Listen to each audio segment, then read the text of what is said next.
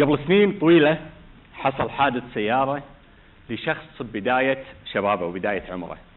هالحادث خلى الصبي هذا يتكسر قطعة قطعة. يو الإسعاف بسرعة خذوه وركبوه السيارة، سيارة الإسعاف، فحصوه، كسر خاطرهم عليه، قالوا هذا ما أعتقد يكمل يعيش لي قدام. بسرعة دخلوه المستشفى، فحص الدكتور قال هذا ما أعتقد يعيش 5 دقائق لي قدام. بسرعة دقوا على أهله خلي يوقعون على ورقة العمليات. يو أهله ها بشر دكتور ولدنا بيعيش بيموت شو السالفة؟ كان يقول له أنا بسوي اللي علي والباقي على الله سبحانه وتعالى، والأعمار بيد الله سبحانه وتعالى. لكن أنتم قدام احتمالين، الاحتمال الأول 50% ممكن يعيش يمكن لا، فخلكم جاهزين حق هالشيء. 50% الثانية لو عاش بإذن الله حطوا بالكم 1,000,000% ما راح يكون عقله وياه وما راح يستوعب شو تقولون أنتوا على طول عمره، ما راح يدري أنتوا حوالينا منو. قالوا دكتور خلي يكون على قيد الحياة، ما نبي شيء ثاني، المهم يكون بيننا يتنفس، ما نبي شيء ثاني. دش الدكتور العمليات بعد 8 ساعات طلع كان يقول إيه 3 أيام، إذا عدت على خير فبإذن الله ولدكم بيعيش، فدعواتكم تعدي هال3 أيام على خير. عدت 3 أيام وال3 أسابيع وال3 شهور وال3 سنين، واليوم وصلنا قريب 20 سنة على هالحادث هذا. بهالسنين هذه الدكتور اللي توقع أن المريض ما يكمل ويعيش 5 دقائق لي قدام الله يرحمه توفى ومات، والمريض اللي توقعوا انه ما يعيش 5 دقائق لي قدام هذا انا فيصل اليوم قدامكم موجود واسولف وياكم.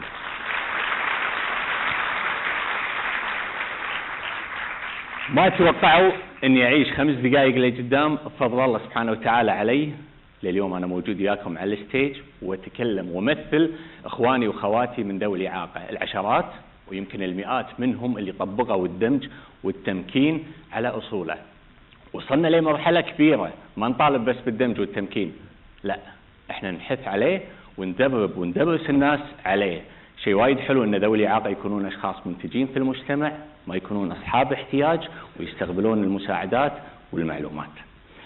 من اهم الامور اللي ساعدتنا في الاندماج في المجتمع استخدام التكنولوجيا على كل الجوانب والاصعده. وجودي وياكم اليوم على الستيج بهالثقه الكبيره كان بعد فضل الله سبحانه وتعالى. التكنولوجيا لها دور حيل كبير بحياتي وحياة ذوي الإعاقة، على الجانب الصحي، على الجانب التعليمي والتدريسي، على الجانب الوظيفي، على الجانب الاجتماعي، حتى على جانب المواصلات والتنقلات. فالتكنولوجيا لها دور أساسي ويوميا يتطور بشكل حيل كبير في مساعدتنا في الاندماج في المجتمع، وهو محور مؤتمرنا اليوم بإذن الله. عشان كذي صبحكم الله بالخير جميعا. معالي الدكتورة أمثال الحويلة وزيرة الشؤون الاجتماعية راعي الحفل، أصحاب السعادة السفراء، السادة الحضور، أحبائي وإخواني وأخواتي من ذوي الإعاقة، السلام عليكم ورحمة الله وبركاته. أرحب فيكم في مؤتمر ATSN 2025 في نسخته الثانية. هذا المؤتمر اللي يدمج ما بين استخدام التكنولوجيا والإنسانية لتسهيل حياة الأفراد من ذوي الإعاقة.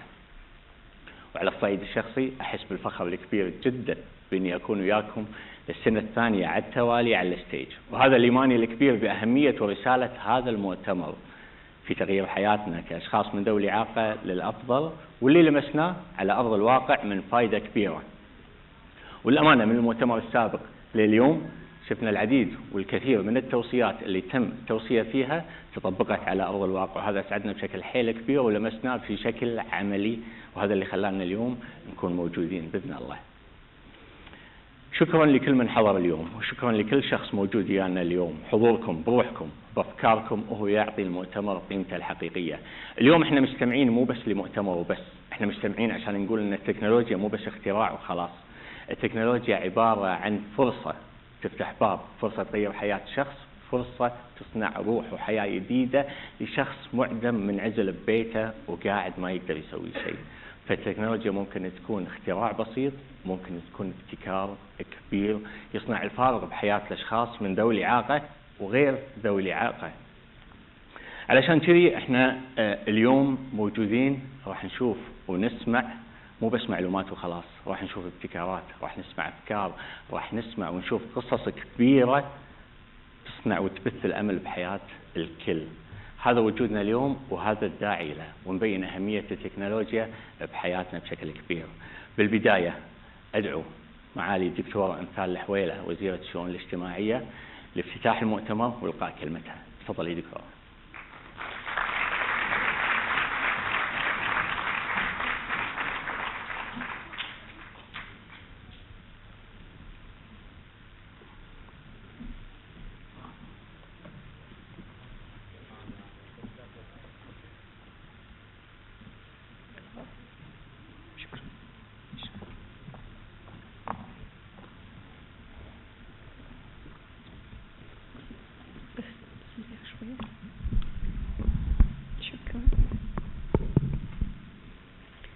بسم الله الرحمن الرحيم.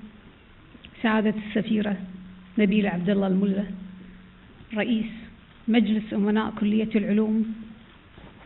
الكويت للعلوم والتكنولوجيا، السيد الدكتور أسد حفيظ ممثل منظمة الصحة العالمية في دولة الكويت، أصحاب السعادة، أعضاء السلك الدبلوماسي، ضيوف الكويت الأعزاء، السيدات والسادة الحضور الكرام، السلام عليكم ورحمة الله وبركاته.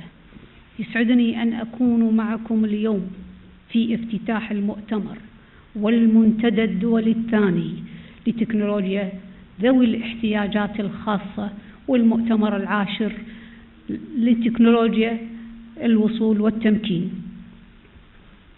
هذا الحدث العلمي بالطابع الإنساني الذي تنظمه كلية الكويت للعلوم والتكنولوجيا بالشراكة مع مكتب الأمم المتحدة في الكويت ومنظمة اليونسكو ومنظمة الألسو التابعة لجامعة الدول العربية، بالإضافة إلى الهيئة العامة لشؤون ذوي الإعاقة، وبمشاركة واسعة من المؤسسات المحلية والإقليمية والدولية، وبدعم كريم من شركتي STC والKIB.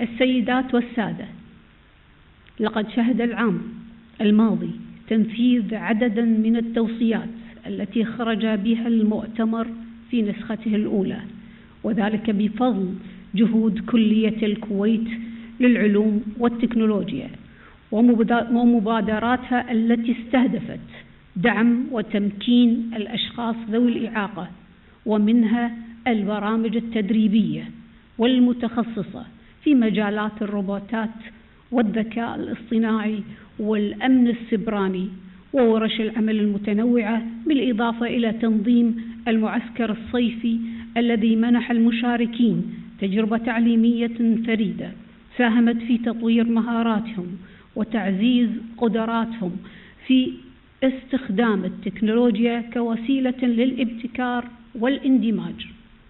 كما ونثمن الدور الذي قامت وتقوم به المؤسسات التعليمية والمجتمعية بالتعاون والتنسيق مع الهيئة العامة لشؤون ذوي الإعاقة في العمل على تعزيز الجهود الوطنية التي تهدف إلى تحقيق الدمج الشامل وتعزيز جودة حياة أبنائنا وبناتنا من ذوي الإعاقة. الحضور الكرام، إن ما نشهده اليوم من تطور في منظومة حقوق الأشخاص ذوي الإعاقة وما يتحقق من مبادرات نوعية في مجال التمكين والدمج الشامل ما كان ليتم لولا الدعم الكامل والكبير من القيادة السياسية الحكيمة متمثلة بحضرة صاحب السمو أمير البلاد الشيخ مشعل الأحمد الجابر الصباح حفظه الله. في صوت هني اي والنعم توقعت احد يبي يسأل سؤال. اخواننا من ذوي الاعاقه. اي والنعم. وما كان ليتم لولا الدعم الكبير من القيادة السياسية الحكيمة متمثلة بحضرة صاحب السمو أمير البلاد الشيخ مشعل الأحمد الجابر الصباح حفظه الله ورعاه، وسمو ولي عهده الشيخ صباح الخالد الحمد الصباح حفظه الله، لهذه الفئة القالية، مؤكدان دائما على أهمية توفير البيئة الداعمة التي تضمن لهم حياة كريمة ومشاركة فاعلة في مسيرة التنمية الوطنية. وفي الختام أتقدم بجزيل الشكر إلى كلية الكويت للعلوم والتكنولوجيا متمثلة بمجلس أمنائها وبرئاسة الأستاذ الدكتور خالد البقاعين وجميع أعضاء الهيئتين الأكاديميتين والإدارية على جهودهم المتميزة في تنظيم هذا الحدث وإخراجه بالصورة التي تليق بمكانة الكويت.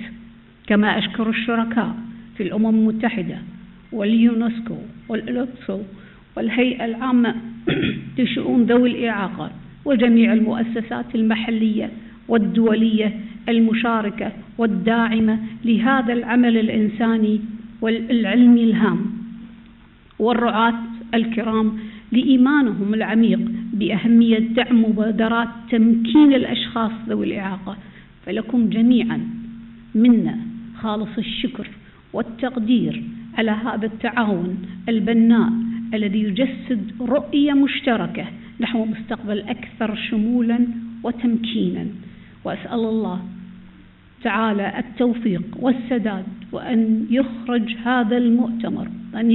هذا المؤتمر بنتائج وتوصيات تعزز الابتكار وترسخ قيم الشمول وتدعم مسيرة تمكين الأشخاص ذوي الإعاقة في دولة الكويت والمنطقة. والسلام عليكم ورحمة الله وبركاته.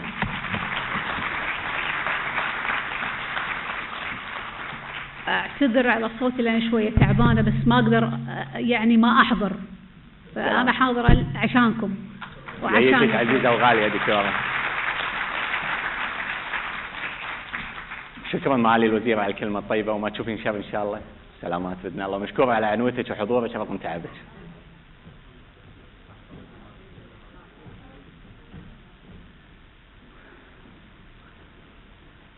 والآن مع كلمة سعادة السفيرة قادة طاهر سفيرة الأمم المتحدة يلقيها الدكتور أسد حفيظ ممثل منظمة الصحة العالمية في دولة الكويت، فليتفضل.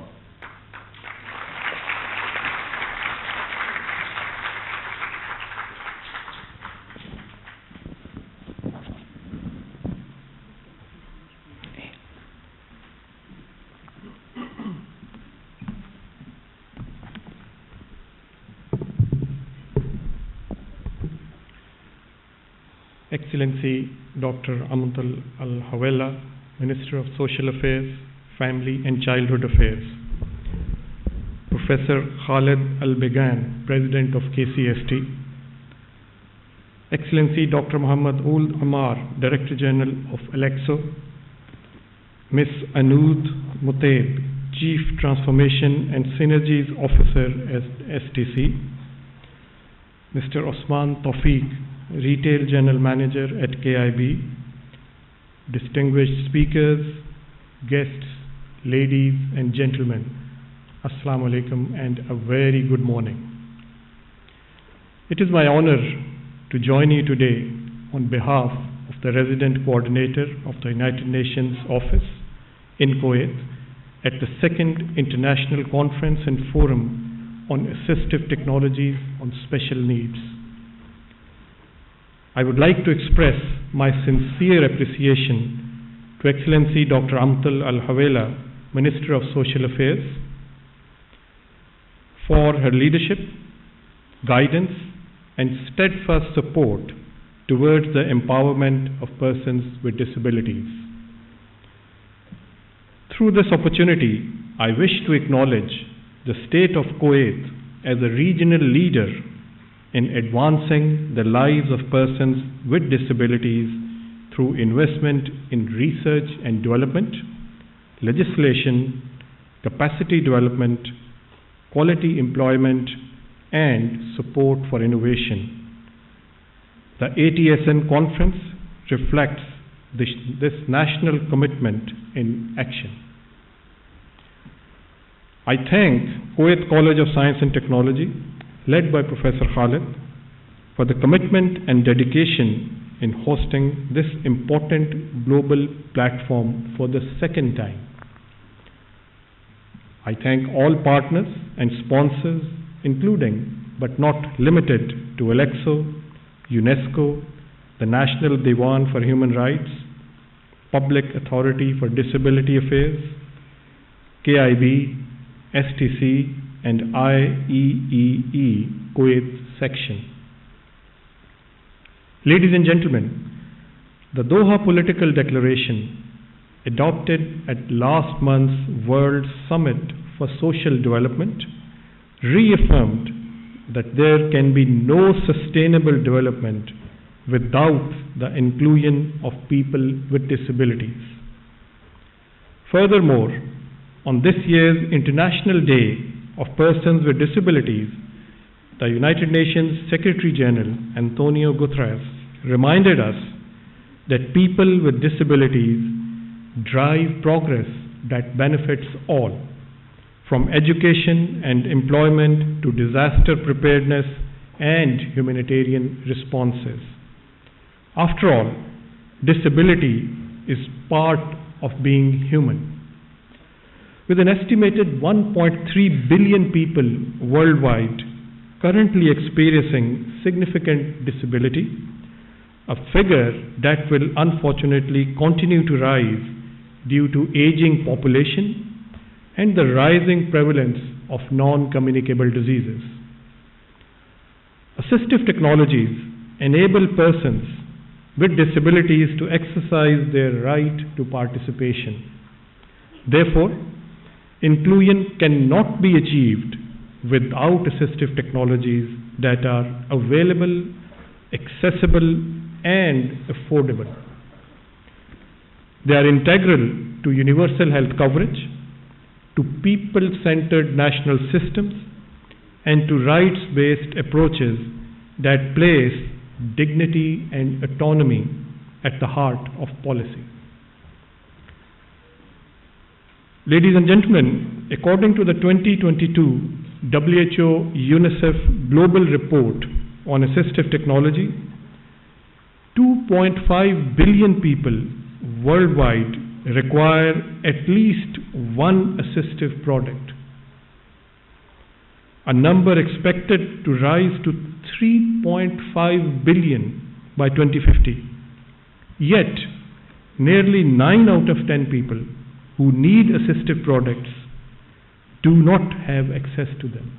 That is, only 10% of the population who needs it has access to the assistive technology. The 2024 UN Disability and Development Report further highlights that wide gaps persist between persons with and without disabilities, particularly on food security, health, access to energy, and ICT, with aggravated forms of discrimination and gender-based violence for women and girls with disabilities. While more than 80% of countries now have laws and regulations supporting access to assistive technology, progress in services, trained workforce, and educational systems needed to deliver them remain far behind. Innovation also continues to be concentrated in a limited number of countries, underscoring the importance of knowledge transfer, cross-border learning, and collaborative research. In this context, I warmly commend the conference for serving as a platform for knowledge exchange and a space where researchers, engineers, clinicians, and policymakers come together to share insights and explore emerging solutions to advance the field of assistive technologies, particularly in areas such as artificial intelligence, robotics, digital accessibility, and inclusive design. Ladies and gentlemen, as we continue this second year of collaboration, the United Nations in Kuwait reaffirms its commitment to support national counterparts in expanding access to assistive technologies, advancing inclusive digital transformation, strengthening education and employment opportunities, and prompting and promoting innovations that benefits all. Once again, I would like to thank the organizers, and I wish all of you a successful and impactful conference in the coming few days. Thank you very much.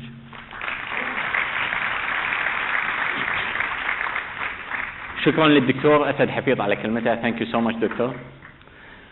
والآن أدعو رئيس كلية الكويت للعلوم والتكنولوجيا البروفيسور خالد البقاعين إلى المسرح لإلقاء كلمته. تفضل دكتور.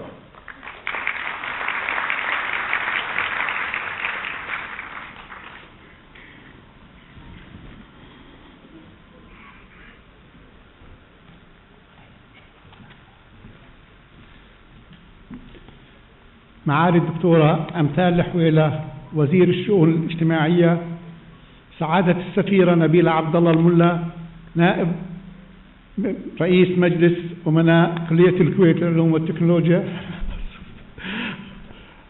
الدكتور أسد حفيظ ممثلا عن سعادة السفيرة غادة الطاهر المنسق المقيم للأمم المتحدة في الكويت، أصحاب السعادة السفراء وأعضاء الهيئات الدبلوماسية وضيوف الكويت الكرام، الطلبة وأولياء الأمور الأحباء، السيدة والسادة الحضور الكرام، السلام عليكم. يسرني ويشرفني أن أرحب بكم اليوم في افتتاح المؤتمر والمنتدى الدولي الثاني لتكنولوجيات ذوي الاحتياجات الخاصة والفعاليات والمعارض المصاحبة، ونشكر لمعاليكم رعايتكم ودعمكم وحضوركم الذي يعبر عن اهتمامكم بجميع المبادرات والفعاليات الخاصة بالأشخاص ذوي الاحتياجات والإعاقة.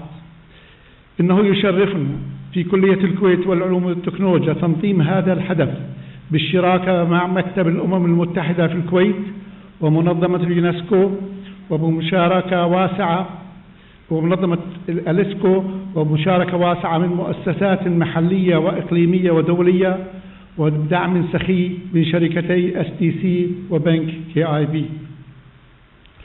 ونتقدم بالشكر والامتنان للمنظمة العربية للتربية والثقافة والعلوم الأليكسو التابع لجامعة الدول العربية لعقد مؤتمرها العاشر لتكنولوجيات الوصول والتمكين مع هذا المنتدى، والذي سيمتد ليومين القادمين ليثري الباحثين والمشاركين بأحدث ما وصله البحث العلمي في التكنولوجيا وفي هذا المجال.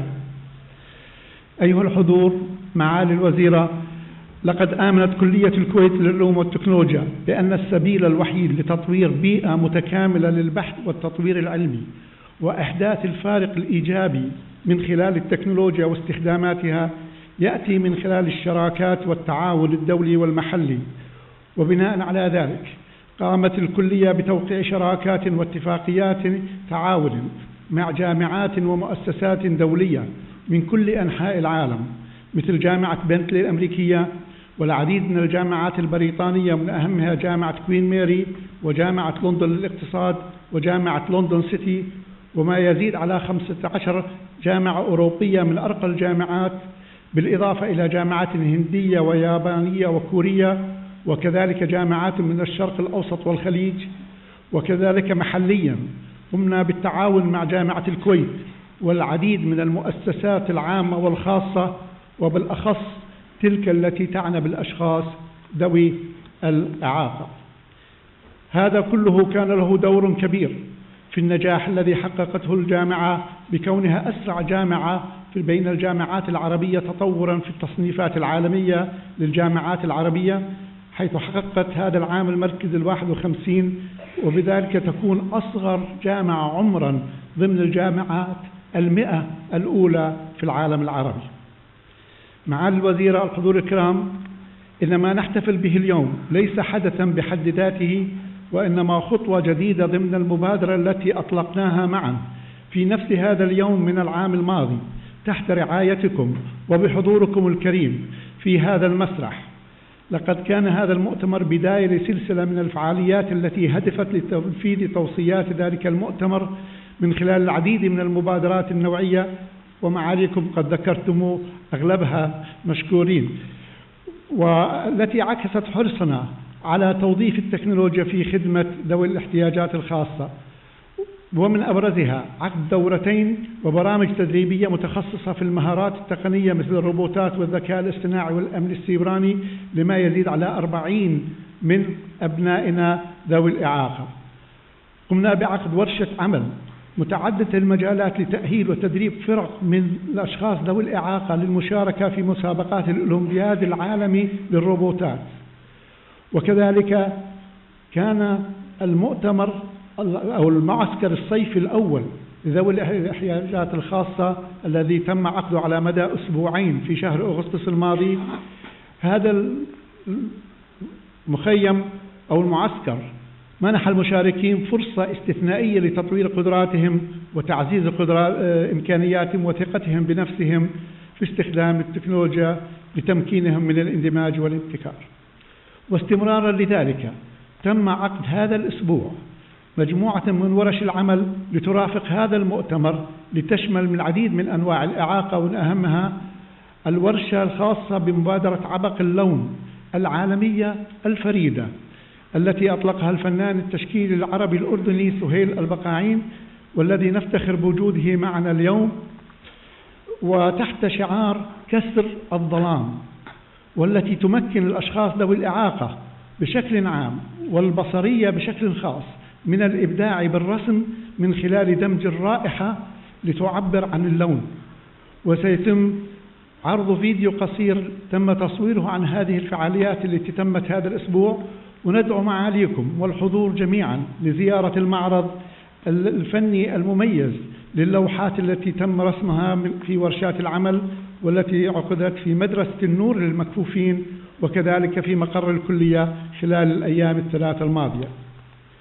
كما يشتمل هذا الأسبوع على المؤتمر الدولي العاشر لتكنولوجيا الاتصال والتمكين إكتا 2025، وهو مؤتمر عالمي رفيع المستوى بتنظيم مشترك مع منظمة الأليكسو، ويتم خلاله تقديم أبحاث متطورة من قبل نخبة من الخبراء والباحثين والمتخصصين من جميع أنحاء العالم لتسخير البحث العلمي والتطور التكنولوجي في خدمة هذه الفئة الهامة من المجتمع.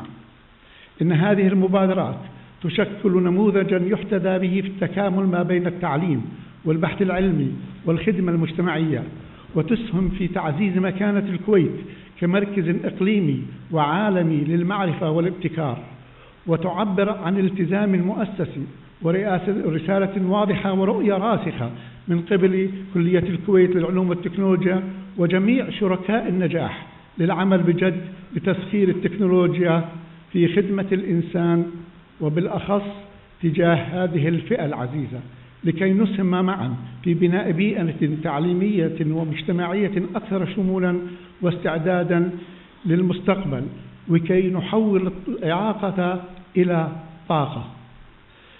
أخيرا اسمحوا لي أن أتقدم بالشكر إلى شركائنا في الأمم المتحدة واليونسكو والأليسكو والهيئة العامة لذوي الإعاقة والIEEE كويت سكشن والديوان الوطني لذوي الإعاقة وجميع المؤسسات المحلية والدولية التي ساهمت في دعم هذه المبادرة الإنسانية والعلمية الراقية. وكل الشكر للرعاة الذين قدموا الدعم لهذا الحدث بإيمان صادق بأهمية تمكين ذوي الاحتياجات الخاصة STC وKID. كما اسمحوا لي أن أتقدم الشكر لأعضاء الهيئتين الأكاديمية والإدارية في كلية الكويت للعلوم والتكنولوجيا على جهودهم الكبيرة في تنظيم هذا المؤتمر وإخراجه بالصورة المشرقة. وكما أرحب بضيوف الكويت الكرام الذين أتوا من جميع أنحاء العالم للمساهمة في هذا الحدث الكبير بخبراتهم وعلمهم وجهدهم المبارك. أهلا وسهلا بكم في الكويت الإنسانية والعطاء. وختاما أشكر معاليكم مرة أخرى وأخرى وأخرى دعمكم المتواصل وإعطاءنا القدرة والطاقة على إنتاج هذا الحدث وإنجازه بشكل يشرف الكويت بإذن الله. شكرا لكم جميعا.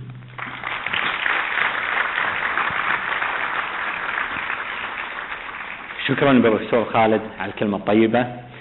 والحين نبي نعرض عليكم فيديو يعتبر أولى فعاليات مؤتمر ATSN 2025. الفقرة هذه تعبر عن أن الإبداع يبدي من الداخل، في صدى. الفقرة هذه تعبر أن الإبداع يبدي من الداخل. الفقرة اسمها عبق اللون، والعبق باللغة العربية الفصحى معناته الريحة الطيبة، الريحة الحلوة. شو نربط الريحة الحلوة بالألوان؟ هذا اللي راح نشوفه إن شاء الله بالفيديو ونعبر عنه.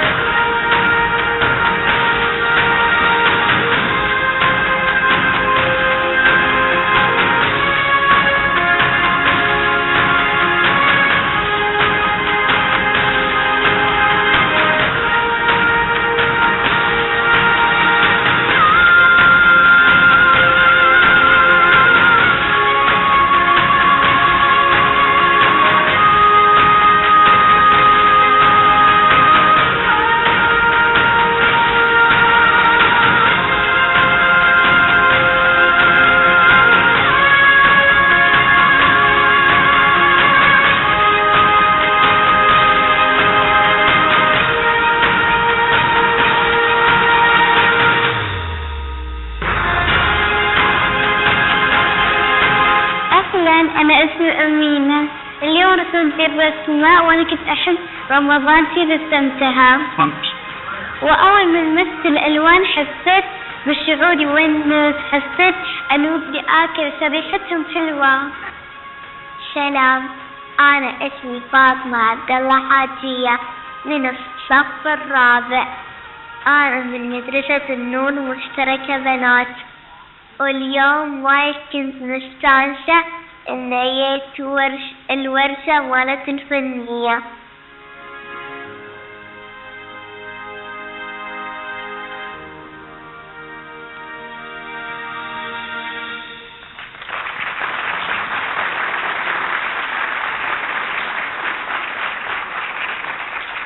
دائما ندري ان الالوان حالاتها بتنوعها وبنظرتها البصريه، لكن اليوم درينا، انا هذا ثالث مره اشوف الفيديو، مرتين شفته بالبروفات، هذه المره الثالثه، وكنا اول مره اشوفها من وناستي وسعادتي والطاقه الايجابيه اللي اشوفها. اليوم درينا ان الالوان مو بس بصريه، الالوان حتى تنشم ونعرفها وتنوعها كلها من وراء الشم، مو بس من النظر والطاقه البصريه.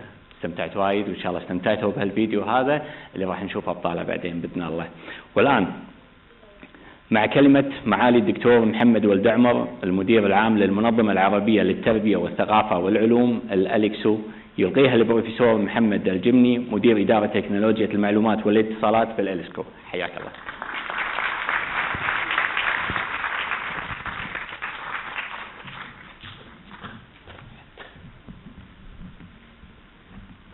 سعيد جدا برؤية هذا الفيديو، سعيد جدا أن نرى أشخاص مكفوفين يرسمون ويبدعون بالألوان. أنا وايد سعيد بذلك. إذن بسم الله الرحمن الرحيم، والصلاة والسلام على أشرف المرسلين.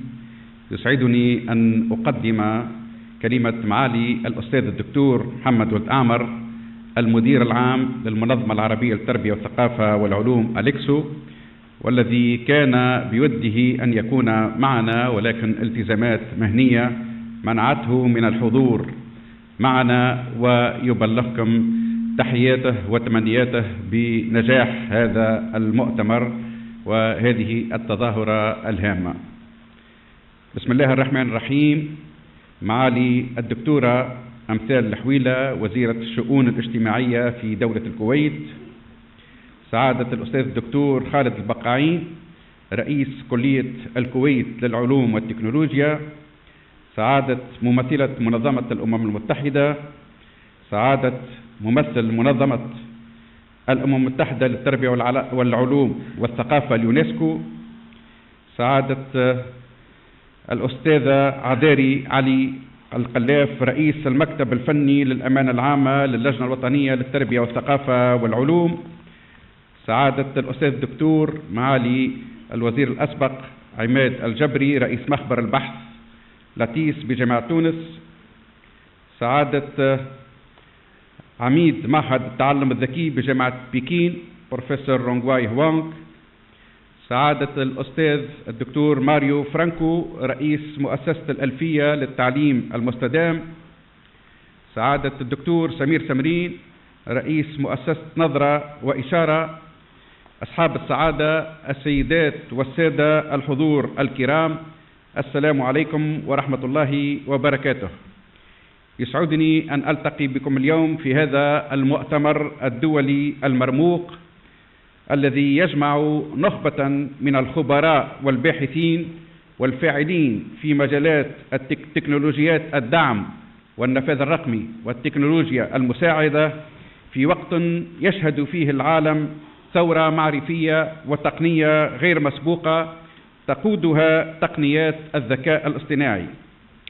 لقد دخلت الإنسانية مرحلة جديدة تتغير فيها ملامح التعليم والعمل والصحة والخدمات بسرعة كبيرة بفضل قدرات الذكاء الاصطناعي على تحليل البيانات وفهم السلوك والتفاعل مع الإنسان بطرائق أكثر كفاءة وذكاء وفعالية.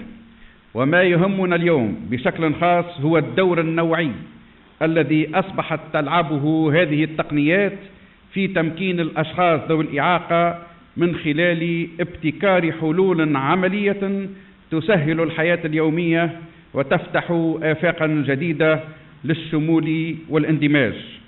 فالأنظمة الذكية تمكن المكفوفين من قراءة العالم من حولهم بالصوت وتتيح للصم التواصل عبر الترجمة الفورية للغة الإشارة، وتمنح ذوي الإعاقة الحركية القدرة على التحكم في الأجهزة والمنصات الرقمية بطرق جديدة.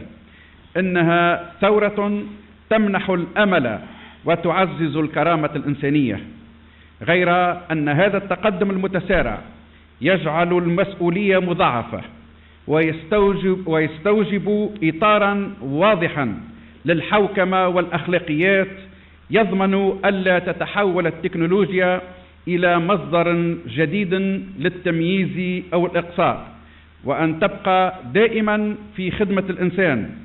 وفي هذا الإطار حرصت المنظمة العربية للتربية والثقافة والعلوم أليكسو على إطلاق مبادرات رائدة لتعزيز الشمول الرقمي والنهوض بمؤسسات تعليم الأشخاص ذوي الإعاقة في الوطن العربي. فقد دعمت المنظمة تطوير البرامج التعليمية المتخصصة، وقدمت دورات تدريبية للكوادر العاملة في مراكز التربية الخاصة، وأسهمت في تعزيز الابتكار في الموارد التعليمية الرقمية. كما أولت الأليكسو اهتماما كبيرا بالنهوض بلغة الإشارة العربية من خلال دعم البحوث العلمية وتطوير الموارد الرقمية والعمل على تعزيز التوحيد الاصطلاحي وتشجيع التقنيات الذكية للترجمة الفورية بهدف تمكين الصم وضعاف السمع من الاندماج الكامل في المجتمع الرقمي. وانطلاقا من رؤيتها المستقبلية، أعدت المنظمة الاستراتيجية العربية للتحول الرقمي التي تعد أول إطار عربي شامل لتوجيه السياسات الرقمية في التعليم والثقافة والعلوم مع التأكيد على مبدأ الشمولية وإدماج معايير النفاذ الرقمي في جميع الأنظمة والمنصات التعليمية. كما يأتي هذا المؤتمر دعما لتنفيذ مبادرة معالي الأمين العام لجامعة الدول العربية بشأن العقد العربي الثاني للأشخاص ذوي الإعاقة 2023-2032 التي أقرها مجلس جامعة الدول العربية على مستوى القمة في دورتها العادية 33 واستنادا إلى توصية لجنة التنسيق العليا للعمل العربي المشترك في دورتها 57 والتي رحبت بتنظيم الأليكسو لهذا المؤتمر ودعت مؤسسات العمل العربي المشترك إلى المساهمة الفاعلة فيه. كما أطلقت الأليكسو ميثاق الأخلاق العربية للذكاء الاصطناعي الذي يمثل مرجعا إقليميا رائدا يعزز الاستخدام المسؤول والآمن لهذه التقنيات ويؤكد على العدالة وعدم التمييز وحماية البيانات وضمان استفادة الأشخاص ذوي الإعاقة من التطور التكنولوجي دون إقصاء أو تحيز. وقد اعتمدت العديد من المؤسسات العربية هذا الميثاق، ميثاق الأليكسو لأخلاقيات الذكاء الاصطناعي، في تطوير سياساتها الوطنية. أصحاب السعادة والمعالي، الحضور الكريم، إن انعقاد هذا المؤتمر الدولي العاشر لتكنولوجيا المعلومات والاتصال والنفاذ الرقمي بالتوازي مع المؤتمر والمنتدى الثاني للتكنولوجيا المساعدة للأشخاص ذوي الاحتياجات الخاصة يعكس أهمية تهيئة منظومتنا العربية لمواكبة هذا التحول من خلال تعزيز الابتكار وتطوير التشريعات ودعم البحث العلمي وتوفير بيئات تعليمية وخدمات عامة مهيئة للجميع دون استثناء. كما يسرني أن أثمن الجهود الكبيرة التي تبذلها كلية الكويت للعلوم والتكنولوجيا في احتضان هذا الحدث الهام والدور الرائد الذي تضطلع به الأليكسو وشركائها في تعزيز الوعي بقضايا النفاذ الرقمي ودعم الابتكار الموجه لخدمة الأشخاص ذوي الإعاقة. وإذ نلتقي اليوم في الكويت الشقيقة بلد الريادة والإنجاز، فإننا نؤكد التزامنا المشترك بدعم المبادرات التي تهدف إلى مستقبل رقمي شامل يضمن تمكين الجميع ويتيح للأشخاص ذوي الإعاقة المشاركة الفاعلة في المجتمع دون عوائق أو حدود. ختاما، أتمنى لأعمال هذا المؤتمر التوفيق والنجاح، وأسأل الله أن تكون توصياته ومخرجاته بناءة وإضافة نوعية لمسيرة العمل العربي المشترك والدولي في مجال التكنولوجيا، الدعم والنفاذ الرقمي. وأود أن أشكر خاصة لجنة التنظيم على المجهودات الكبيرة التي بذلتها طيلة العديد من الأيام والأسابيع. كل أعضاء لجنة التنظيم المشتركة وأعضاء لجنة التنظيم في المنظمة، وأخص يعني تحية خاصة للدكتور زياد بويدة والأستاذة مركيزة على جهدهم الدؤوب. والسلام عليكم ورحمة الله وبركاته. شكرا. شكرا للبروفيسور جمني على الكلمة الطيبة. والآن يسرني أن أدعو السيدة عنود مثيب رئيسة تنفيذية للتحول والتكامل في شركة الاتصالات الكويتية ATSN لإلقاء كلمتها، فلتتفضل.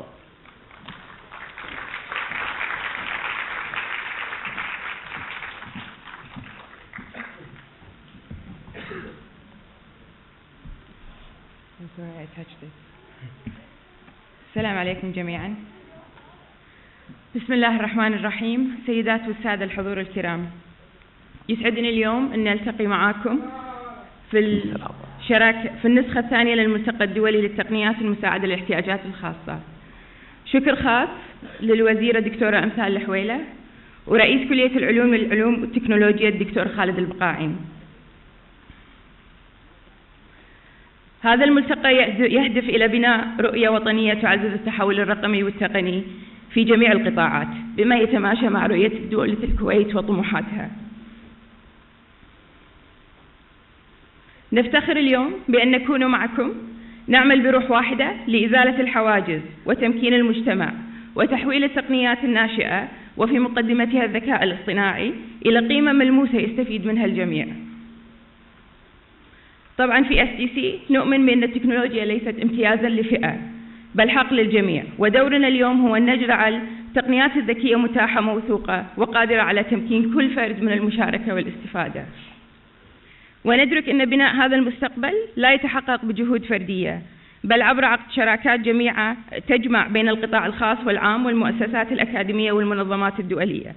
فهذا التعاون هو الذي يضمن استدامة التطوير وتحويل الأفكار إلى حلول تخدم الإنسان أولاً، وخاصة إلى ذوي الهمم وذوي الإعاقة من بلدنا الحبيب.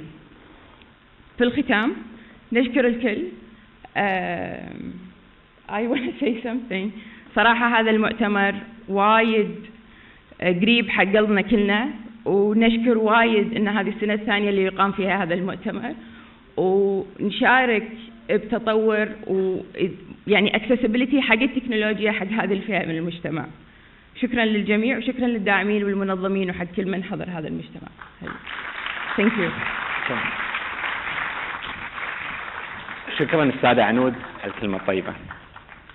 حاليا يسرني أن أدعو السيدة مروة معرفي مديرة وحدة الاتصال المؤسسي في بنك الكويت الدولي لإلقاء كلمتها، فلتتفضل.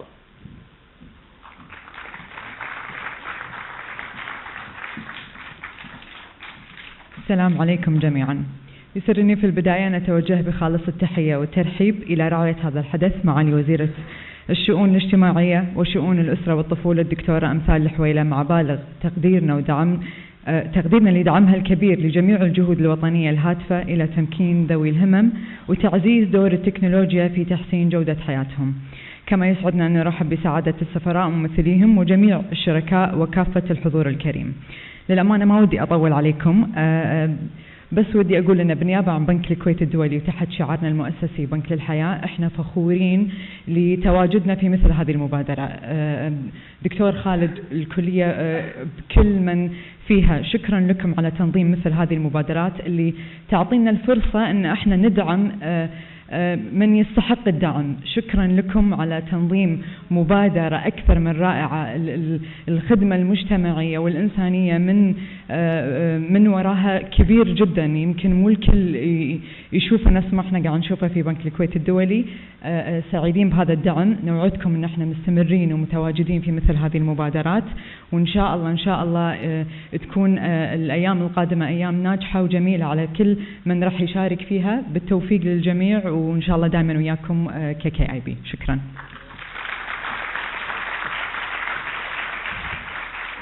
شكرا أستاذة مروة على الكلمة الطيبة. خلال سنة كاملة من مؤتمر ATSN 2024 ل 2025 حصلت العديد من الفعاليات والعديد من التوصيات اللي تم تطبيقها على أرض الواقع، واللي ساهمت بشكل حيل كبير بدمج وتمكين ذوي الإعاقة، وهالشيء أسعدنا جدا. قاعد نشوفه بشكل دوري وما شاء الله الأحداث كثيرة وبدون توقف. بخليكم مع فيديو يشرح بعض هالأحداث وهالفعاليات اللي ساهمت بشكل حيل كبير بدمج إخواني وخواتي من ذوي الإعاقة.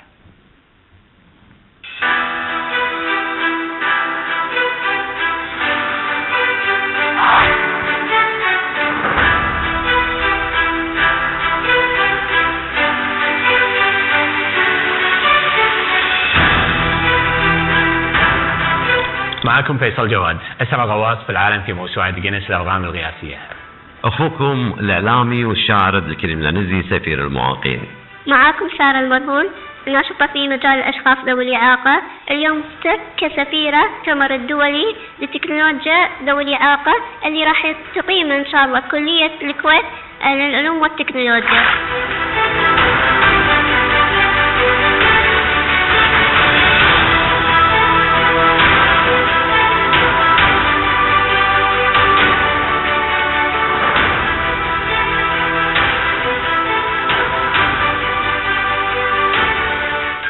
WRO Kuwait competition for robotics and the KCST. معكم الطالبة ريحانة. أنا اليوم سعيدة جدا في وجودي كلية الكويت للعلوم والتكنولوجيا في مشاركة للعلوم الروبوتات. Hi, my name is Farflich. معنا الأستاذ حسن حبيب. معكم الطالب عبد الكريم خالد نعمير. الطالب مهدي خالد البنايب. وأنا إيمان مدربين المودرجية. أنا السادسة وايد هني. In Kuwait College of Science and Technology.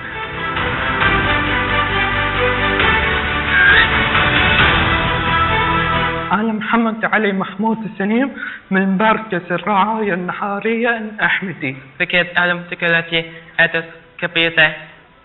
بعدين سعيدي بحب تقولي دولة في الجامعة عزحني عشان أعلم شلون ويا لفظ. أنا دوام أحمد الأنسع أحمد في بتعمل شوي بيبتدي شوي شغال خير. أنا اسمي محمد فايز بتعلم الكمبيوتر. جاي أشوف المحاضرة والذكاء الاصطناعي. أنا الحين مستانسة عشان شاركت المعسكر الصيفي.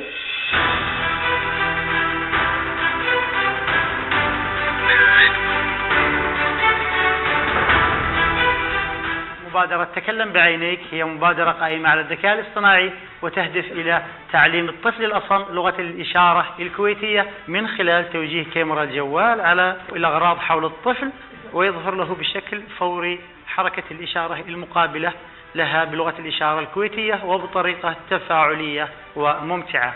التطبيق الثاني أفاتار توك، وهو مترجم ذكي يعتمد على شخصية كرتونية ثلاثية الأبعاد تعرض الإشارة الكويتية بشكل واقعي وديناميكي مما يسهل الفهم.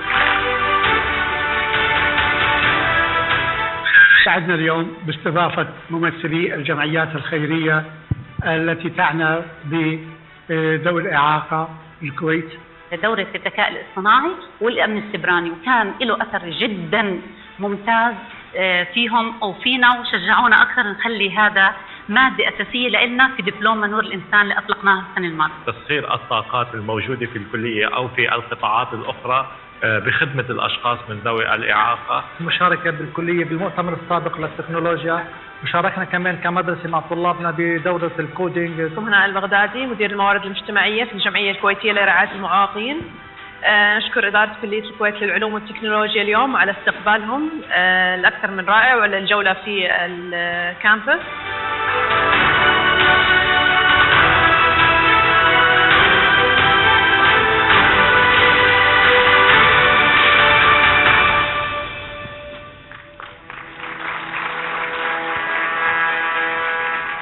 الأبطال اللي شفتوهم بالفيديو طبقوا أفضل مثال على أن ذوي الإعاقة إمكانياتهم غير محدودة. كل اللي محتاجينه مو شفقة، محتاجين فرص، أبسطها فرصة واحدة، ويوم انعطت لهم الفرصة استغلوها أحسن استغلال. وإحنا الحمد لله في ديرة الكويت ديرة الإنسانية الفرص متاحة جدا وموجودة، كل اللي محتاجين أن نوفرها بس حق إخواني وخواتي من ذوي الإعاقة. شفناهم بالفيديو نبي نشوفهم على المسرح الحين. حياكم الله ويانا على المسرح.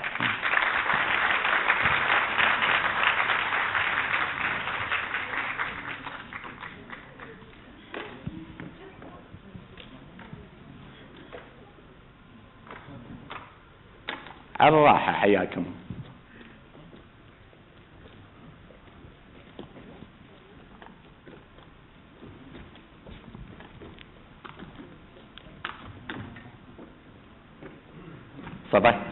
صبا شلونك؟ زينة؟ حياك. يلا حياكم. زين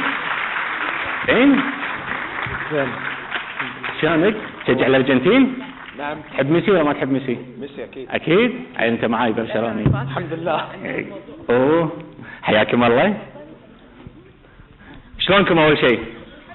أول شيء بنعرف عن أساميهم.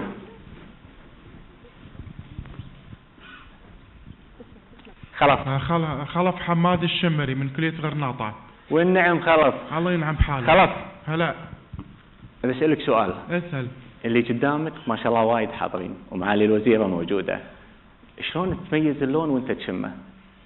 اللون؟ اي البرتقالي يكون نعناع. اها.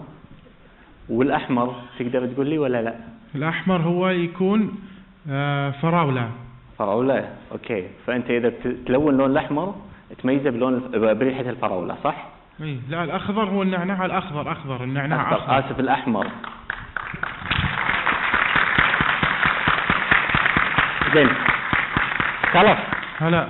إذا تبي ترسم رسمة فيها 3-4 ألوان، فهل أنت عارف شلون تميز الألوان بالريحة؟ أسود.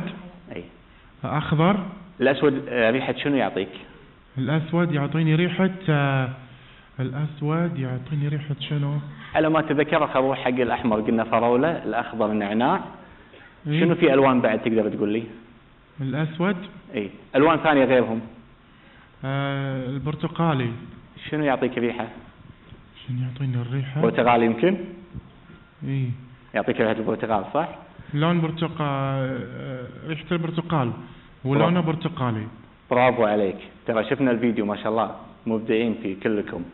ها يصير بالانجليزي بس شوي عشان لا تاكلني بالانجليزي. ها Good morning. Good morning. How are you? Yes. My name is Yusuf Dagarti. Most welcome, Yusuf. Yusuf, can you tell me how you can paint? I can paint with the with the smell? Yeah, with the paintings. With the paintings. Okay. Thank you so much. Thanks a lot. صبا شلونك؟ زين الحمد لله. صبا أول شيء أبي آخذ الباسورد مالك بس بيني وبينك، تعطيني إياه؟ لا ممنوع. ليش؟ خصوصيات. خصوصيات بس أنا وياك بروحنا ما حد يسمع له.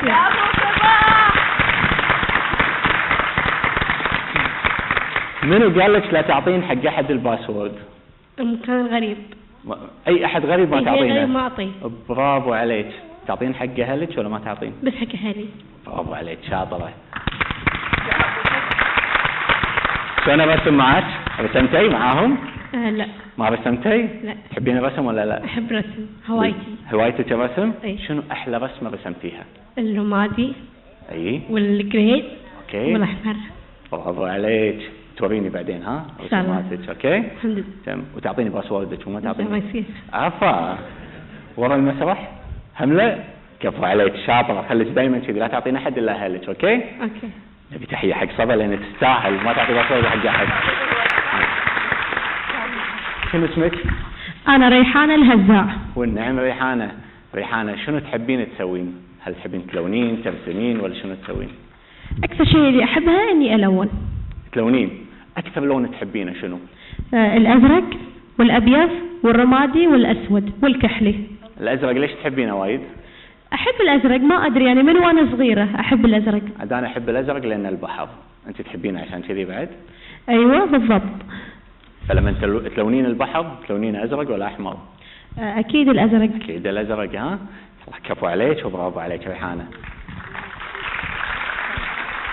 شو اسمك؟ مهدي خالد البناي. والنعم مهدي. الله عليك. مهدي شنو تحب تسوي؟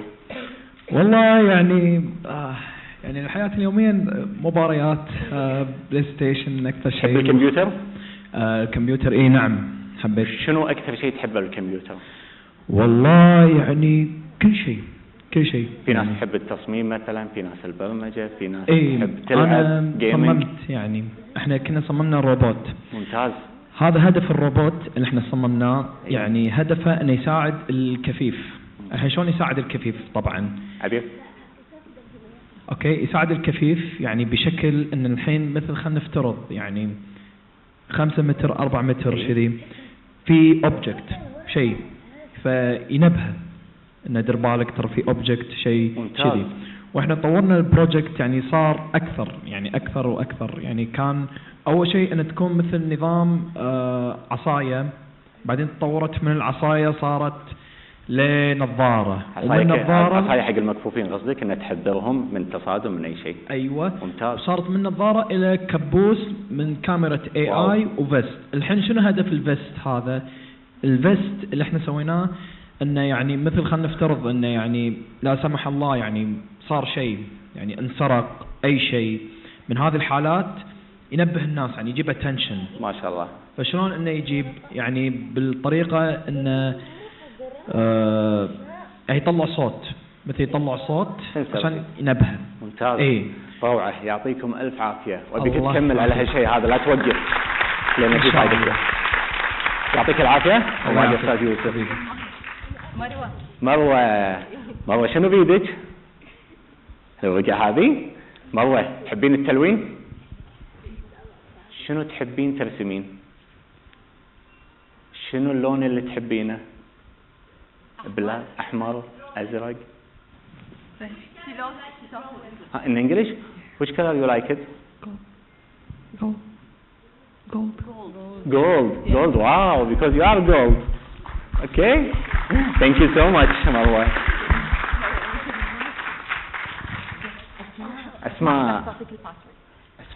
أسماء تعطيني الباسورد. صبا ما أعطتني، أنت تعطيني. لا. بس التليفون، ما بالآيباد. لا ما أعطي. زين الآيباد؟ لا. ولا شيء؟ ولا شيء. كلش؟ زين ليش؟ ليش؟ في أحد يبوق صورك؟ لا. معلوماتك؟ لا. ممنوع صح؟ ما نعطي حق منو بس؟ أهلنا. حق أهلك بس. وأنا بس. لا. أنا لا ما يصير. يعطيك العافية، برافو مرة. أسماء ما قصرتي، يعطيك العافية. خليت كله كذي، لا تعطينا أحد الباسورد. زين؟ بسم الله الرحمن الرحيم. معاكم الهواش، عمري 27 سنة. أنا مساعد معلم في أكاديمية نور. أنا كنت معاكم مسكر في ورشة AI يعني إذكاء صناعي، وكمان ورشة أمن سيبراني،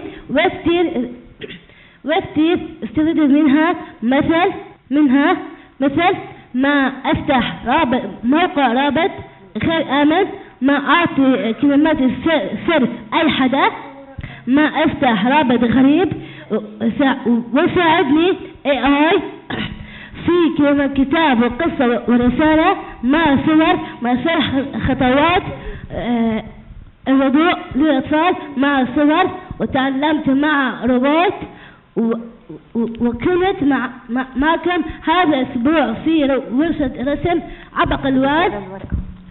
تعلمت عن روائح الألوان مثل نعناع أخضر وفراولة أحمر والليمون أصفر والتوت أزرق، ورسمت لوحات جميلة مع ألوان رائعة. رسمت طبيعة وبيت، رسمت على فلسطين كثير حلو على فلسطين، دولة علم فلسطين. شكرا كلية العلوم. يعطيك العافية نور، مشكورة. أسماء زعلت ليش ما قريت الورقة صح؟ راح تقرينها كلها بعد. ايش رايك؟ يلا. معاكم أسماء بالحلم طيري. أنا مساعد معلم في أكاديمية نور. أنا كنت معكم في المعسكر الصيفي في ورشة AI يعني الذكاء الاصطناعي.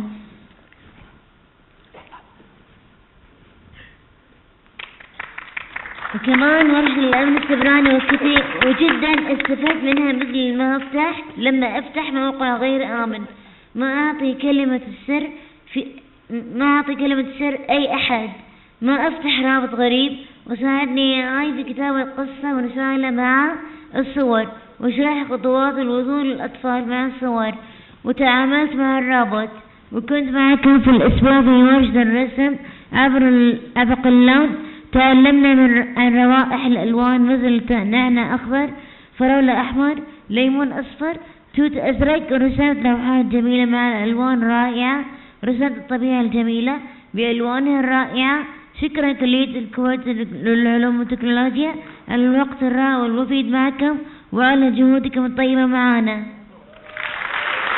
برافو. كفو، كلكم زينين. يعطيكم العافية. كل اللي كانوا محتاجين فرصة وهم قد استغلال هالفرص هذه. مروة عندها كلمة، ما عليه شوي نطول عليكم لأن مروة تستحق أن تقول كلمتها كاملة. تفضلي مروة.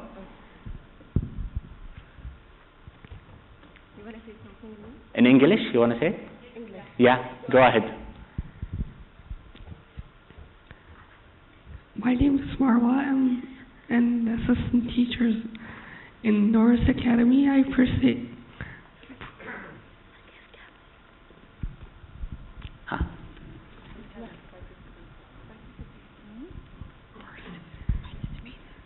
Participated in artificial intelligence and cybersecurity camp. In August, I learned not to open any strange links, how to websites, never to share my password with anyone, not even your parents. Take your time. Take your time. Continue. Continue.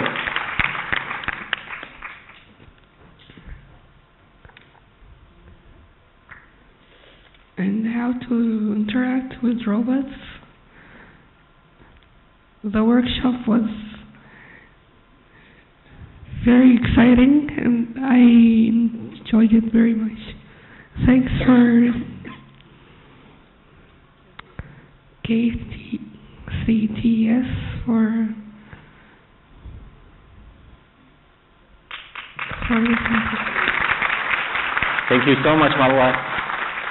شكرا لكم، يعطيكم ألف عافية، ما قصرتوا. كل اللي محتاجينه استغلال الفرص وهم قد هالاستغلال إن شاء الله.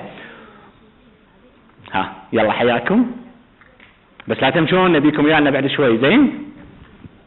إيه حياكم. نبي تحية حلوة لهم.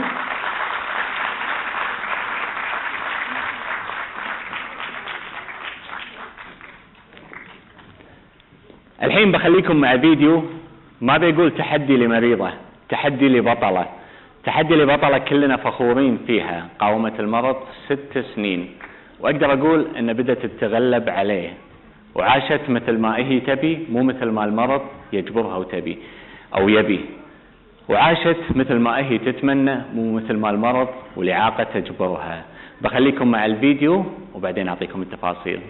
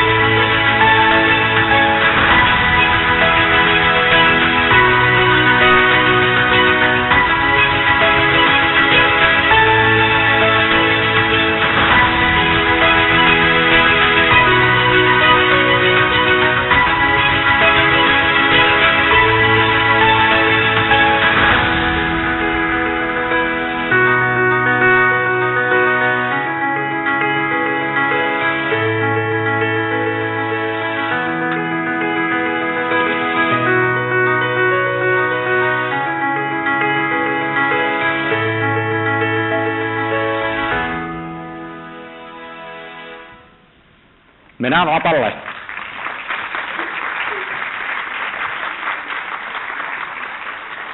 حياك ويانا على الستيج، نورت المكان، وانا اكثر واحد يمكن لان حاسب قيمة الوقفة على الريل ايش كثر حلوة ولها قيمة حيلة كبيرة. عندنا نعم ظاهرة وباطنة، من بين النعم اللي ما نحس فيها المشي، الروحة، الردة، مشاويرنا الاساسية اللي نقضيها. شلون وقفتي؟ نبي تورينا شلون وقفتي عقب هال6 سنين وانتي تقاومين هالمرض. منار تعاني كانت من الMS ولليوم، لكن قاعد تتحدى الMS، وبفضل الله سبحانه وتعالى ثم استخدام التكنولوجيا واثر التكنولوجيا بحياتنا قدرت ترد توقف من يد ويديد، وقاومت الوضع اللي هي فيه. ما شاء الله تبارك الرحمن، قدها. برافو عليك، تستحق صفقة أكبر على 6 سنين من الصبر والتعب. برافو عليك. ها تقولين تيني ولا ايش؟ تيني؟ اتحدى تيني. برافو. لفت على راحتك. انا ادري ان الوقفة هذه قبل سنين كانت مستحيلة، فما بالك الخطوات هذه.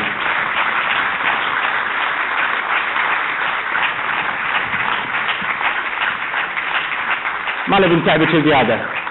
شوفي فوق الماي راح تسبقيني، تحت الماي انا اسبقك عاد بالغوص. ها نبي ويلشيرها تريحين شوي احسن.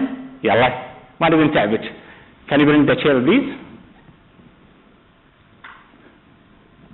منار 6 سنين حاش هالام اس وقاعد تقاوم الام اس باكثر من وسيله، من بين الوسائل اللي استخدمتها علاجيا وصحيا استخدام الروبوت والتكنولوجيا.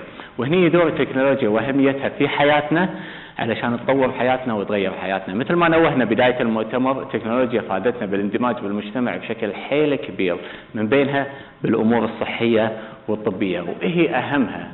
ومثل ما احنا شايفين في تطور حيل كبير بشكل يومي، ما هو بشكل شهري وسنوي. حياتك وياي الحين هني منار ابي ابدي من اخر سؤال مو من اول سؤال. شنو شعورك عقب ما وقفتي اول وقفه عقب هالسنين؟ سعيدة واثقة من نفسي يعني. نبي بس صوتك عالي شوي. سعيدة واثقة من نفسي زيادة. المايك؟ اي.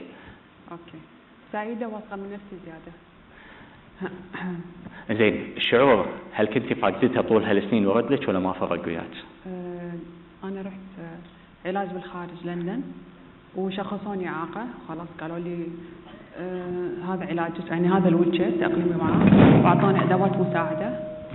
وعقب ما رديت الكويت رحت حق الدكتورة مشاعل الياقوت، وما شاء الله مع علاج الروبوت لمدة تقريبا سنة اشتغلنا عليه قدرت اوقف الحمد لله. ممتاز. منار، قبل هالفيديو اللي شفناه والوقفة اللي شفناها ما كنتي توقفين نهائيا صح؟ ما كنت اوقف، ما كنت اقدر اوقف. حتى ايدك اعتقد لان ما يدرون ايدك شنو مشكلتها اليسار نفس الشيء ما تتحرك صح؟ ايدي ضعيفة من تصلب الدوري. وحاليا في قبضة؟ الحمد لله الحين وايد احسن. ممتاز. تحسين ان الروبوت والتكنولوجيا مفيدة وايد ولا ما تفرق؟ جدا جدا يعني فرق معي الحمد لله. حاطه ببالك ايش كثر تستمرين على الووكر المشاية؟ لا ان شاء الله ما راح امشي بدون مشاية ان شاء الله بعد شهرين. تحدينهم ان شاء الله ان المؤتمر الجاي تكونين بدون الووكر. ها قدامكم ترى، وعدتي تدرين كم شخص هني وايد ان شاء الله باذن الله، وكلكم تدعون له بالخير ان شاء الله والصحه والعافيه. الحين معالي الوزيره دكتوره مثال الحويله، ادعوك بس تفضلين ويانا على الستيج تكرمين بطلتنا منار، وادعو ايضا سعادة السفيرة نبيلة عبد الله الملا والبروفيسور خالد البقاعين إلى المسرح لتكريم البطلة منار.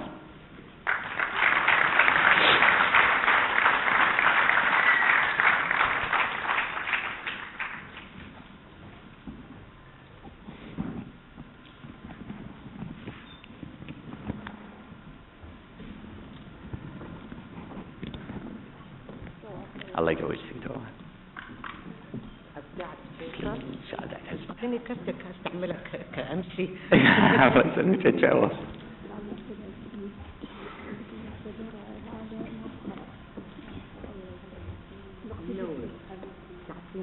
كل الناس بالأمل. نبي تحية كبيرة حق منار كافئها على تعبها طول هالسنين.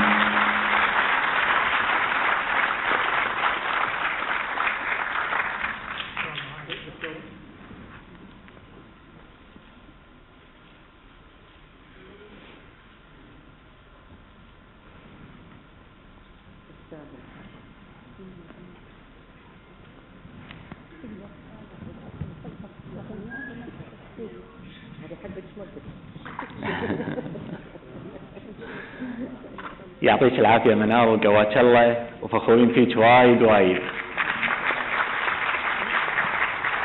معالي الدكتورة مثال الحويلة وزيرة الشؤون الاجتماعية، شكرا لحضورك وشكرا لعنوتك رغم مرضك ورغم تعبك وياي، هذه تعني لنا شيء كبير وراح نذكرها للسنة الجاية ان تعنيتي رغم تعبك وحضورك للسنة الثانية على التوالي.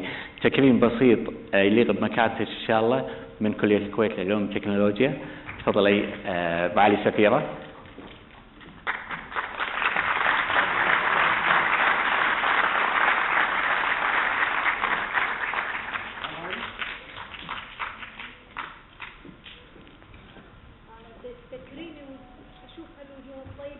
الله يسلمك.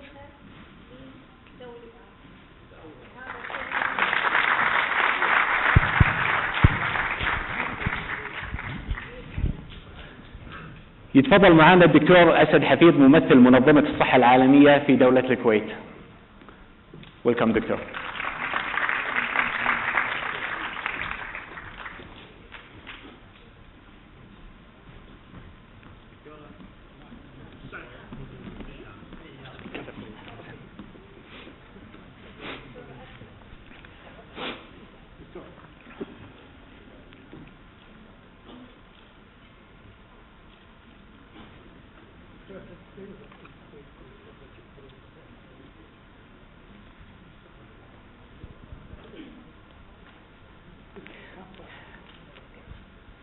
تفضل معنا ممثل مكتب حقوق الإنسان. تنوب عنها سعادة السفيرة الشيخة جواهر إبراهيم دعيج الصباح، ينوب عنها الملحق الدبلوماسي السيدة زينب المنصوري.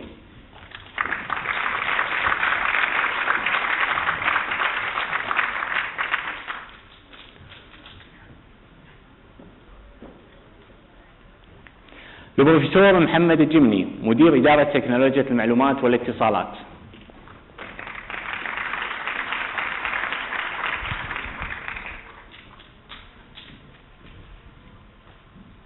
السيد أحمد مشاري الميلم عضو اللجنة الثلاثية لتسيير أعمال الديوان الوطني لحقوق الإنسان وسكرتير ثاني بوزارة الخارجية.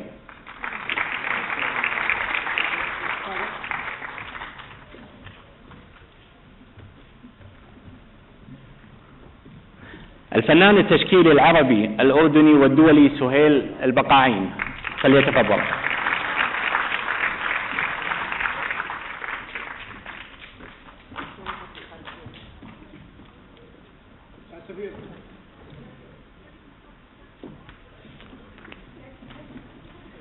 تفضل.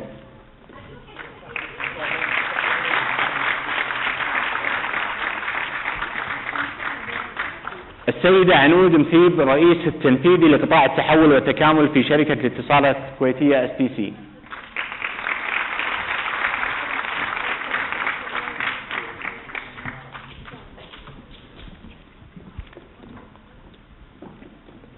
السيدة مروة معرفي مدير وحدة الاتصال المؤسسي في بنك الكويت الدولي، فلتتفضل.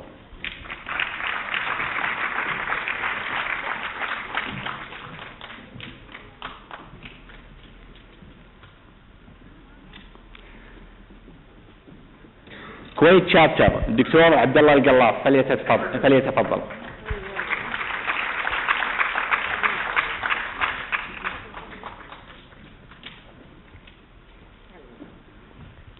معهد الكويت للأبحاث العلمية الدكتور ناصر الحمدان، فليتفضل.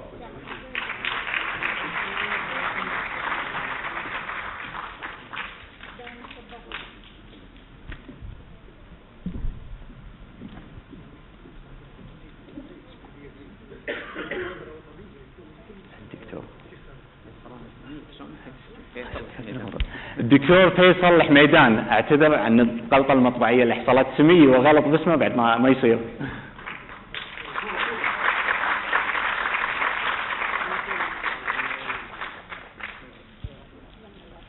الهيئة العامة لشؤون ذوي الإعاقة، اعتذر منك دكتور.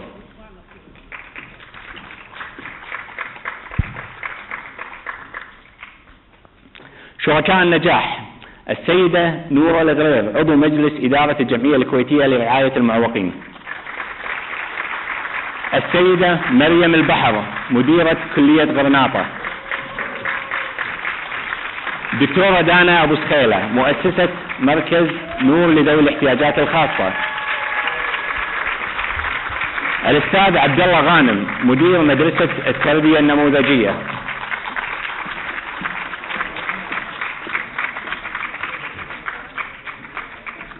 أحتاج صورة جماعية لجميع الشركاء والرعاة والحضور.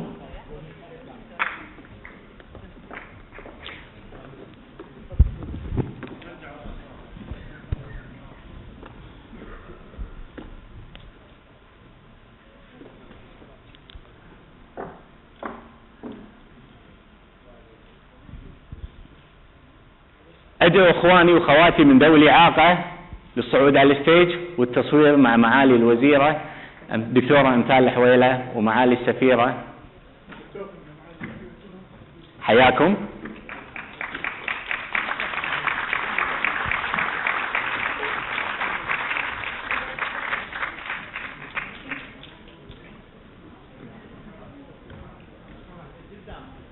حياكم هني صباح. حياك.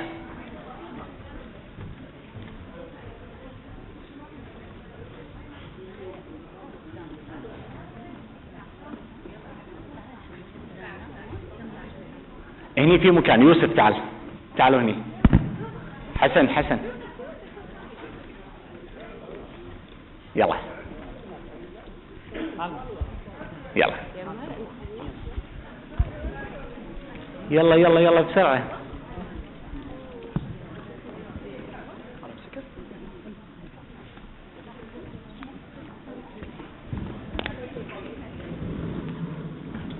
حياك.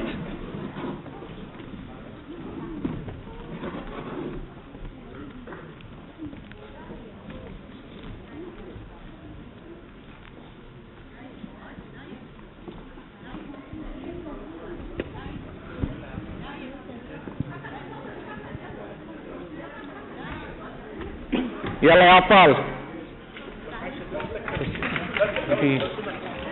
نبي مكان لمعالي الوزيرة. سبيس.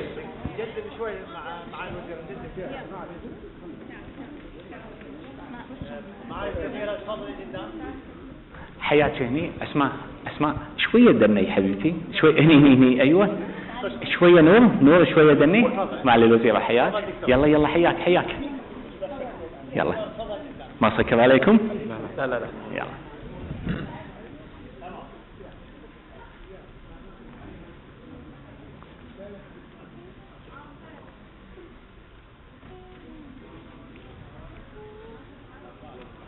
في الختام شكرا لحضوركم اللي زاد المؤتمر قيمته. أدعو معالي الوزيرة الدكتورة أمثال الحويلة لافتتاح المعرض في الدور الأرضي. شكرا لكم. يحكم الله.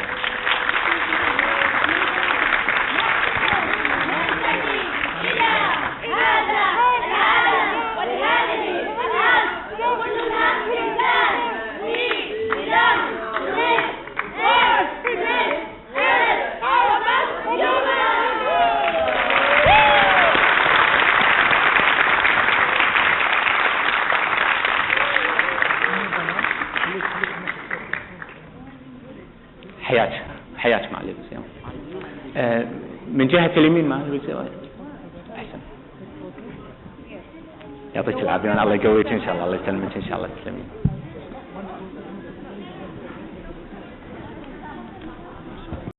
Ziad Bouida. I'm with the Kuwait College of Science and Technology. I'm also with the program committee. Welcome back to the second part of the morning session.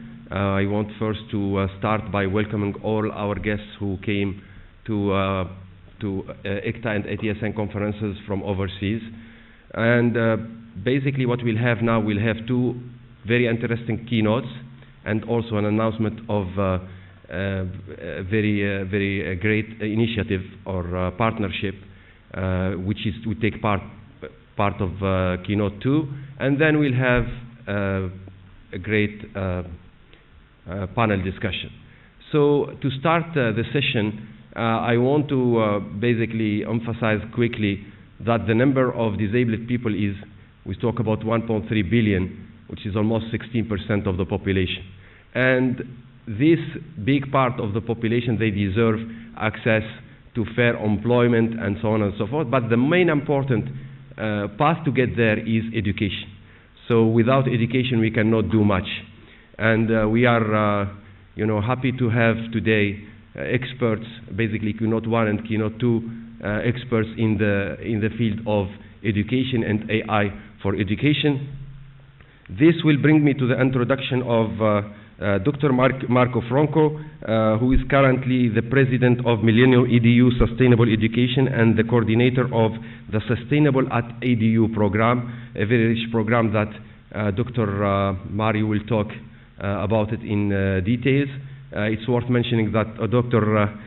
Mario is also coming with Isabel. She's also in the same Millennium at EDU. So without further ado, I want to invite Dr. Marco Franco to the stage to give his presentation.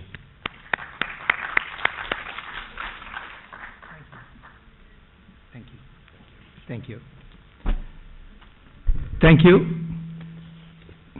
Good morning. My presentation today, I hope I am keeping the time, is from artificial intelligence to inclusive intelligence. Then the message of my presentation is related to the importance of diversity and to involve everyone with different needs, with special needs in the AI. And what I think is, if we can do that, it will not be good only for the people with different needs, but it will be excellent for the developing AI, because as much as diverse data and diverse capacities the algorithms have, then AI will be much better, more efficient. That is not only a question or a challenge for the people with different needs, but it's also an improvement of AI systems. Before that, allow me in few minutes just to address you in Arabic, please. Bismillah ar-Rahman ar-Rahim. Professor Khaled Banim, Rais Al-Kuliya Al-Kuwait Al-Hulul Al-Teknologiya. Al-Ustad Dr. Mohamed Jimmy, Mudir Idara تكنولوجيا المعلومات والاتصالات بالمنظمة العربية للتربية والثقافة والعلوم أليكسو، صديقي الذي أشكره على الدعوة، أصحاب المغالي والمشاركين والأصدقاء. يسعدني ويشرفني أن أكون في دولة الكويت دورات الخليج في مدينة الكويت الجميلة خروس الخليج، وأن أشارك في المؤتمر الدولي الخشير لتكنولوجيا المعلومات والاتصال والنفاذ الرقمي والمنتدى الدولي الثاني حول التكنولوجيات المساعدة لذوي الاجتماعات الراسعة، والذين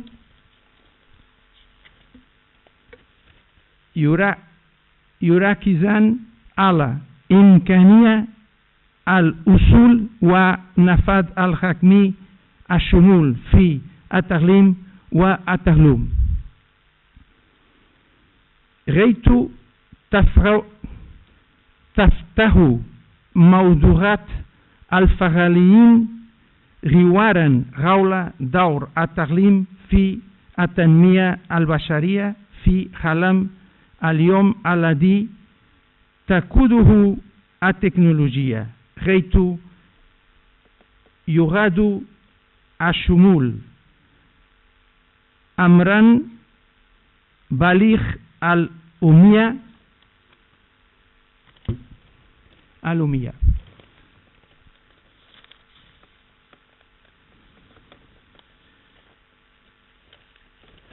شكرا لكم والسلام عليكم ورحمة الله. Thank you. I have to ensure the Arabic part because the time is short. Okay, شكرا جزيلا. Then, as I said, I prefer to move. As I said, we go to talk about the artificial intelligence and at the same time how it is connected with inclusive intelligence. And in this point, I want to highlight the topic of human agency, because the capacity of humans to control the systems, AI systems, is essential to have AI and inclusive intelligence in the same line. Then, the foundation I represent here, we invest a lot in this kind of programs and initiatives, and we work and collaborate with many entities. Just one word about us. Then we have a number of partnerships. We follow the Sustainable Development Goals. That's why the name of the foundation is Sustainable Education. And we have strong partnerships with many companies and with many institutions, and in particular our partnership with Alexo is the reason why we are here today. Thank you, Professor Gemini, for the invitation. Then, first of all, I would like to start the content of my presentation to talk about human agency in education. The first point is human agency is the capacity of the humans to control AI, to control the data sets, to control the algorithms. My background is philosophy, and I work a lot of time in politics. Then let me talk very clear and not with a very technical speech, because I think it's important to frame the discussions about this topic. Then the aim of the humans, in my point of view, to develop artificial intelligence and use other technologies is, okay, fantastic, but how we can control it? What is our role in the process? And that is where we have to understand the system in order to control the system and to make AI with a purpose. Then I don't go to take all the slides because I want to focus in some aspects. One of the documents, very important document, and where we are investing to train teachers and to train every education and learning agents in the process, is the UNESCO AI Competence Framework for Teachers. There is also the UNESCO AI Competence Framework for students, and there are also other similar documents for higher education. Then, UNESCO already organized a number of competences. In the reality, I will show it, 15 competences which teachers must have or students must have to control AI and to have the capacity to be AI with human agency. They have key principles. Ensuring inclusive digital futures is the first principle of this framework. Human central approach for AI. Then I don't go to speak about all of them. I only be focused today on human agency, which is the topic of my presentation. Then, in this capacity, and each of the principles have practical consequences. If we talk about digital futures, maybe I can use the other microphone, because I think this microphone is not... It's good? Okay, good. Thank you. Then, the first thing, because I prefer to look to the screen, then, learners across diverse needs, ages, and geographies, that's very important. Then, coming back to the concept of artificial intelligence. In the end of the day, how artificial intelligence works? Everybody, I think, in this room know. We have data sets, we have data, and we have the algorithms. And the algorithms work with data.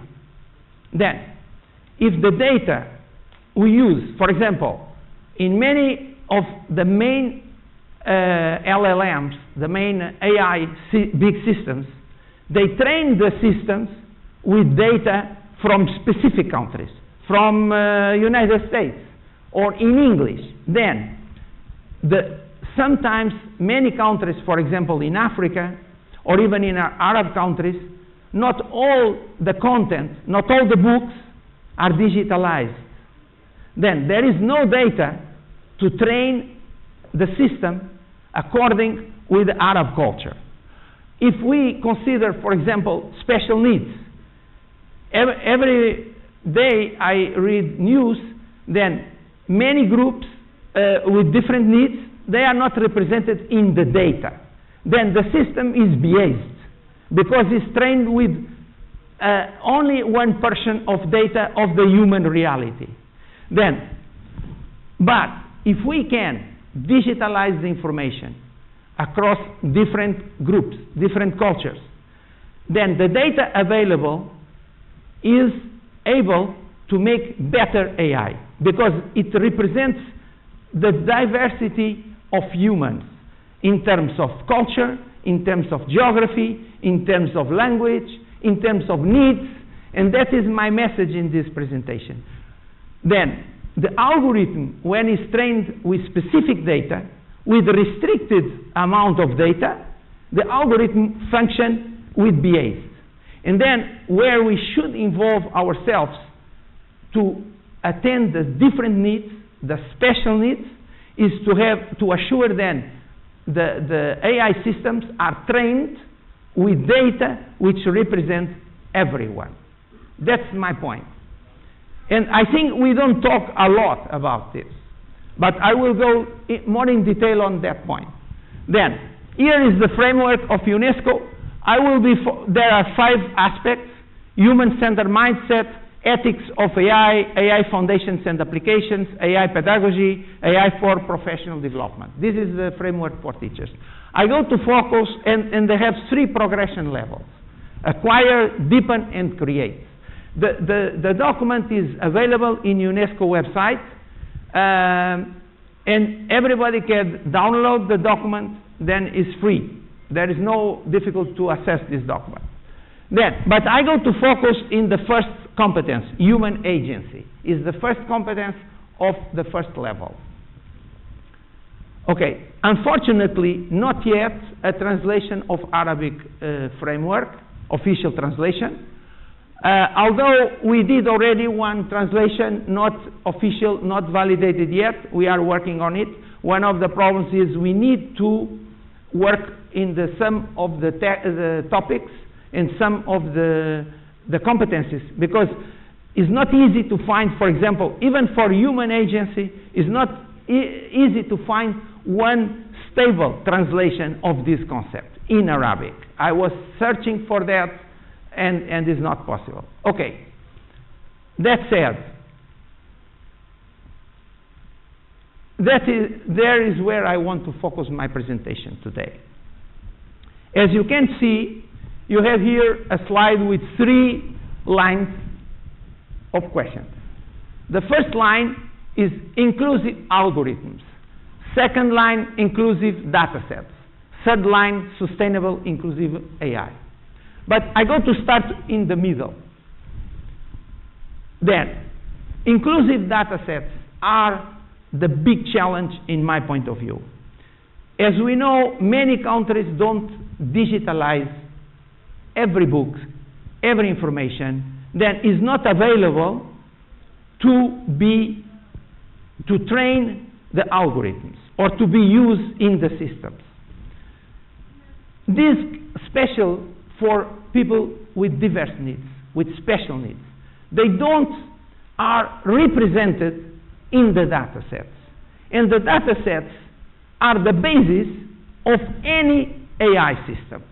If one culture or one group is not in the data sets when we train the algorithms, there are many solutions for that, but they are not. They are not represented. Then AI systems will be always biased against anyone who is not represented in the data set. There are solutions to do that. You can retrain the algorithms. Then, including people with special needs is good because they will be represented. They will not be another field of exclusion, but for the other side will be good for the AI system because it will be more efficient. It will recognize a wider vision of the society. Okay, ethical transparency data. I think one of the challenges of today and where the universities can play a role is evaluate. In my last slide, I will talk about evaluations because today there are tools, even ChatGPT, OpenAI, give you anyone an evaluation system where people can evaluate. But the evaluation is not only the technical evaluation. I can define a number of principles or a number of questions from my ethic values, from my principles, and I can fill a form, and I can evaluate if that algorithm is answer to my principles or is biased against my principles. And anyone can do that. It's not for technicians or for engineers to do that evaluation. It's for everyone. And only with critical mass, evaluating the system, we can arrive to the point where the systems can be more diverse and more inclusive. And that is what I call inclusive intelligence, is to assure that the data sets are inclusive and diversified. Other point, the systems evolve. There are systems like RAG. I don't know if anyone listened about that. I imagine yes. Where we can, fine-tuning one big LLM like ChatGPT or Gemini or anyone or Quen or anyone, and fine-tuning the system to our specific needs. Then, what I want to highlight is, first, there is ways to solve this problem. The problem exists, first point. There are ways to solve the problem, and it's not only for technicians or for engineers. It's for everyone, but we need to understand the system and work together to solve this kind of problems. That's why I think it's very important the collaboration. Maybe the initiative will be launched soon, can be a contribution for this understanding. Then the data sets, the diversification of data sets, inclusivity of data sets, in my point of view, should be the first step and the most important for our challenge to have inclusive AI in the future. Second point, inclusive algorithms. First, we need to be sure that the algorithms are trained, as I mentioned, with the data sets which are diverse and inclusive. And that are other solutions like the RAG and other systems which can help to do that.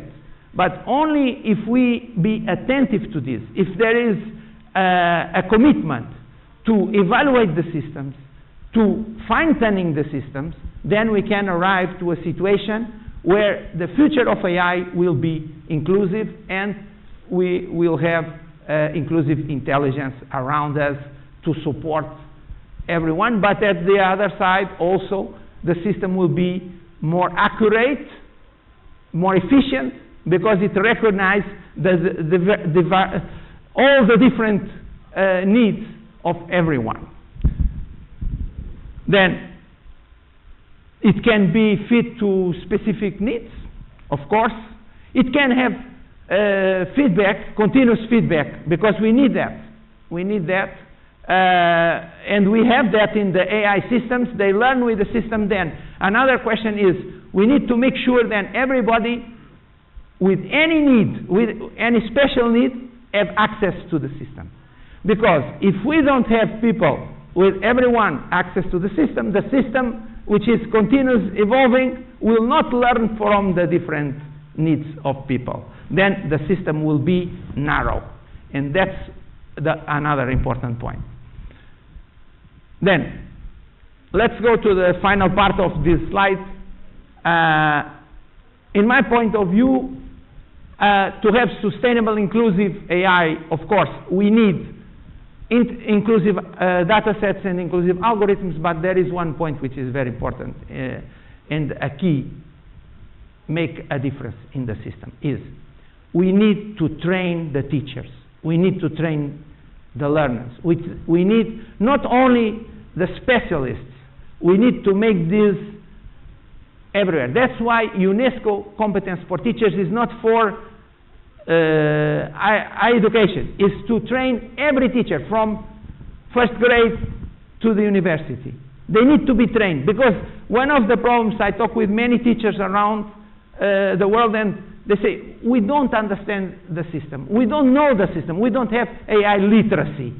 Then we need to understand this kind of small things, not a very high-level explanation, but we need to understand there is human agency in AI, how we can manage that, how we can work with that, but very simple things. And I will not have time today to speak about this, because I only want to show you in the competence of UNESCO, you have teacher competence, you have curricular goals, you have learning objectives, you have contextual performance and assessment tools and contextual activities. Then, the essential, all of this is in the document. Then, the essential of AI literacy for teachers or for students or for education is not only to have 5 minutes. Okay. Then, it's not only to have great engineers around, which is are important, but also to have the capacity to have an interaction with people who understand the basics of the system and how they can participate in the process. I will not enter in the details of all of this. You can find the document around.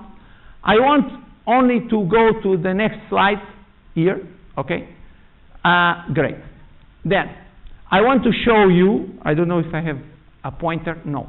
Okay, you can see here, this is OpenAI platform on the top, and you see there evaluation.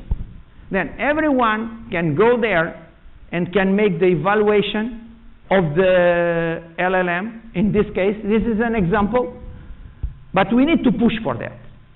We need to go to the platform and say, okay, where is the evaluation system? Then I can put, is this according with the charter of Alexo for ethics in AI?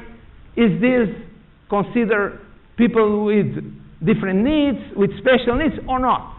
And the system allows us to check that, which gives us a powerful tool, if we know how to use it, to check at school level, and maybe the higher education, some very people with expertise on AI, they can provide resources to help the schools to do that at secondary school or at other levels. But this should be a policy from the Ministry of Education and the policy of Ministry of Social Affairs. Everyone should be involved, in my point of view. Then, I also give here 2 examples. One is Vellum, another is Arise Phonics. This is 2 systems only to evaluate LLMs. To evaluate not only technically, not if it answers quick, but if it is aligned with our values, with our consideration. Then, I will stop here. My idea today was to present or to highlight the importance of human agency in AI, the control of people over the AI, and AI with a purpose, and responsible AI, and to talk about the importance of controlling the data sets and algorithms to have better and inclusive intelligence, inclusive AI. Thank you for your time. Thank you very much, Dr. Thank Martin, for the great presentation. So we'll open the floor for questions, if there are any questions.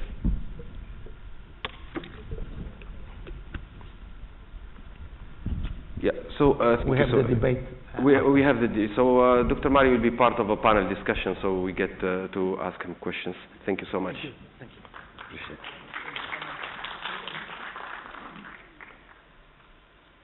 Yeah, Dr. Mari, sorry, so we'll give you the plaque after, so that's fine. So one time. Now we'll move to the next part. This part is not only a keynote, that's why the end sign. So we have a keynote. In addition to that, we have an announcement of a partnership initiative. So here we have Professor Jimny, Professor Rongwei Huang, and Dr. Ying Chen. And the presentation will start now with the initiative of the joint laboratory. So here I will invite Professor Mohammed Jimny on stage to talk about this initiative.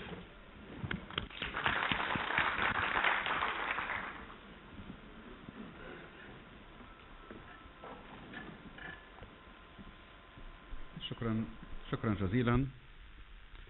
في إطار تعزيز التعاون بين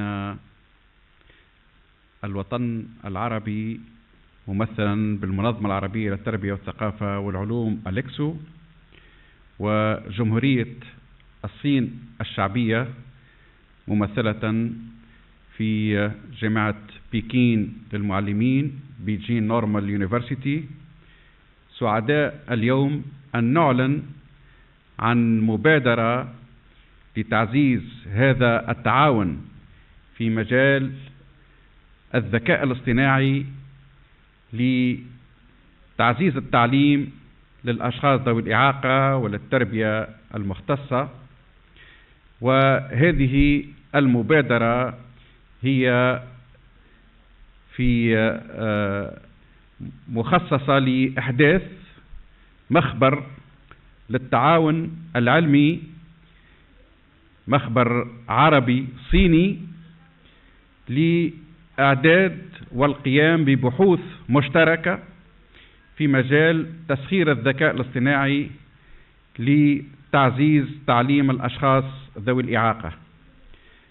هذه المبادرة سعداء اليوم أن نعلن عنها، وسأدعو البروفيسور رونغواي هوانغ the Dean of Smart Learning Institute of Beijing وصاحب كرسي اليونسكو للذكاء الاصطناعي ليقدم هذه المبادرة. وهذه المبادرة سعداء أن نعلنها اليوم بالشراكة بين الأليكسو جامعة بكين العليا للمعلمين وكلية الكويت للعلوم للتكنولوجيا. هؤلاء الثلاث شركاء المؤسسين لهذه المبادرة، وسعداء أن نفتح كذلك هذه المبادرة ودعوة للانضمام لهذه المبادرة من طرف الجامعات والمراكز والمنظمات العربية المتخصصة لدعم البحوث في مجال الذكاء الاصطناعي لخدمة الأشخاص ذوي الإعاقة وخاصة تعليم الأشخاص ذوي الإعاقة. إذن قبل أن أدعو بروفيسور رونغواي هوانغ, I would like to invite Dr. Shi to make a presentation about BNU and the research they are conducting in BNU, and then I will invite Professor Rongwei Huang to present this initiative, and then after this I will be pleased also to invite Professor Khalid Al-Baqain, the third partner and initiator of this initiative. So, Dr. Shi, please, the floor is yours.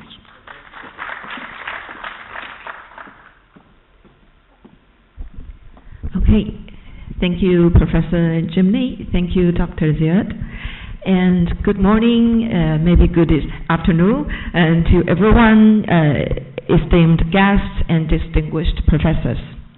So it is a real honor to be here, and on behalf of our team, Beijing Normal University Smart Learning Institute, to give you a short talk about Chinese perspective of implementing artificial intelligence to support special education. So in my talk, there will be like an overview of how China is initiate policies, also how China is now practicing as case studies in China. So actually back in China, there are 5 million children with disability between the age of 0 to 17. And through special education schools, home-based special education services, also learning in regular classes or so-called inclusive education, China is able to reach the percentage of 97 proportion of children with disabilities of age 5 to 9 attending schools. Also, for the policy, since 1984, China has released a series of policies establishing communities, federations to support people with disabilities. For example, the CDPF, China Disabled Persons Federation, established in 1988, and also China's first policy about Disabled Persons Affairs, also initiated in 1988. Also in recent years, there's several policies, such as the 15th Five-Year Plan for Special Education, Development and Improvement, and also the national-wide outline of Plan for Building a Strong Education Nation 2024 to 2035, all have certain regulations and objectives regarding to develop special education schools, giving support system and enhance educational qualities, as well as integrate information technology into special education. So there's a roadmap actually is created in the State Council opinion on deepening the implementation of AI plus action, which is just released several months ago. So you can see that there's a certain goal that we want to reach the penetration rate of new generation smart agents exceeding 17% by the year of 2027, and the number will increase to 90% in 2030. Also, we have other national initiatives. Since time limited, I will not go further with that, but just to give you a rough idea that we have special plans for scientific and technology innovation in health during the 14th Five-Year Plan period. That means we have national support for science and technology plans measuring in the field of, for example, brain science and also the safeguarding for women and for children. Okay, so I think all the starting point of the initiative of the policies is actually means that in this intelligent era, I think it's very urgent for, or it's even more important to create that kind of pathways for persons with disability to access and use the kind of technologies as to enhance their digital literacy. And also, in that way, it can prevent so-called digital disabilities, can narrow the gaps, also reduce the digital divide, and also reduce the urban and rural gap. And there are certain advantages in China too, as from the technical perspective, there are several strengths in China. This is just a few. For example, for brain-computer interfaces, we've just held the BCI conference in Shanghai. There's a lot of examples. Companies are trying to use BCI technologies to sleep intervention, mental health treatment, rehabilitation for degenerative diseases.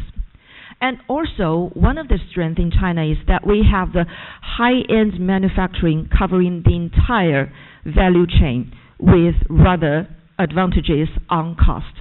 And also, there are certain technologies as the motion control of robotics, also the natural language processing and voice cognition is also ahead of the world.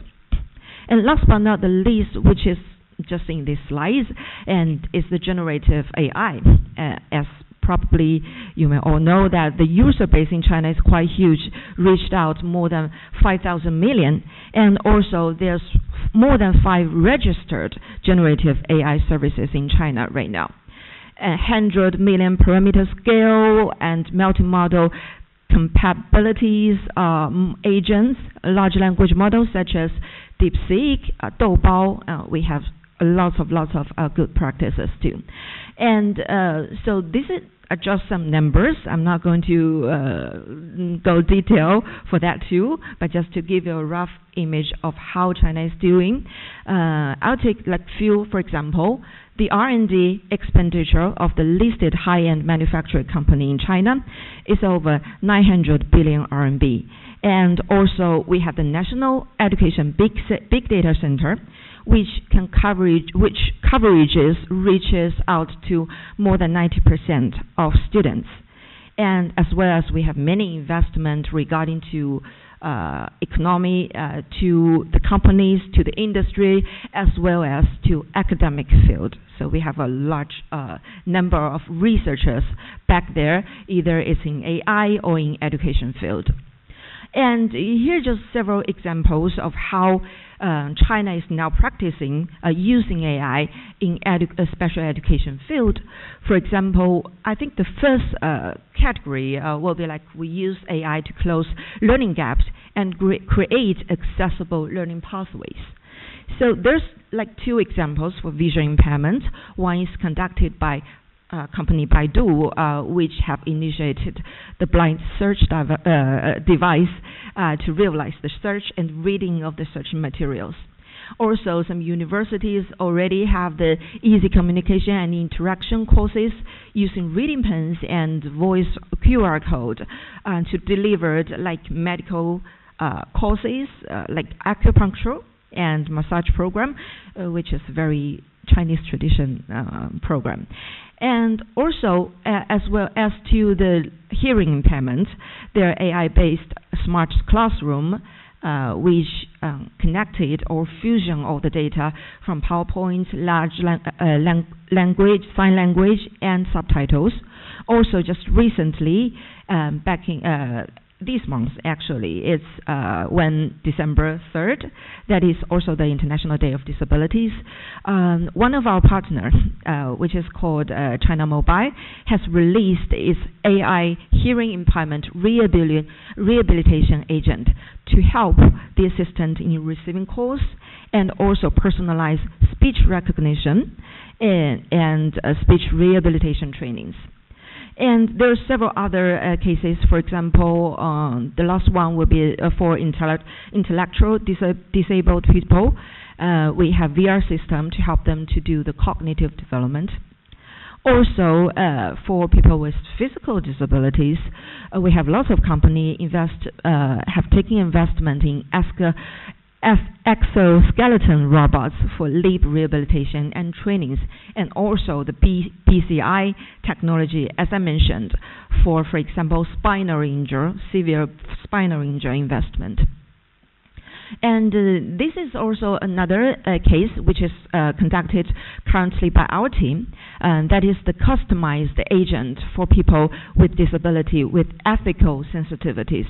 Yeah, so I'm fully agree with what Professor Mario just said, because, the data set or the corpus actually for disabled people is quite limited, which can lead to a certain algorithm bias and many other issues.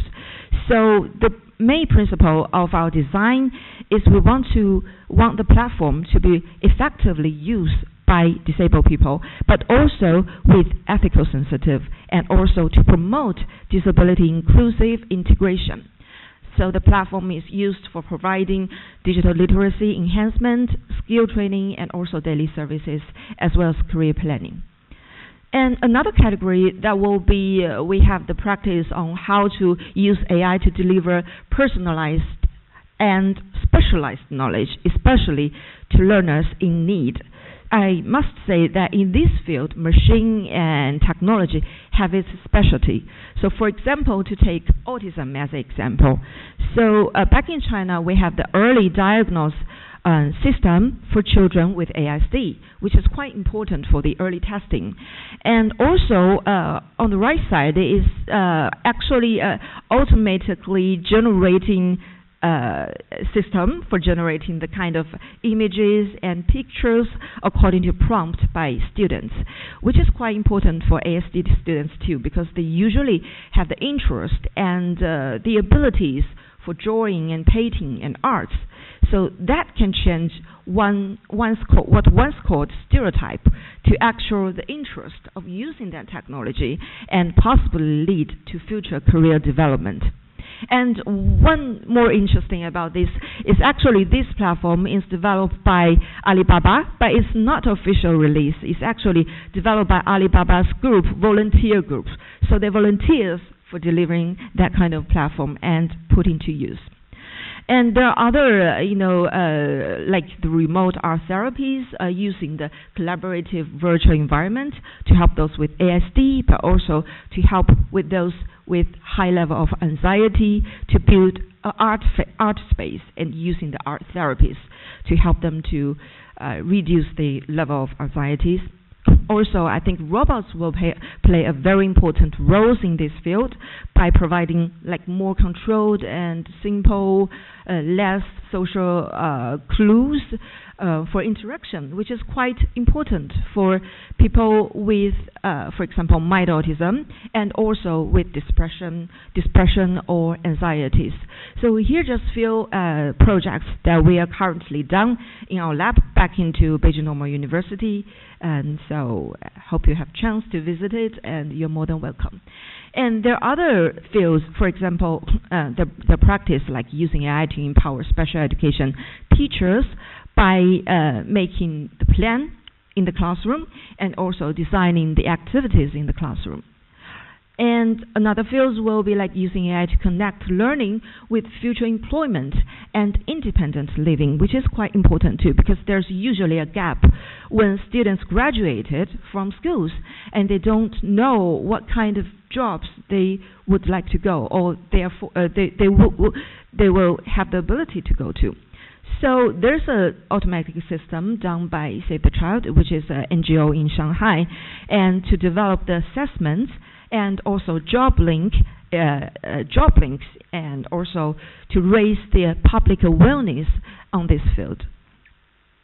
Also, I think I can go on for like another 2 hours because there's a lot of cases, but I don't want you all to get starving, so I will just stop here.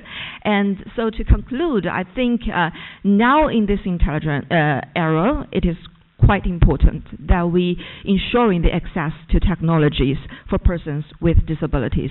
Also in China, we have our own unique benefits and strengths, such as the policies, technologies, and also the sustained investment or other conditions. And also we have like many practices, just as I just mentioned. I'm not going to go there, make that again. But certainly there are also many challenges remains, such as the inclusion of the disabilities voice and also the support to the learning difficulties, also the mental health difficulties. So that's a kind of group that still need more attention to that. But I have to say that despite all of that, I think in China, both the government and universities and also industries such as companies, we actually share the same goal, that is we believe that AI should be good. So I think I will just stop here and to give you the invitation for future collaboration and for the inclusion and equity for education. And thank you so much. Great. All right. Yeah, no problem.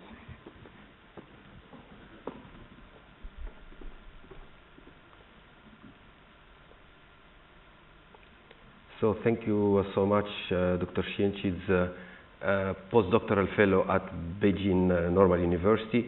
And I will introduce shortly Professor Huang. Ronghe Huang is a professor in the Faculty of Education of Beijing Normal University. He also serves as the co-dean of the Smart Learning Institute at BNU, and he's the director of the National Engineering Research Center. It's worth mentioning that he's also UNESCO chair in AI for Education. Please join me in welcoming Dr. Huang.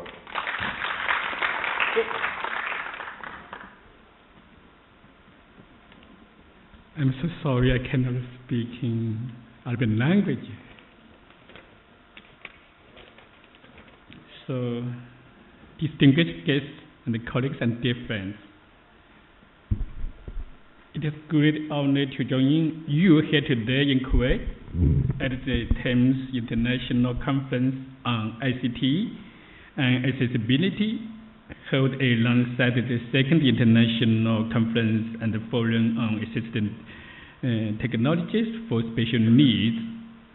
On behalf of Beijing Normal University and the Smart Learning Institute, I would like to express my sincere appreciation to organizers and to the Kuwait College of Science and Technology for bring us together to advance dialogue on inclusive technologies and assistive innovations.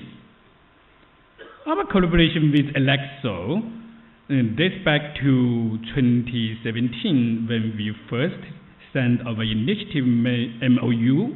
Since then, our partnership has been so strong and they continue to grow, evolve, and deepen.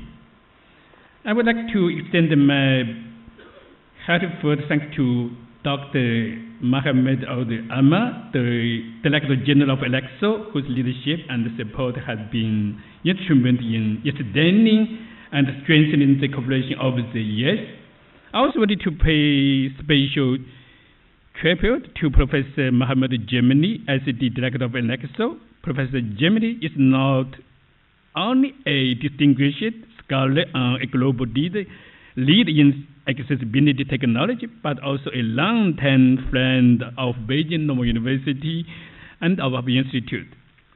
From the early days of collaboration, beginning with the establishment of OER Joint Lab to the initiative we pursued today, he has also played an important role in guiding and inspiring our work. Professor Gemini, we deeply appreciate your continued support, commitment, and friendship.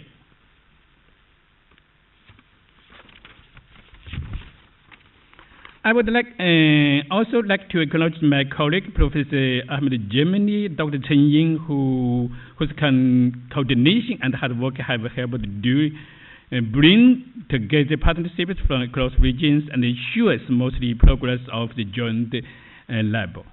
Our partnership is grounded in shared belief. Inclusive, high-quality education is a fundamental right for every learner, especially for children and youth with disability who often face the justice barriers. Millions of children in urban regions, in China and around the world, still lack the support and the opportunity they do deserve.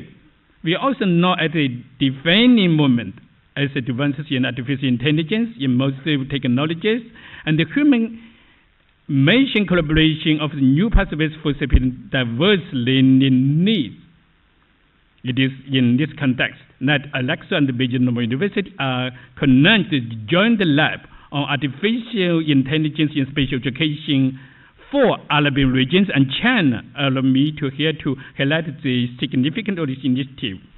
This joint lab reflects our shared determination to ensure that technology progress serves inclusive, equality, and human development. It aims to explore how AI can support any schooling, cognitive development, emotion and behavioral interventions, personalized learning pathways, and cross-regional comparative research. It also builds a platform for collaboration among universities, hospitals, industries, and international organizations with the goal of creating long-lasting and meaningful impact. With the strong support of Alexo and with the leadership of Dr.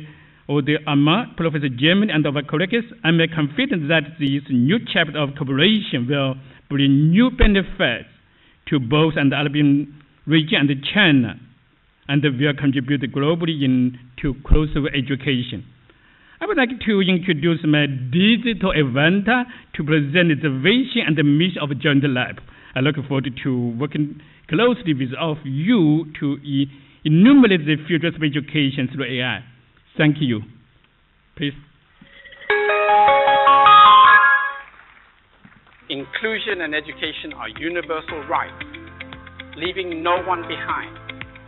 According to UNICEF, there are nearly 240 million children with disabilities worldwide between the ages of 0 and 17. In the Arab region alone, this figure stands at approximately 21 million. In China, the number of children with disabilities reaches 5 million. Persons with disabilities, both in the Arab world and globally, are among the most marginalized and at-risk groups. This is especially true for children with disabilities, who often lack access to the same facilities and educational resources as their peers. In China, there are currently 2,396 special education schools, with a total enrollment of 915,900 students in various forms of special education. Of these, 345,400 students attend dedicated special education schools. The need for special education in the Arab region is equally pressing. According to Alexo's 2024 Statistical Bulletin on the Situation of Persons with Disabilities in the Arab countries and around the world, a study across 70 countries, including 4 Arab nations, found that the primary school completion rate for children with disabilities is just 48%. Furthermore, 3 out of 10 children with disabilities have never attended school. Under a national strategy to build a high-quality special education system, China launched its 14th 5-year plan for special education development and improvement in 2021 with 3 ambitious goals: to dramatically increase student enrollment, to comprehensively raise educational quality, and to strengthen support systems. This commitment was further reinforced in 2025 with the release of the outline of the plan for building a strong education nation, 2024 to 2035. This new directive specifically calls for strengthening the development of specialized schools and enhancing specialized educational work. Across the Arab countries, nations are taking bold steps, and Alexo also keeps advancing inclusive education for ASD children. At the same time, AI is unlocking new possibilities in special education. For physical disabilities, AI goes beyond sign language. It merges with brain-computer interfaces and smart prosthetics to restore function and independence, while guiding the visually impaired with intelligent navigation. For cognitive and developmental challenges, AI is a game changer. It enables early autism screening, creates personalized behavioral interventions, and uses VR, AR, and robotics to provide a safe space for social and emotional training. For learning difficulties, AI shatters all barriers. It provides intelligent tools for those with dyslexia and crafts custom learning journeys, making quality education accessible anytime, anywhere. Our lab is at the forefront of this revolution, focusing our research on AI-powered support for cognitive and learning challenges. SLI, Smart Learning Institute, is affiliated to Beijing Normal University and serves as an experimental platform comprising scientific research, technology development, and education. Our mission is to develop inclusive and smart learning, as well as to improve the quality of education through innovative learning environments, quality digital resources, and advanced technology and e-pedagogy.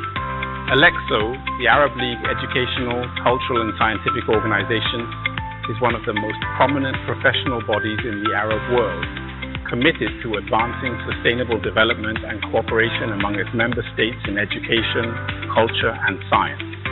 Building on this shared vision, BNU Beijing Normal University has established long-term collaboration with Alexo and the National Higher Engineering School of Tunis, NSIT.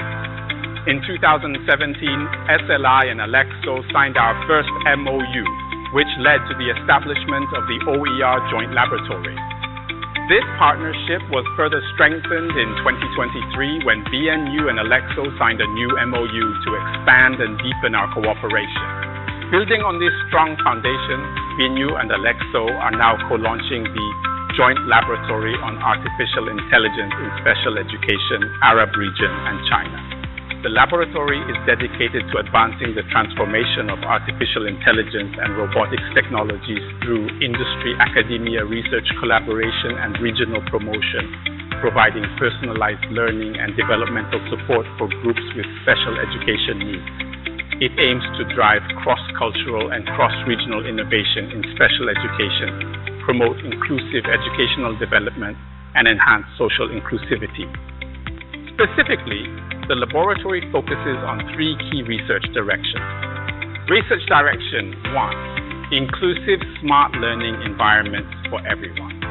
First, to establish a service platform for the physical and mental health of children and adolescents, with particular attention to those with developmental disorders and mental health challenges. It aims to conduct in-depth studies on the mechanisms through which AI-enhanced learning influences the cognitive and social functions of students with special needs, thereby providing a theoretical basis for educational intervention. Additionally, the laboratory will develop models for early detection, risk assessment, and intervention to support cross-national and cross-contextual applications. Research Direction 2, Immersive AI-Powered Solutions. The laboratory places a strong emphasis on the research and development of intelligent technologies such as robotics and intelligent agents. By leveraging these technologies to drive special education interventions, it explores human-machine collaborative teaching approaches and personalized learning pathways tailored to groups, including individuals with visual impairments, hearing impairments, physical disabilities, mental health conditions, and learning difficulties. Research Direction 3, Monitoring Systems and Multimodal Database on Special Education across regions. Finally, the laboratory aims to build a cross-cultural, multimodal special education database and produce insightful interregional comparative research reports. These efforts will provide high-level intellectual support and knowledge advisory services to advance the development of inclusive education and inform industry practice. In advancing these research directions, the lab has partnered with industry leaders like Huawei and Alibaba Cloud, universities including Zhejiang University, hospitals, and international organizations such as UNESCO East Asia Office. We now warmly invite companies, universities, hospitals, institutions, and NGOs worldwide to join us in illuminating the future of special education with AI.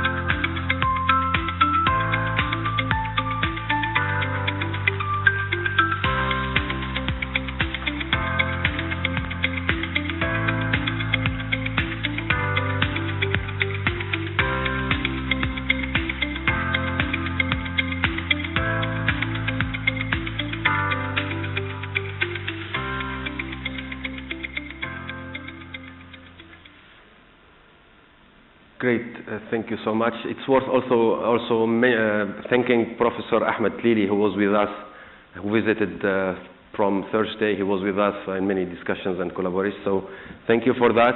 So one of the main outcomes of our conference here is to officially announce that partnership. So I will invite Professor Huang, Professor Jimny, and Professor Khaled, who are the 3 first partners of this initiative, to join on the stage.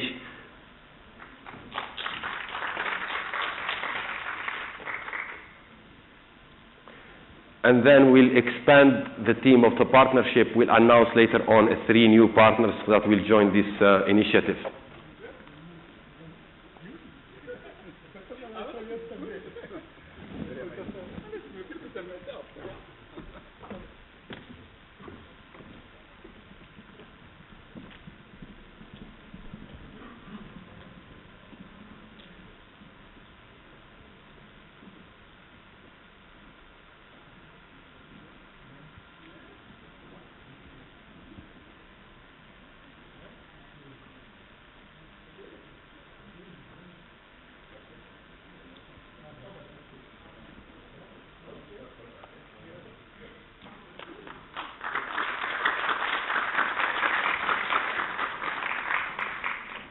it's a pleasure also to announce our newest partner to this initiative. So I'll start with, we'll have Dr. Mario Franco from Millennium at EDU.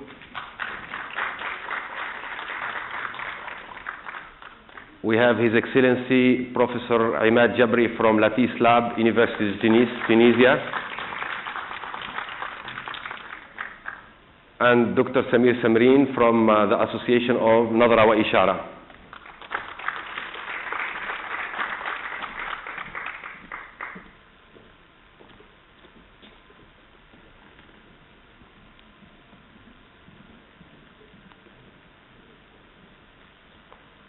It's also an invitation for our attendees or anyone who's coming from a different country who want to take part of this initiative to contact us and get in touch. Thank you.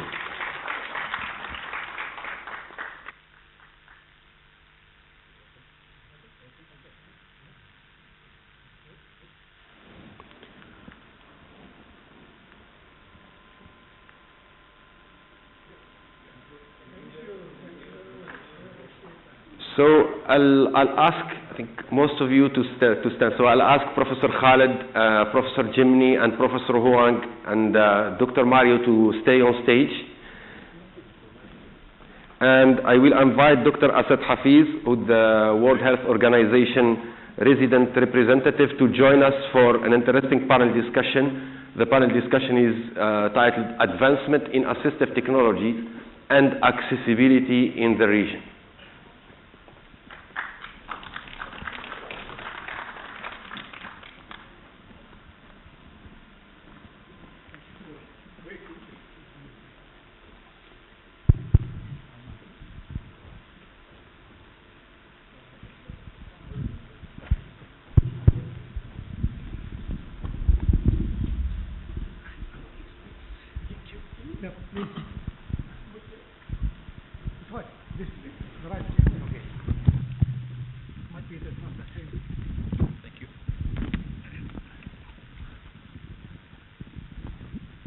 Okay, thank you very much, Ziad. Thank you, everybody, for staying. I see the number is good. The room is big. That's why. But I appreciate having this morning, this start of this conference, followed by these distinguished talks that we had just minutes ago.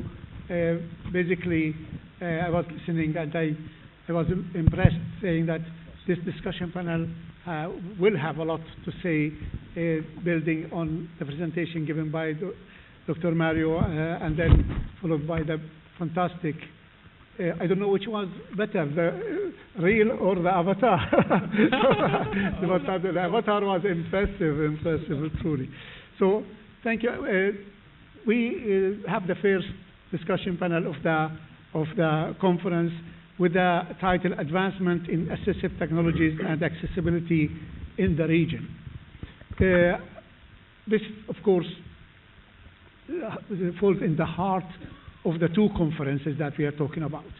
Assistive technologies is the theme that has been started the ATSN conference, and of course accessibility is the heart of the ECTA conference. Both have the same purpose, serving a group of people who need our support. They need our support. They need technology to allow them to become fully capable people. I heard very, very nice saying that we are talking about people with disability. If technology can remove the disabilities, then we will have people fully capable of becoming important part of the society. So we are very, very blessed to have a group of distinguished speakers with us today. I think most have been partially introduced, but allow me to introduce the panelists today. So we start with Dr. Asad Hafiz. Asad Hafiz has huge experience. He is currently the WHO, the World Health Organization representative in Kuwait. He is former Director General of Health in Pakistan, and long-time global public health leader, bringing deep expertise in inclusive health systems, disability, and universal coverage. His global experience also includes serving on the executive board of WHO, including chair and vice chair, and collaborating with international agencies such as the UNICEF, UN, FBA, ADP, and USAID. Thank you very much for joining us, Dr. Asad. I think Dr. Ronghao Huang had been very much introduced. However, I just want to say that other than the titles, being the UNESCO chair, co-dean in the university, Beijing Normal University, also carrying a number of directorship for organizations. He is also a distinguished researcher, has published over 300 public journal papers, over 40 books, and over 100 major projects. His work continues to shape the future of digital learning worldwide. Thank you again. Of course, it will ring on the right time, the phone. It's on silent, but the smart watch doesn't know how to be silent. Professor Muhammad Jimny is one of the founders of ATSN, not only ECTA. He has been with us from day one last year, has contributed hugely to the conference. He's officially the director of ICT at Alexo, but he was also a professor of computer science and educational technology at the University of Tunis. I must say that he's a pioneer in many, many initiatives, and also a distinguished researcher. So 350 plus publications, number of patents, international awards received by this, international organizations like UNESCO, Prize for Innovation, ITU, ICT Innovation Award, and of course has mentioned many times he leads a number of initiatives worldwide, especially in the Arab world, for smart learning and blockchain certification. The first speaker this morning was Dr. Mario Franco, and of course was introduced as the president of Millennium at EDU Sustainable Education. Dr. Mario has been really pioneer in a number of information, communication, and scientific technology initiatives to make them accessible for learning and inclusion globally. His recent work that has presented in the talk is really a platform for creating a common understanding how to make AI accessible to all. So thank you all. A huge amount of experience. I'm really blessed to be presenting this. And probably the only reason why I can be in this distinguished gathering is that I am the host. Thank you. Our discussion will focus on three domains. We will look at policies, especially about this region. This discussion panel is about this region. How can we bring this fantastic work that has been done on different places, regions, internationally to the region? How can we talk about UN concept, SDGs, coming to fulfill this purpose that we talk about today? Then, of course, technological innovation. This is essential. It's all about technology. It's about how technology will become part of this. And I hope that we will be able to look at the future and to give some directions about how the future is looking like and how can these technologies that we will describe serve the humanity in the future.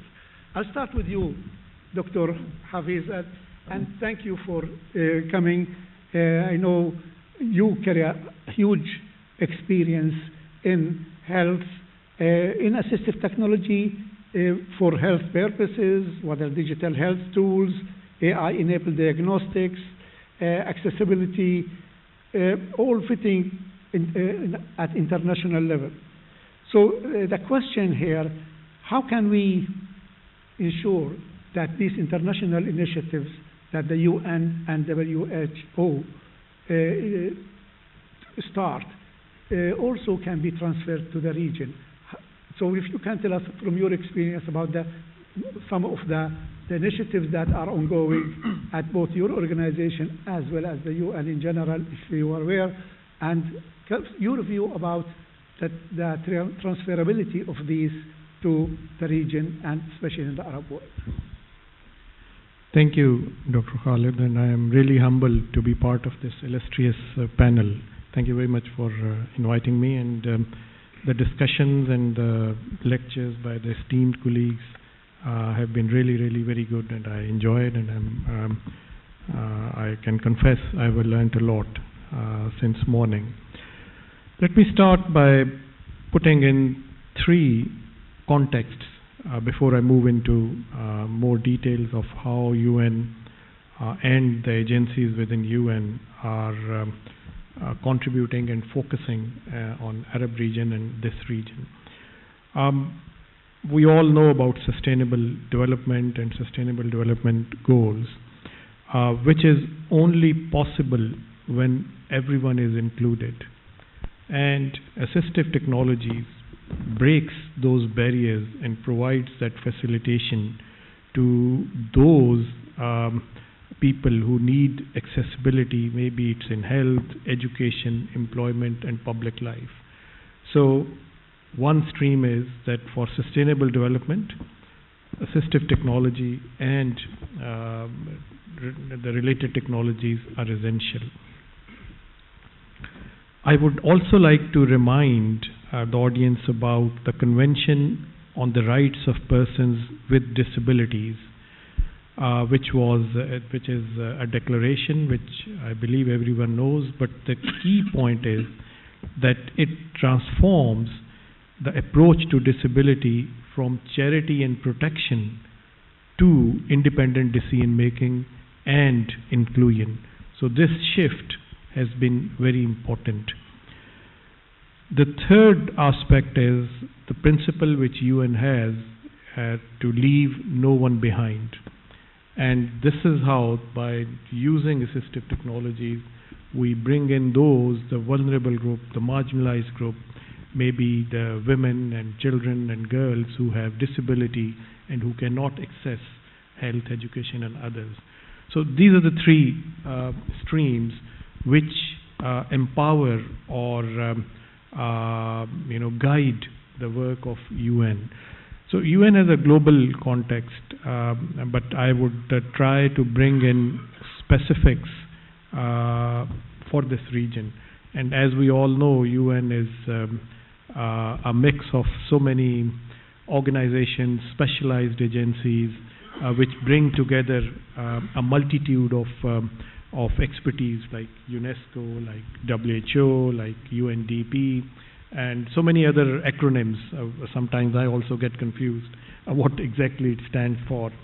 But I will specifically focus on Kuwait and the region for this discussion. And very briefly, just to share with you, for this region, important aspects are which UN is focusing as a convener and as a standard setter, primarily are human capital, digital transformation, social development, the high youth population which this region has, and rising disability needs due to the aging and increased non-communicable diseases, both of which enhance the number of people requiring assistance and tools. So United Nations office in Kuwait, through Partnership for Employment Initiative with Public Health Authority and Disability and Human Capacity Building Society for Social Development, since last 6 years, has actually trained about 380 plus youth with disabilities. And this was a very local Kuwaiti initiative.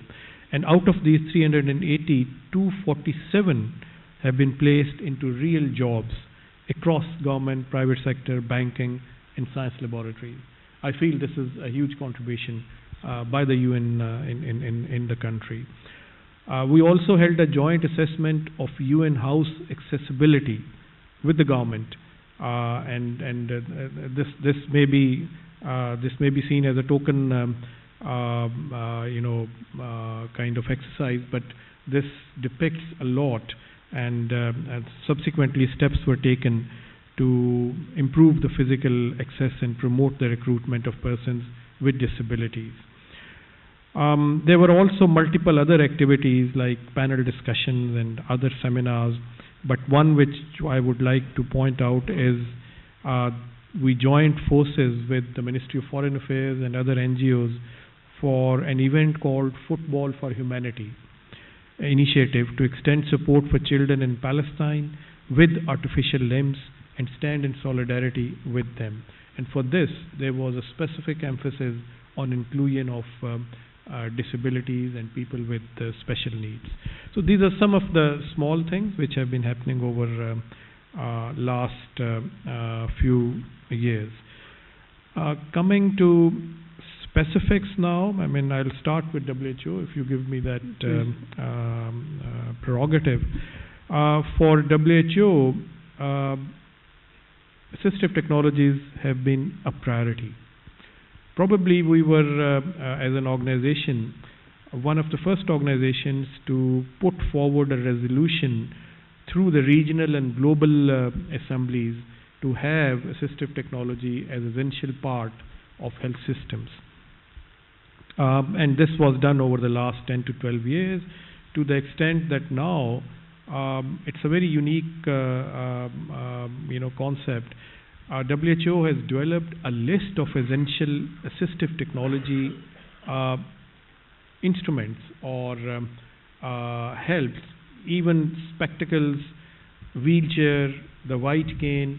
These are assistive technologies, and there were previously no standardized specifications set globally for member states to follow when they are going into procurements, when they're going into insurance programs, and provision of such equipment to the disabled. So this list has helped the governments, organizations to specify what exactly is the ask, to maintain quality controls, and to contain costs. This was on the model of essential drug lists, and it has been now many countries have adopted this. Thank you. So I think leave this here. There are other contributions by UNICEF, UNDP, UNESCO, UNRWA. We will have the chance probably to talk about all these impressive, and I must say that what you said about the building standards, as this is an essential, especially for Kuwait to have a standard or model buildings that they can follow. I remember in the first conference last year when we started, the first thing we thought about, if we want to bring people, disabled people on the stage, what to do, how can they come up? And we created our this elevator here, which for my surprise, was a surprise to everybody because I assumed that this should be a standard, and it turned out that disabled people cannot get on any stage in the country. So we create these kind of examples to follow, and I think the UN House is one of those excellent examples. So thank you. We will come back to you, Dr. Hafiz, but I want to move to Professor Mohammed Jimni, and it's clear from the introduction and from what we know about your work on transformed accessibility, about education, using Arab language, content, what you do about blockchain-based education and services, so many scientific advances. And the question, how can you see these innovations help close accessibility and recognize gaps for learners with disabilities across the Arab region? Thank you very much, Professor Khaled. Allow me, please, to thank you very much for organizing this important forum, the second forum in assistive technology, and this year this forum is in conjunction with ICTA. So I would like to thank you very much for your efforts to promote accessibility and assistive technology, and organizing such events in this very lovely college. It's very significant. I would like also to thank my two friends and colleagues, the first keynote speaker, my friend Mario Franco, and also Professor Rongwai Wong for their presentations, and for this very important initiative that we would like to invite organization and centers and university to join us to conjugate our efforts toward improving the quality of life of people with disability, and in particular to improve and to promote the access to the education. Regarding your question, of course, maybe I will focus on my work at Alexo, but I think you know that before joining Alexo in the research laboratory at ATSN, we have a long experience and a lot of work in accessibility, more than 20 years working in this field, and we have many projects at the University of Tunis and the research laboratory at ATSN toward improving the accessibility of deaf, of blind. We create some tools and innovation toward improve the accessibility of deaf to using mobile phones, and we have many also tools and works toward improving the accessibility of e-learning platforms and tools. And in Alexo, so in Alexo we are working at the Arab level, so we create many strategies, and we have a reference. So several years ago we have a framework and the standards of Arab institutions of education of people with disabilities. And also I would like to insist, because I think Mario in his presentation, he focused on the role of data set and the role of data to avoid bias. And now, thanks to EI, we have new opportunities for people with disabilities, but of course there is also other challenges. And in Alexo we believe that EI should be used in an ethical way. And for this reason, the Alexo ethics for on the Alexo Charter on artificial intelligence ethics, and this is you can download it from our website alexo.org. We have two versions in Arabic and in English, and in this charter we focused on the equity and the inclusive education, and how digital content, educational content should be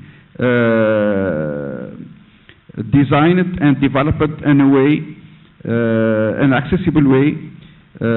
This is very important because when we talk about AI, now we have systems and we have LLMs that can take decisions through this data, and of course it's very important that the use of this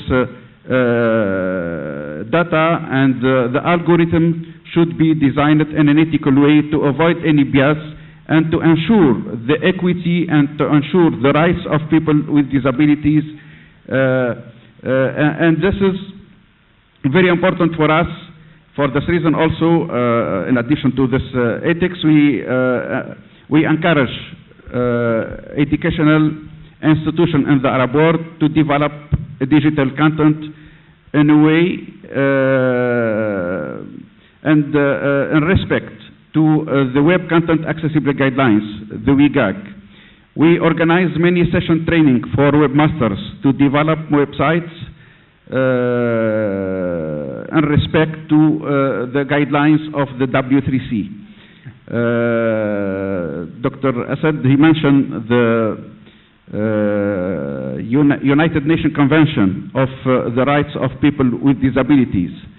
And I would like to focus on the Article 9 of this convention. And the Article 9, because the convention is very general, and it mentions all the rights of people with disability in different fields. But I would like, as a technologist, I would like to focus on Article 9, who mention clearly the rights of people with disability to access in an equitable way to ICT, to digital content, to web services, to applications and software. And for this reason, in Alexo, we translate the Web Content Accessibility Guidelines to the Arabic. We have a guideline how we can develop digital content in respect to, to these guidelines, and to ensure the access of people with disability to this digital content, and especially educational content.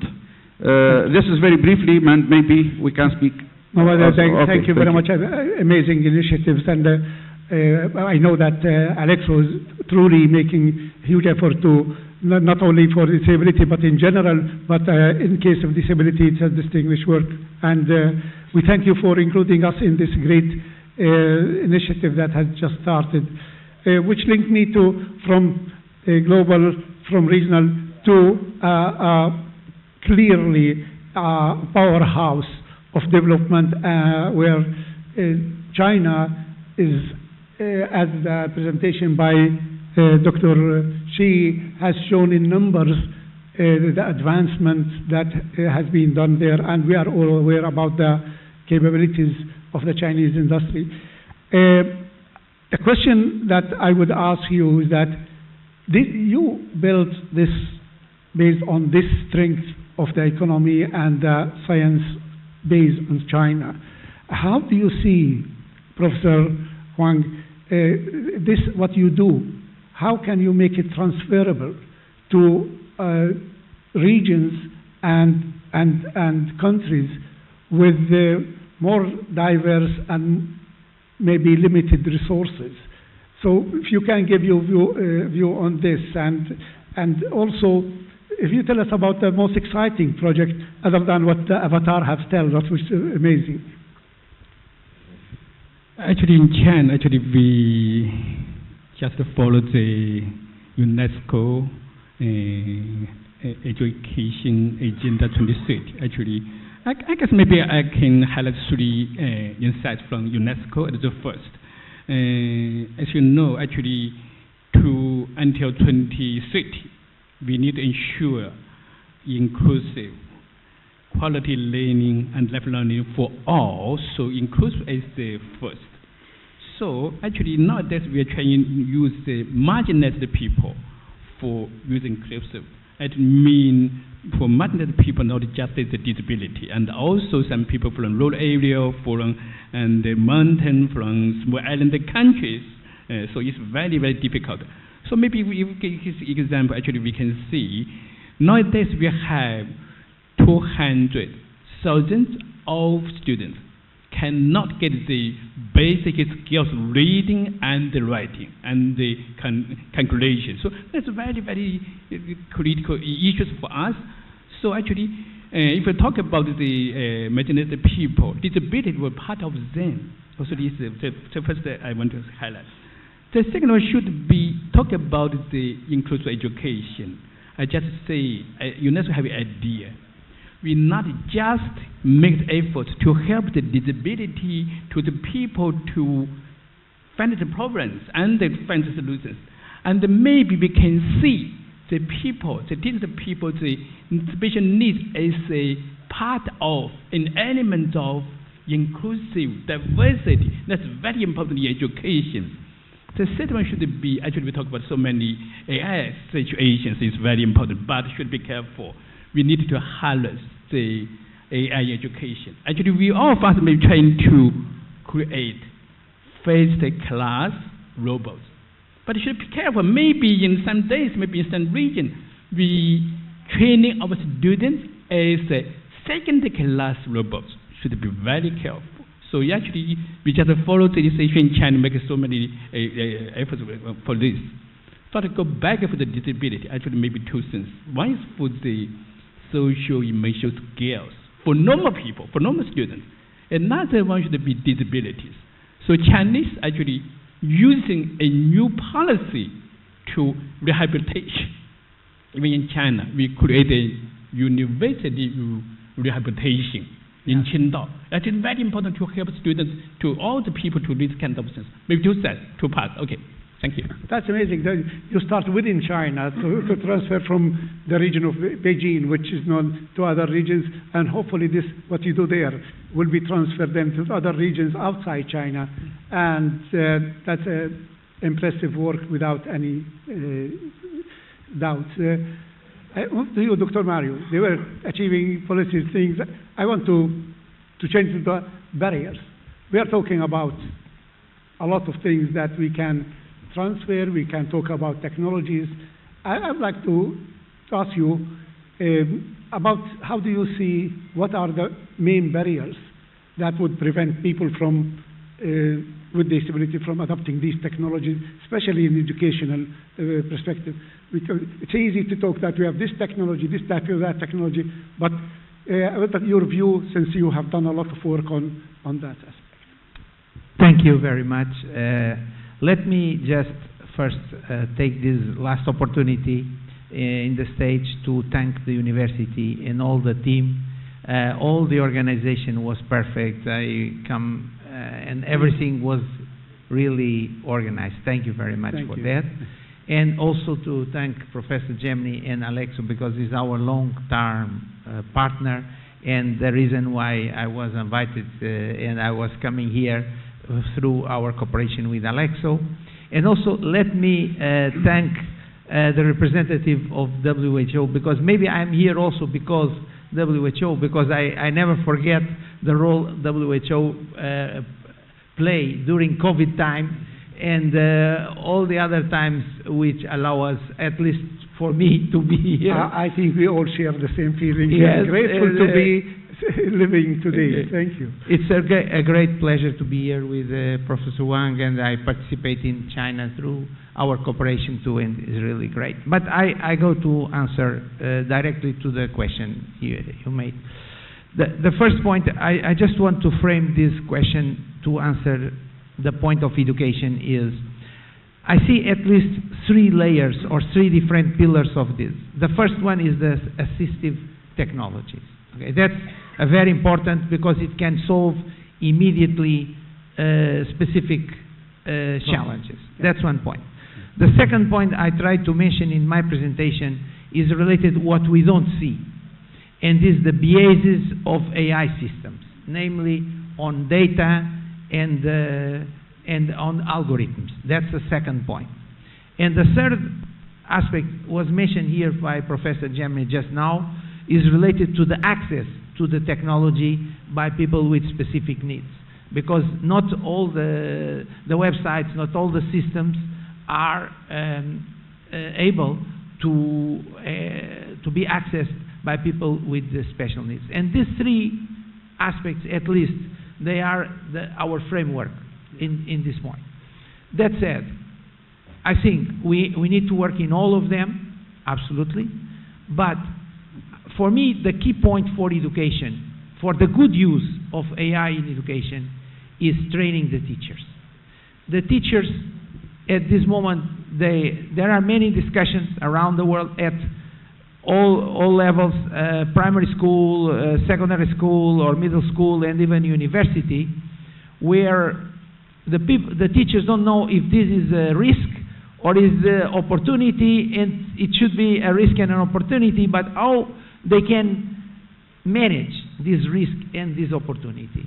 And what I feel is there is no enough guidance there is no enough training at all for teachers, and the background of my understanding of the problem is this. I think the best place for young people to have contact with new technologies is the school. Yeah. Because the school is the context, the educational context, to have contact with anything. If the school is not able to integrate the new technologies, it's a tragedy, because young people will contact technology anyway, but outside of the school, outside of the education context. Then, in my point of view, we need to focus in very concrete things. First, training the teachers, bring assistive solutions to the school, training the teachers on the AI systems, like the UNESCO framework, where they can have human agents in the use of technology, and also promote access to technology. I think if we work on these points, which is more or less the framework of the lab launched today, it will be a big changement, and the AI will be better, and we will live better with AI. That's it. Yeah, I think you're spot on with this. During the period last year, we showed some initiative that we did. We felt that teachers were probably the most needing, because we can, all of us can flash light one a week, 2 days, but then they go back to the school.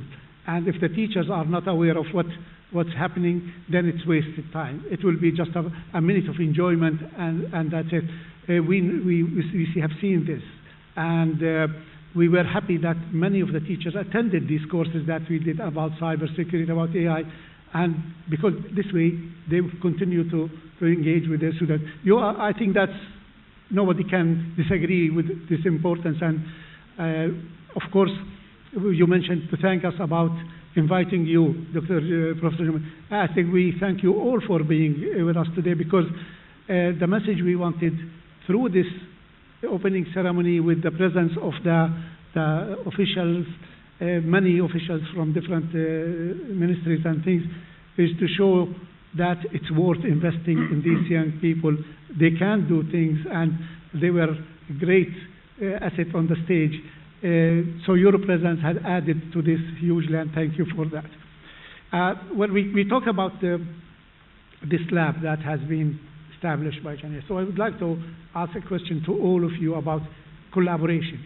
I want to see from the WHO, UN, from all sides, about the importance of collaboration, and what can we do to encourage organizations, whether international or local, or to collaborate together. What would be the thing that will make this collaboration effective? So, Dr. Assad, you mentioned a lot of these in your introduction, but I'd like to hear about specific ways of encouraging collaboration. Thank you very much. And if you allow me, some of the discussion which Professor Morio has been doing, let me build on that. Yeah, please do. To give kind of an indicator that how cross-thinking can lead to collaboration. So this is a very important point, that as you mentioned, that all the children, they go to school, and the teachers should be well trained, because that's the primary point of contact. In health, we have a challenge, and I believe this is also true for education system as well. A lot of people do not have access to health facilities. So they are living in communities, and as health worker or health professional, it varies from country to country, but there are countries which only have access to health facilities, maybe less than 50%. So as health provider, as a health organization, we had to think out of box to reach those who cannot reach us. So let me, extrapolate it to children. There are so many children who are out of school in so many countries, There are fortunate countries, there are unfortunate populations. So this would be a challenge for AI, for assistive technologies, that how to reach them so that the digital divide, which is already there, doesn't increase. So, discussions like this, once we translate or extrapolate the experiences in one sector to another sector, and I'm sure there are so many things which we as health can learn from the education sector, from the technology, and from so many others. So one of the things, and I'm sure my colleagues would bring up so many others, is to have joint committees, joint discussions, such forums where which would transcend a specific profession or a specific group, maybe geography, and come together to talk about how synergies can be enhanced. Thank you very much. Professor Jimli, the Yes. champion of collaboration. I think no one can speak more about this than you. Yes, of course. In our view in Alexo, we look to the cooperation not as something secondary, but it's compulsory. To improve the educational system, to improve the research system in the Arab world, it's very important, and it's compulsory to collaborate. And in particular, in the field of accessibility and assistive technology of people with disabilities, it's also very important to collaborate.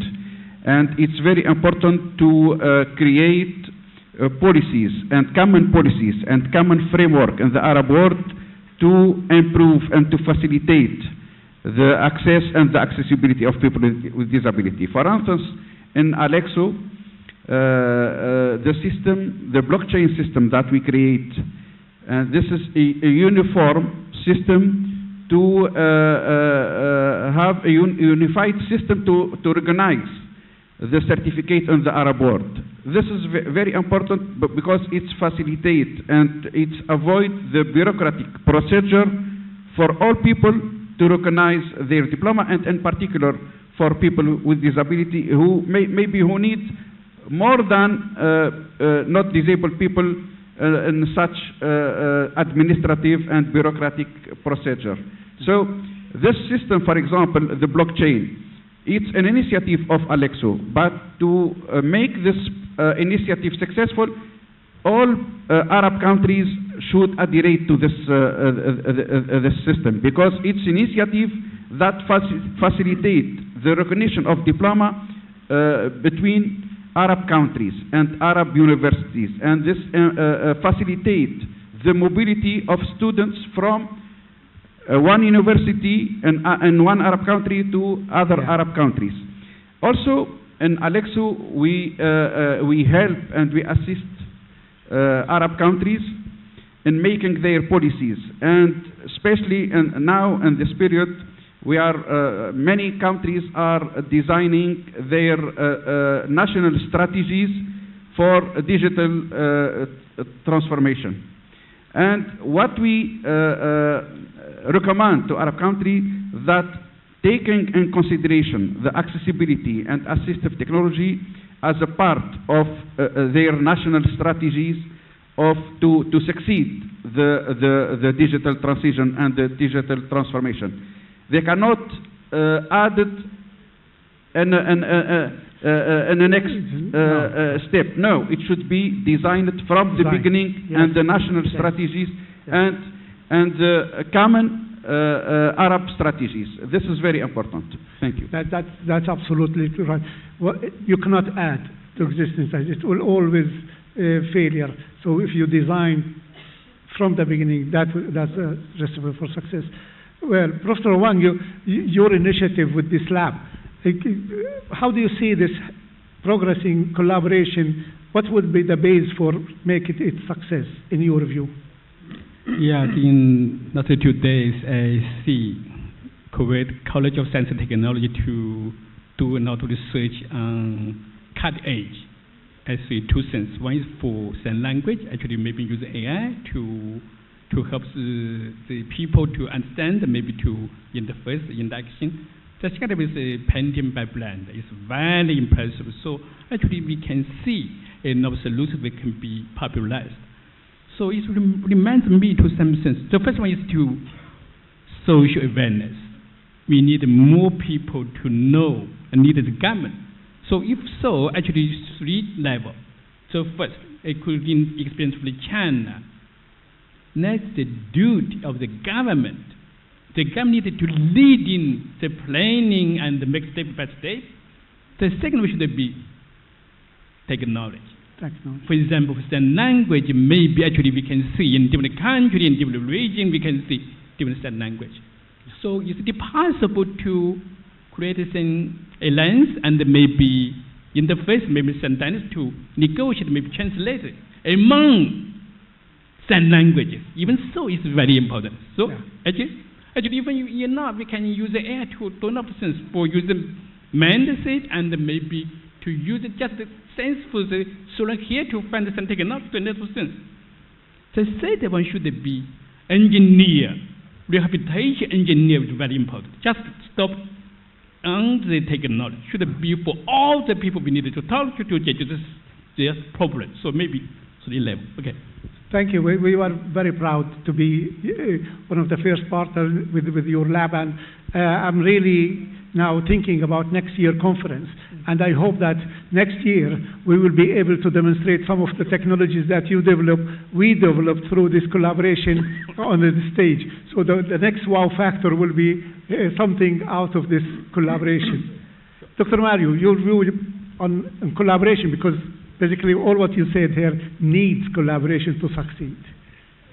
Yeah. Well, our organization is a multi-stakeholder organization. Then we born with collaboration. I think there is a big difference between math and people. In math, 1 plus n is 2. But in collaboration, 1 plus n is not 2, is more than that. And that difference between math and people when they work together shows. And let me say, I think collaboration today in some way is under attack. That's true. Let's be open about that. Because I see collaboration from people level, from organization level. For example, the idea that multilateral organizations are not relevant, it's a problem because it shows people have difficulty to see the collaboration as an add value in some places. Also, some kind of tension between different cultures, different countries. I think we need to promote a culture of collaboration in general. And I believe in the education is where it starts, and also at the university level.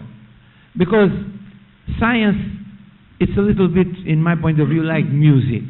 I mean, you can exchange ideas and everybody understands if you are in the same subject. Then I think collaboration is the way, but we need to take care of that. Yeah. We need to invest. Collaboration will not come like natural. It is an effort.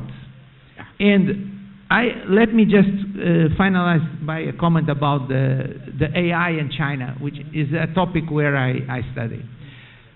I think China is playing a very interesting role nowadays to develop AI as a common good. And that we now are working a lot to include Chinese AI LLMs in our programs because it is easier to work. It's more open source, which is an important aspect. Then in software development, I think China will gain and all of us will gain if, not only China, but of course if we are all work with US companies which are founders or even European ones. Nowadays European ones are not very common around, but in technology collaboration is linked to the science development, and collaboration is the way to go. Then I think we need to. my final point is we need to work on that. It's not coming from there. That's why the role of Alexo and Professor Gemini when they promote this kind of initiatives and the lab and so on, because I think collaboration could not be on an individual level. No. I jumped from individual to multilateral, but there are many layers where we need to institutionalize, to mature our capacity to develop this culture of collaboration. I agree 100%. Collaboration needs effort to start, effort to maintain, and effort to get results out of it. This is definitely is not something given. People tend to close on their doors and work in turn. So to make collaboration, I think it has to be supported by all levels. I'd say, of course, it starts with individuals, but if there is no institutional willingness for collaboration, it will not succeed. It was the easiest panel I have moderated. I didn't need to stretch myself to get information from the panelists. You have so much experience and so much. So we will finish it with one last minute about the future, because I said the third something I want to speak about, and how do you see the future. So Dr. Assad, in 5 years' time, how do you see the world from your perspective, for accessibility? Are you optimistic or pessimistic about it? I see a very positive layout in the next 5 years, considering the speed of technology, innovations, and the initiatives which are coming up. But I also am, as I mentioned earlier, am a bit concerned about the divide which this rapid advancement would create. So I have a positive outcome, but with a pinch of salt in it. Thank you. Okay. Maybe my final statement, it's about the bridges between the academia, the research, and the Arab world, and the industrial. Yeah. For instance, when we visited yesterday your Center of AI and Robotics, so very amazing and very interesting idea and projects. Yeah.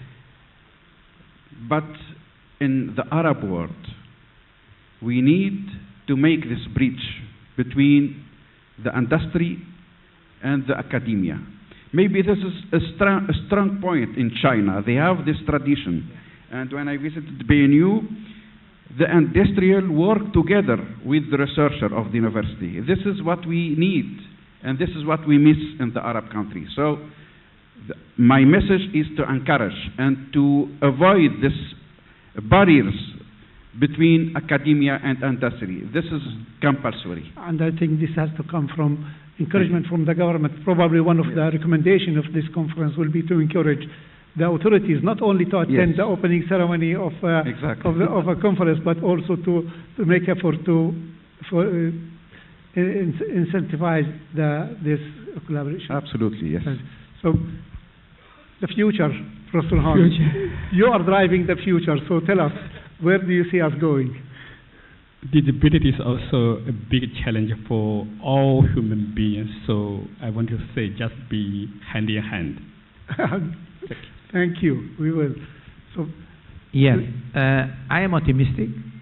I think one of the ways, well, beyond what Professor Gemini said, collaboration between private sector and universities and public sector is one of the basis. Without that, it doesn't work. But I also think one of our roles is to bring and include everyone. Yeah. Special needs, but also the people from disadvantaged places. Then, if we work on that. But, of course, I am optimistic because if I look back to the history, we have hundreds of thousands of years, we have many problems. Of course, we will survive to the next 5 years, I'm sure. We will survive, and I hope we survive with as the UN slogan say, with nobody left behind. Exactly. With this, I would like to thank you very much.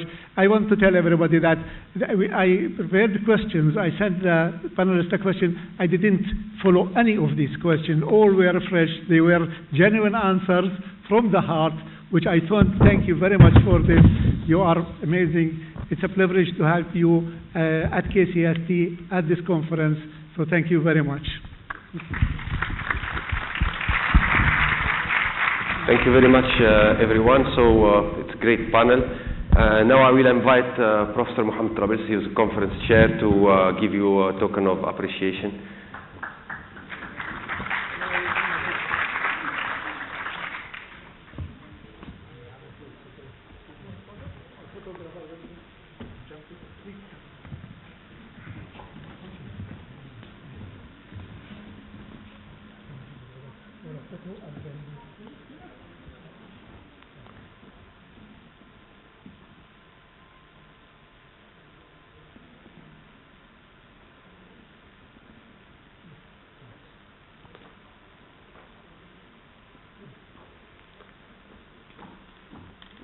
Okay, again, let's thank our panelist, Dr. Asad Hafiz from WHO representative.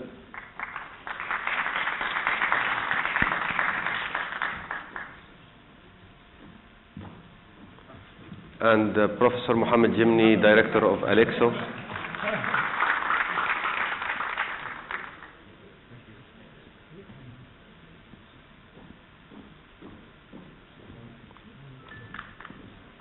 And Professor Huang from Beijing Normal University.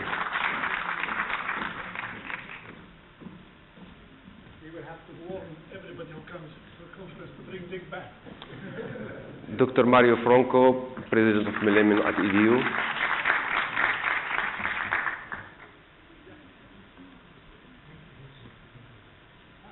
And our moderator, Professor Khalid Al-Baqain.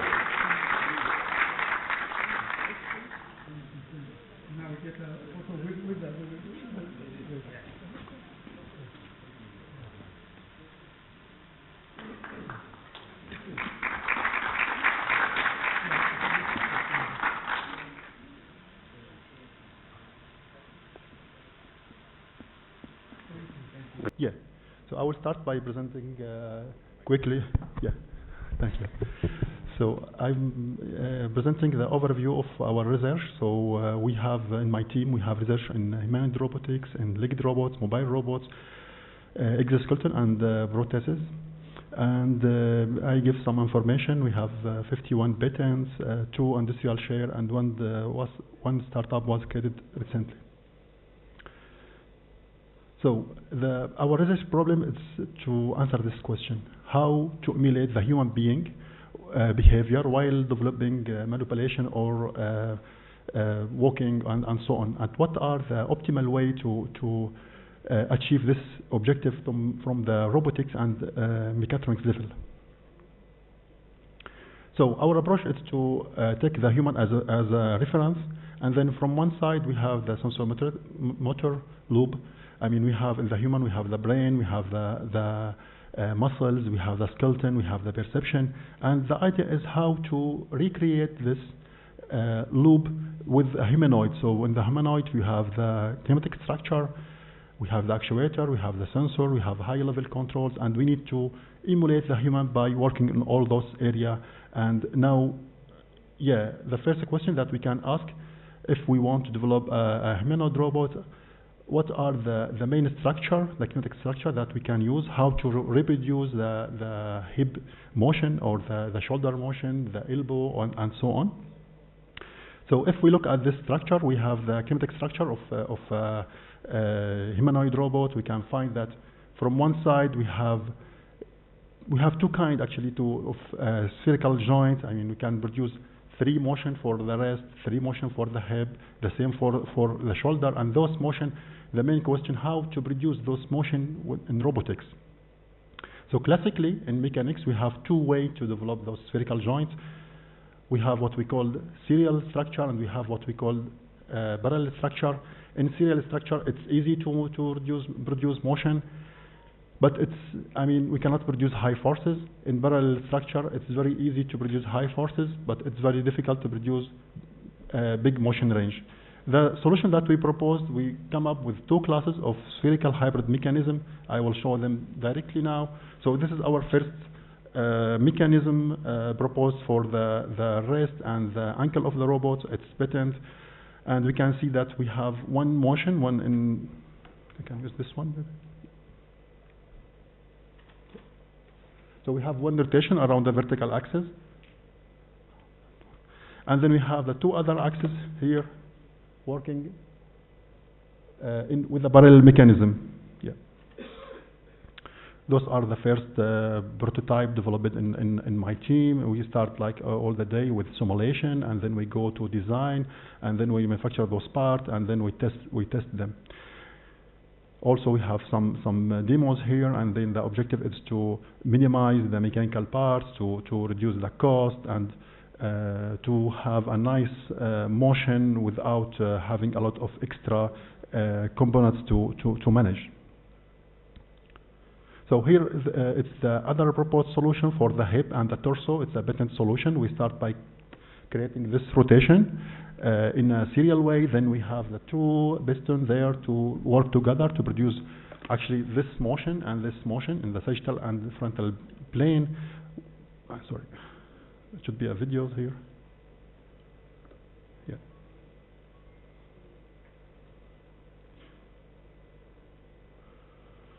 So now when we answer the question is when we decide which mechanism to use to produce the motion in the human robots, we have to go to answer the question what's the technology that we have to choose to actuate this robot. From one side we have the electric actuation, which is easy to use, easy to control, but it gives limited output forces. From the other side, we have the hydraulic actuation, like Boston Dynamics robots. It's easy to produce high forces, smooth motion, but it's high cost, and then it's not energy efficient. So we come up with a proposed solution is to integrate hydraulic actuation inside the body of the robot. And then we propose two strategy. One is to integrate the hydraulic tubes inside the robots. The other one is to create integrated hydraulic actuator. So as we can see here, I mean, the idea is to integrate inside the body of the robot all the hydraulic paths. It's just like having arteries and veins in the human body. So we have the same things in the robot. And then the outcome that we minimize leakage, we increase the compactness of the robot, the social acceptance, and we reduce the assembly time of the robot. But the main difficulty is how to manufacture those mechanical parts. Of course, we have many approaches. The first one, it's classical one. Then we have a metallic 3D printed one, as they use it in Boston Dynamics in USA, in IIT in Italy. But the main negative point that those parts are expensive and heavy.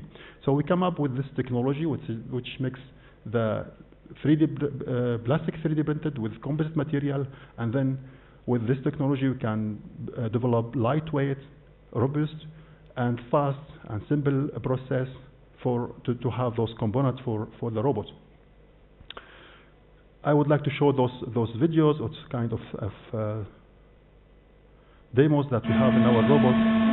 Sorry, I should maybe stop the voice. In the test level,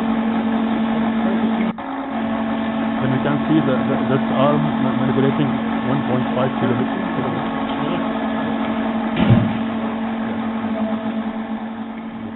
Thank you.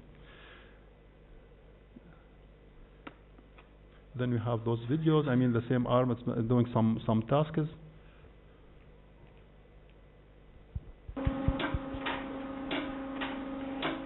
So this is to show that how it's easy to produce motion with hydraulic actuation. So we can produce high forces. I mean, with this robot, we can take a heavy load. We take it in this vertical position without consuming a lot of energy. Then for the other direction in which we work is to develop integrated electrohydraulic actuator. So the idea is not to have a hydraulic central group in the backpack of the robot. It's to create the hydraulic energy behind the joint. This is what we can see here in this picture. I mean, this actuator, it was designed by my team, and it's one of the smallest in the world in the direction of electrohydraulic actuation. So it's 3.8 kilogram motor, and it can move up to 800 kilogram at the speed of 20 centimeter per second. This solution was patented, and then we use it in electrohydraulic human robots and also in prostheses.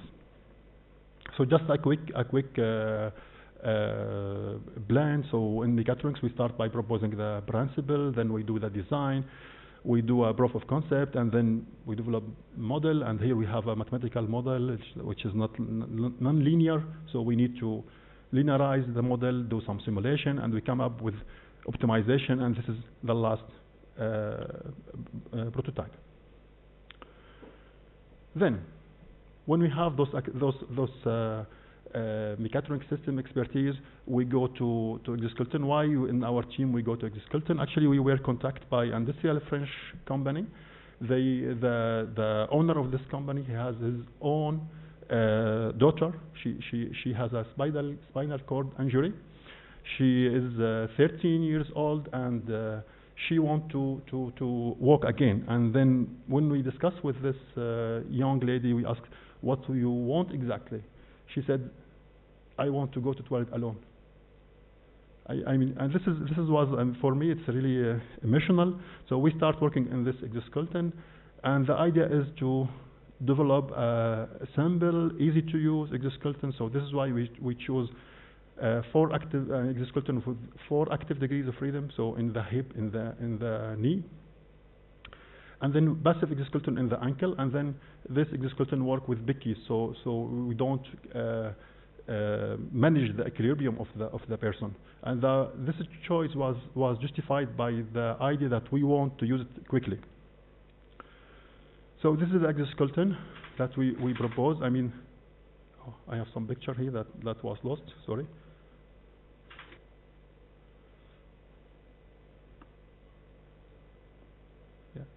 So actually here we are using, I mean, I have some picture to the right, but it's not appearing. So we use electrohydraulic actuation. So we have a DC motor, BLDC motor with a gearbox. We have sensor, we have force sensor control, electronic control inside. And then we can, as this child is 13 years old,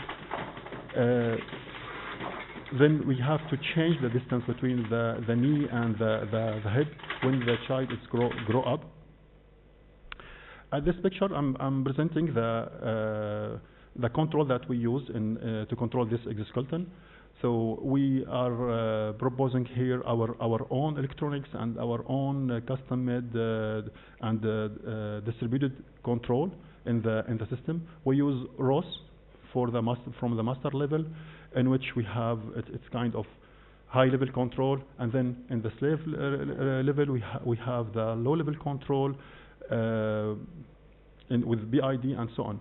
So this solution gives us the possibility to have high reliability, scalability, and modulability, and we reduce the communication between the master and the slave, and we come up with low latency, which is very useful when you have a very high speed answer. So those are our electronics. Then I will show some videos here. So one of the difficulties that we have in France, that the rules to test in the human they are very difficult. So we have a lot of rules and a lot of conditions to be able to control in the guy. So then recently, during the last year, I hired one colleague in my team, so Dr. Hong Su. And the objective was to develop a new prototype of this exoskeleton. We can see in here. So I have to.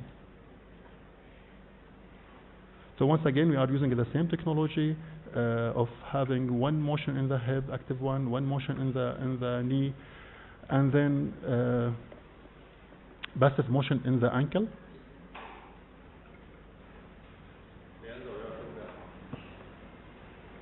And then we use ROS to control the system, and then we have some kind of sensor between the foot and the ground to detect the distribution of the force under the foot.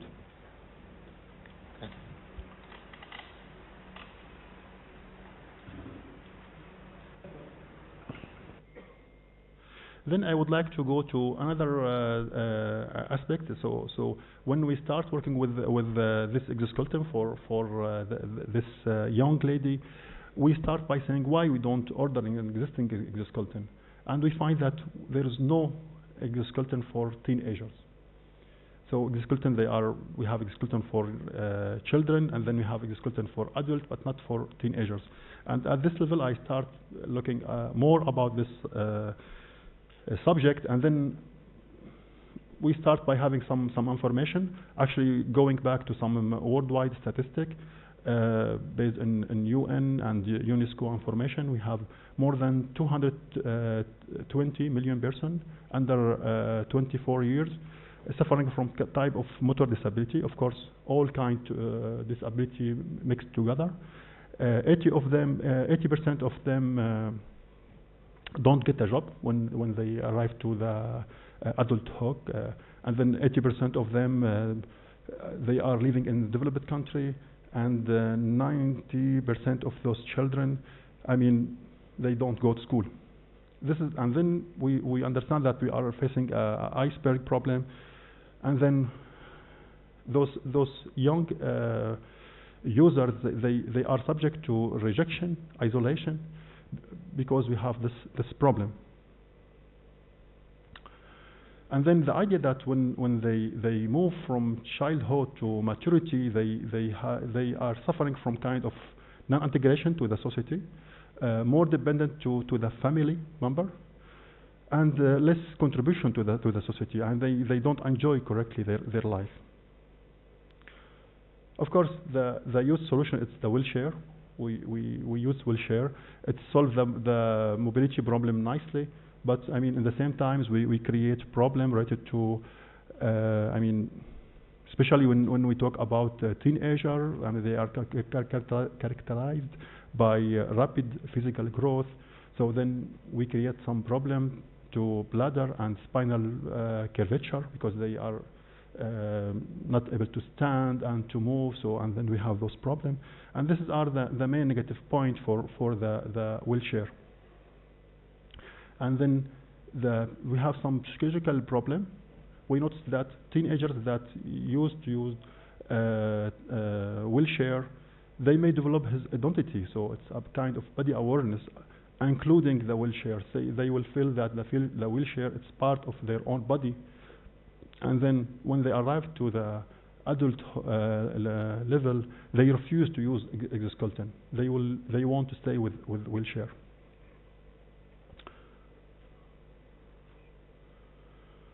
So this is why we try to develop, to propose assistive devices that can grow up with teenagers. And actually, this is the problem. I mean, once again, we have solution for children, and then we have children for adults. The main company, the main supplier for exoskeleton, if we ask them, they have like female exoskeleton, male exoskeletons, large, small, medium, but they don't have. We don't have a solution that grow up with the user. So it's a mechatronics problem. So we need to develop exoskeleton and prostheses that can grow up with the user. And of course, the main difficulties while developing those actuators, if you ask me to develop an exoskeleton that can be used when the user is 12 years old, and in the same time to be used when the user is adult, I will take the worst case, and then I will put electric motors able to move the system when the user is adult. But the idea that when the user is child, so we are putting a very big motor at this level. So unless we change the mechatronics solution, we don't have up to now we don't have a mechatronics solution that can grow up with the guys. And at this level, the electro-hydraulic actuation, the actuator that I proposed before, can do the job because it's scalable. With a very small actuator, we can produce high amount of forces. We don't need to change this actuator all the time. Usually what I know, and while discussing with our colleagues in hospital in France, they use 3D printer for teenager user to do kind of mold, and they change it each 6 months and sometimes each 3 months, which is a lot of investigation to do at the level of time and budget. So here at this picture, I would like to show all the nearly all the existing exoskeleton, and we can find that all those exoskeleton it's developed for freezing physical characteristic. So it's for adults. We can adapt a little bit the tie, the dimension, but it's not growing up with the user. This is why the main need is to develop lightweight, scalable exoskeleton for teenagers. And when we talk about scalable, this means that the exoskeleton should change physically the characteristic in a continuous way. And when we talk about characteristics, so we mean the dimension, of course, the force, the performance, the stiffness. So we don't know if the user at the level of the teenagers, like 14 years, he is working in the same way like after 2 years. And when we add the exoskeleton, we should ask the question, are we correcting the things in a nice way, or are we doing kind of perturbation to the system? So it's still a big question about how to develop a lightweight, scalable exoskeleton for teenagers. Then, because I'm originally from Syria, so I'm interested about what's happening around the Mediterranean Sea, and then we can find two phenomena. So in Europe, I mean, we need, based on the statistic, we have like 12 million persons with dysfunctional limbs. So mainly we need exoskeleton, and mainly the user is elderly people. But on the other hand, in the south of the Mediterranean Sea, and even, I mean, in this study we go up to Afghanistan and even Yemen, we have 23 million persons that need limbs. And what was difficult, because this study with those statistics, it's very hard to have this information. I mean, we interact between journals information, some website, and so on. We find that it's dramatically increased after 2011. So in Libya, we go from 0.1 to 0.4. In Syria, from 0.2 million, so up to nearly 1 million. And then in Egypt, it's a big problem. I hope there's not a lot of colleagues coming from Egypt. I mean, they have a problem with from the Second World War, and then they receive a kind of subvention to be held, and then it's a big problem. They don't want to clean this area, but they live with it. And then the mainly victim is women and children. This is why we need to develop a suitable legged prosthesis. It should be available to everyone. It should be scalable, because we are talking about a teenager, and it should be comfortable. And if we have this picture, someone coming from Africa, the only thing that he hope is to draw his legs in the ground. And then if we go to the market and we scan all the existing prostheses, I don't know if you can see in green the price of those prostheses. We are going from $25 up to $200. So recently, a few weeks ago, I was in workshop with Gaza, and unfortunately, during the last 2 years, they have a lot of increase in this need, and we cannot imagine that someone in Gaza can investigate like 100 kilo euro to have an prosthesis. And the problem is that even in France, I mean, we have some social support, and then the government offer these tools. I meet some users, they do a lot of efforts to receive the prosthesis, and then after a few weeks, few months, they put the prosthesis behind, and then they go back to wheelchair. And the main reason that they used to use the exoskeleton, they used to use the wheelchair during the teenagers. So it's a key period. If the user have the habit to use the wheelchair during this period, it will be very difficult after that, when he is adult, to bring him back to real life, even with prosthesis or exoskeleton. So those exoskeletons, they are not they are very expensive. This is the main reason, and then they are not scalable. So they are not adapted for teenagers. This means that if we propose those solutions for teenagers, we need to change the solution each 2 years. And usually prostheses need a few months to be adapted for user. This means that every 2 years we need to spend 3 months to investigate for another prosthesis, and it's very expensive and it's very time consuming. 2 minutes, Professor Faya. 2 minutes. 2 minutes. This is the most important things. So our idea is to propose what you see here. It's the first maquette of the prototype that I proposed. I was planning to bring it with me, but it was a little bit difficult. So it's a low-cost, scalable, active leg prosthesis. It's available one, affordable one. The main part to create the motion, it's with the electrohydraulic actuator that I proposed before. Then the accessories, it's done from 3D printed carbon fiber. So our objective is to create a kind of foundation. I discussed with many authorities in France and in Monaco, and we need to create connection around all the Mediterranean Sea to work together, because one of the parts is to have some prostheses that not expensive, and the other difficulty is to have staff, medical staff locally that has the capability to use those prostheses. And then finally, I would like to thank my team. So usually we are between 10 and 15 persons, research engineers, PhD student, and postdoc. Thank you. Anytime. Thank you very much, Professor Fayyad, for the presentation of your interesting research.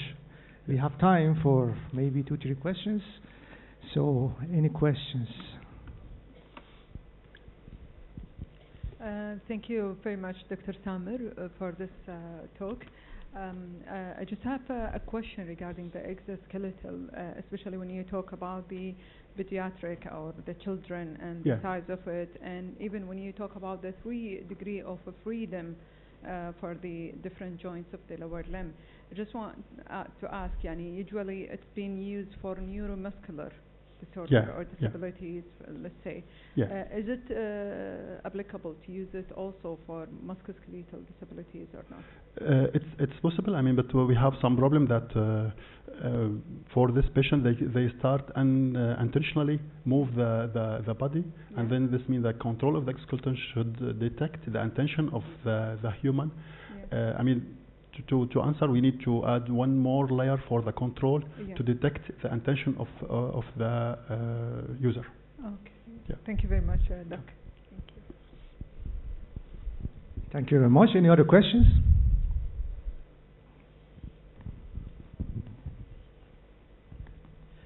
Thank you, Professor Samer, for the very nice and informative talk. So actually, since I have a control background, so I was attracted by the use of PID controller. So I'm curious to know how this controller will react in the presence of external disturbance, for example, obstacle. Actually, I would like to mention one point that we start with the BID, then we go to adaptive BID, and then recently we use the sliding mode. As I mentioned, we are funded by this company, and as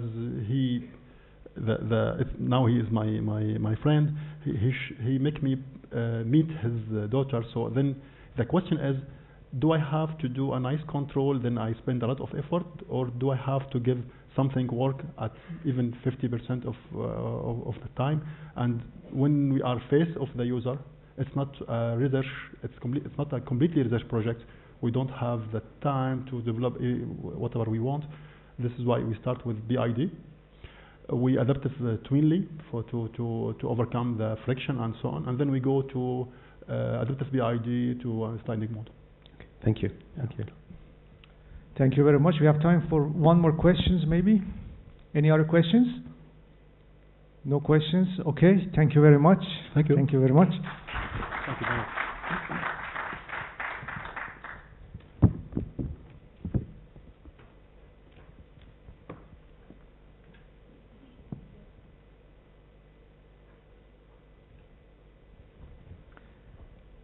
So let's invite the next keynote speaker of today's session, Dr. Latifa Alenzi, please. The title of the talk of Professor Alenzi is Risk of Sarcopenia Among Community Dwelling Older Adults in Kuwait. Let me briefly introduce the speaker. So, Dr. Alenzi is an assistant professor in the physical therapy department at Kuwait University with over 18 years of clinical experience. She specializes in musculoskeletal and geriatric rehabilitation and holds a subspecialty in cognitive behavioral therapy. She earned her PhD in physical therapy from the University of Sheffield and an MS from Sheffield Hallam University, UK. She leads multiple research projects, including randomized controlled trials and machine learning application with publication in leading Q1 journals. Please, Dr. Alenzi.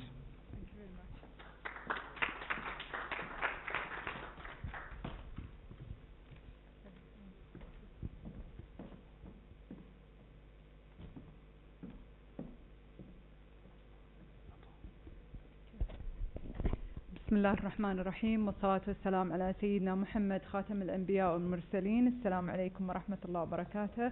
Good afternoon, everyone. Today I present for you the results of my recent study, which is the risk of sarcopenia among the community dwelling or the older adults, which is population-based study. It's important, as we're talking about community dwelling older adults, it's important to start with the statistics and some of the totals of those population in Kuwait. So population age 65 years old and above of Kuwait was 2.8% in 2011. The Kuwait's older adults population is increasing or growing, and it's expected to reach 10 to 15% by 2030. And dramatically it will increase to 17 or 18% by 2050. Considering this increasing number of those population in Kuwait will increase the demand for geriatric care, rehabilitation and physiotherapy services, and this will place a strain or a stress on the healthcare system in Kuwait for the future years or the coming years. So here is some of the totals of the Kuwaiti population, Kuwaiti and non-Kuwaiti population who are aged 65 and above. And this is the recent update in the Public Authority for Civil Information, which is a statistical services system. It's really one of the nice systems, websites, and this is from the current one, or the current last update, which is June 2025. Really the system is friendly, nice. You can search for statistics or total of the population according to the age, gender, according to the governance, whatever you want, you can search for it, and it's really nice. So the number of total Kuwaitis is 81,945, and non-Kuwaiti is 65,200. And we can see here this is a pie chart that divided the population by nationality. Here is the Kuwaiti and the non-Kuwaiti, which is approximately near, and the percentage of the total population reached 3%. So what is sarcopenia? Do you have any idea about sarcopenia before? Do you hear this syndrome before? Okay, nice. So the sarcopenia is one of the age-related condition, let's say, or syndrome, progressive syndromes that marked by three things: the loss of muscle mass, strength, and the physical performance. And sarcopenia is increasing the risk of fall, the fractures, the hospitalization, and the functional decline, as well as depression in older adults. So according to the Asian Working Group for Sarcopenia 2019, they used the muscle strength, physical performance, and muscle mass assessment for diagnosis of sarcopenia. So sarcopenia is not merely a natural consequences of aging. It's actually a clinical recognized syndromes with serious consequences and implication in the healthcare systems and the caregivers. So it's recognized as a major geriatric concerns.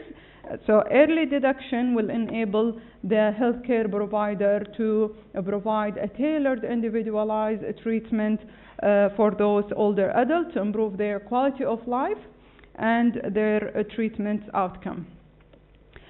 So let's talk a little bit about the global impact of sarcopenia. Sarcopenia affects 10 to 27% of older adults globally and increase the health care burden and societal costs. For example, in US, the sarcopenia account for about $18.5 billion in healthcare costs, highlight its financial impact, and this number is not as small as you can recognize.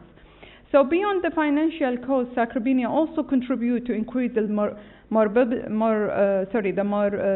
and morbidity, disability, and placing a huge demand on the healthcare system and caregivers. So screening tool like SARC-F it was the primary tool that we use in our study, together with the physical test, are vital for early detection of sarcopenia to enable timely intervention. So moving from global to Kuwait,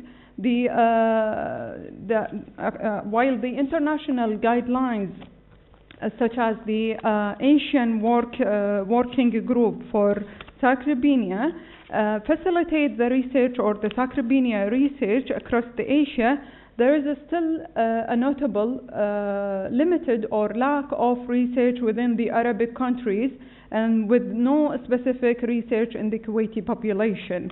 This gap in research is concerning given the unique cultural and environmental factors of our countries that will elevate the risk of sarcopenia in the region. For example, as you know, the Kuwait has experienced in the last 10 years, let's say, a rapid change in the socio-economic that increasingly lead to sedentary lifestyle, and no one can deny that. So the physical inactivity also in our countries is combined by the environmental challenges, such as, for example, the extreme heat that discourage the outdoor activities. Also the cultural norms, for example, for the ladies or the women, that prevent them, for example, from the sun exposure, which contribute potentially to the deficiency of vitamin D. These factors, together with unhealthy diet, together with unemphasized structured exercise, create a high-risk environment for sarcopenia among older adults in Kuwait. So therefore, our aim of our study was to estimate the sarcopenia risk in community-dwelling older adults in Kuwait, and also to explore the interaction between the sarcopenia risk and the determinants of frailty, which is the mobility, strength, independence, and falls risk. So, as we are now talking about the sustainabilities and also as the United Nations with us here and emphasizing the sustainable developmental goals, our study is strongly aligned with Kuwait Vision and the United Nations Sustainable Developmental Goals. The Kuwait Vision 2035 heavily emphasizes improving healthcare quality and longevity as a core strong pillar, aiming to develop a more efficient, sustainable healthcare system through massive investment in the infrastructures. As you know, there is a lot of new hospitals.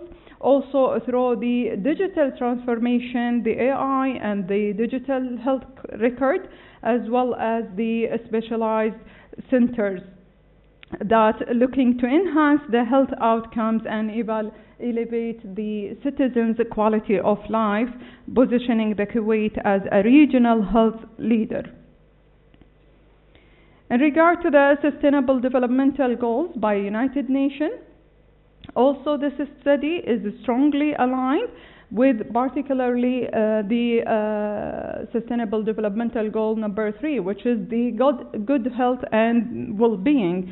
This is because our study addressed a critical aspects of the health aging, preventing and management of serious conditions like the sarcopenia among older adults in Kuwait.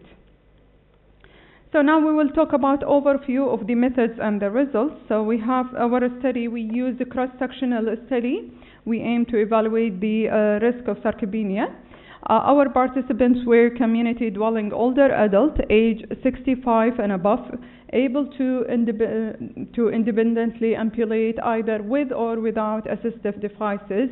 And those who are in, we follow exclusion criteria, for example, for participants with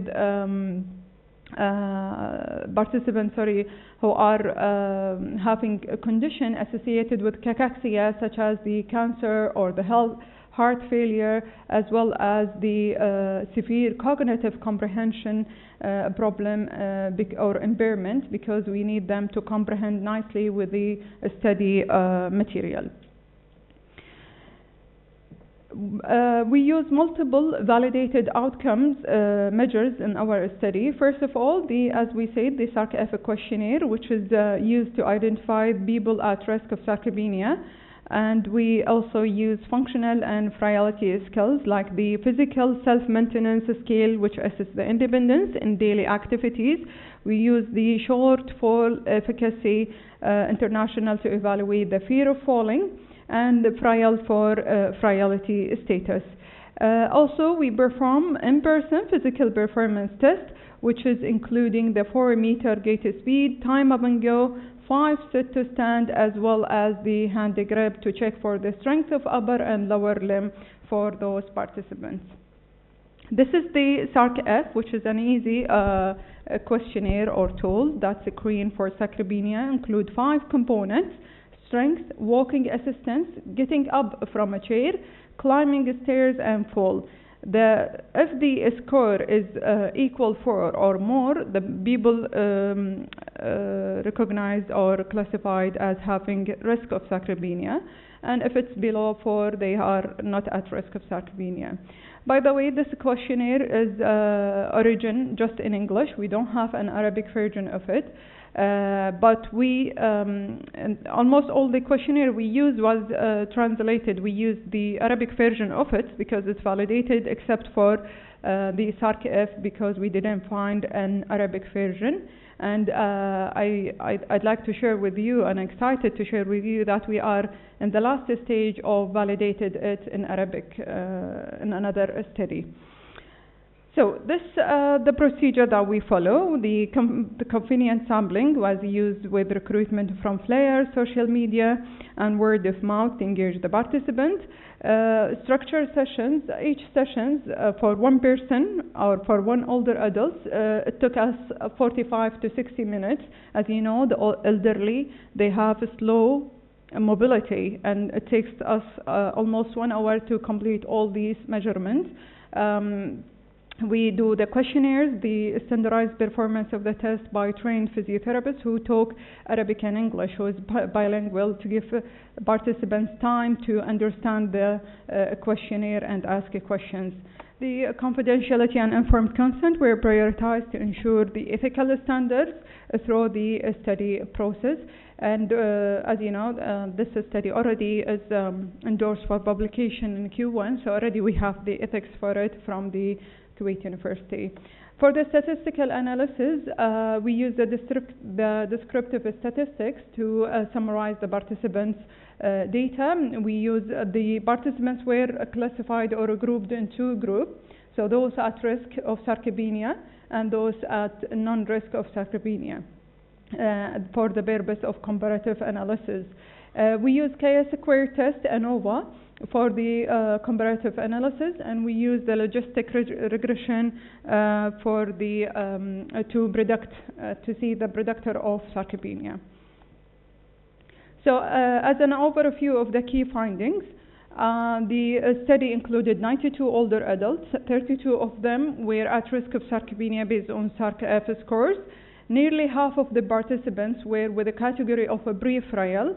18.5% were having frailty with common limitation in grip strength and mobility.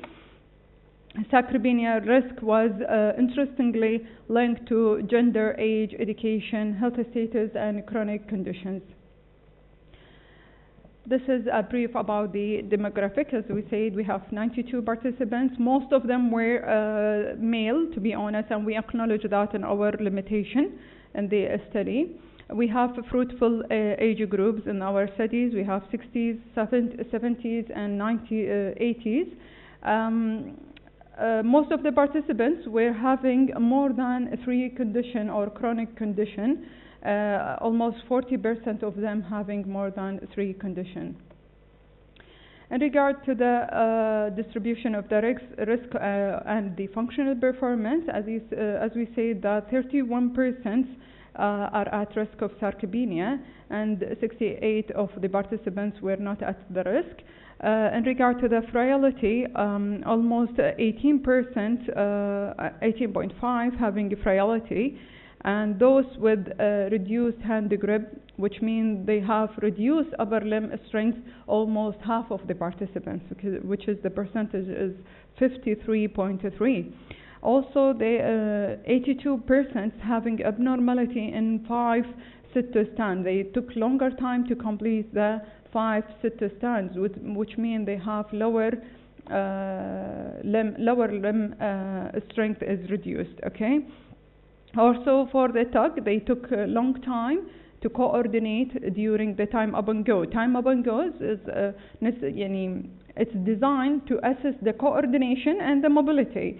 So they will stand up from a chair, they will walk 3 meters, and they will turn and return back and sit to the chair. And there is specific time to complete it. If they are taking longer time and they are slower to do it, or if they are failed to return, this means they're having an issue with the mobility and maybe the fall as well. So almost also for the tug, almost half of the participants were abnormal. Also for the gait speed, they are having slow gait speeds, 41% of them. And regarding to the fear of fall, we have 3 categories according to the scales. So we can classify them as having no concern about the fear of fall, or having moderate concern, or having great concern. Actually, approximately half of the participants, let's say, having great concern of fear of falling. In regard to the dependence or independence regarding the physical performance, we have 42% having ADL dependence. What do you think about the findings, guys? It's really disappointing regarding our elderly population. Almost of them having, and this is just a preliminary study. We are aiming for large national study after we finish the Arabic validation tool, and also we didn't use here a muscle mass measurement because of the logistic limitation as we were collecting the data in community, and also due to the budget. This study also was funded by Kuwait University. However, we didn't use the muscle mass, and we acknowledge it as a limitation, and we are aiming in the future to use it. So the key association with the sarcopenia in regard to the gender, female are affected more with the sarcopenia. The older age are susceptible more to sarcopenia, especially those in 17s. Also who have lower educational level, and this is what's interesting for us, are having increased vulnerability to sarcopenia. So those the patients with high chronic diseases also at risk more than those with minimal, or let's say less than 3. So as an overall insight, we can say that interplay with or between the biological, social, and health factors interact to shape the sarcopenia risk in older adults. As for discussion and further direction, we can tell that this is the first estimate of sarcopenia risk in Kuwait. The promotion may be high compared to the global. And as I said, here the results reflect the risk, not the prevalence, as we didn't use the muscle mass measurement. There is a few Arabic studies and conducted in this field, and the variability was due to the different methods, some of them using imaging, some of them using screening like us.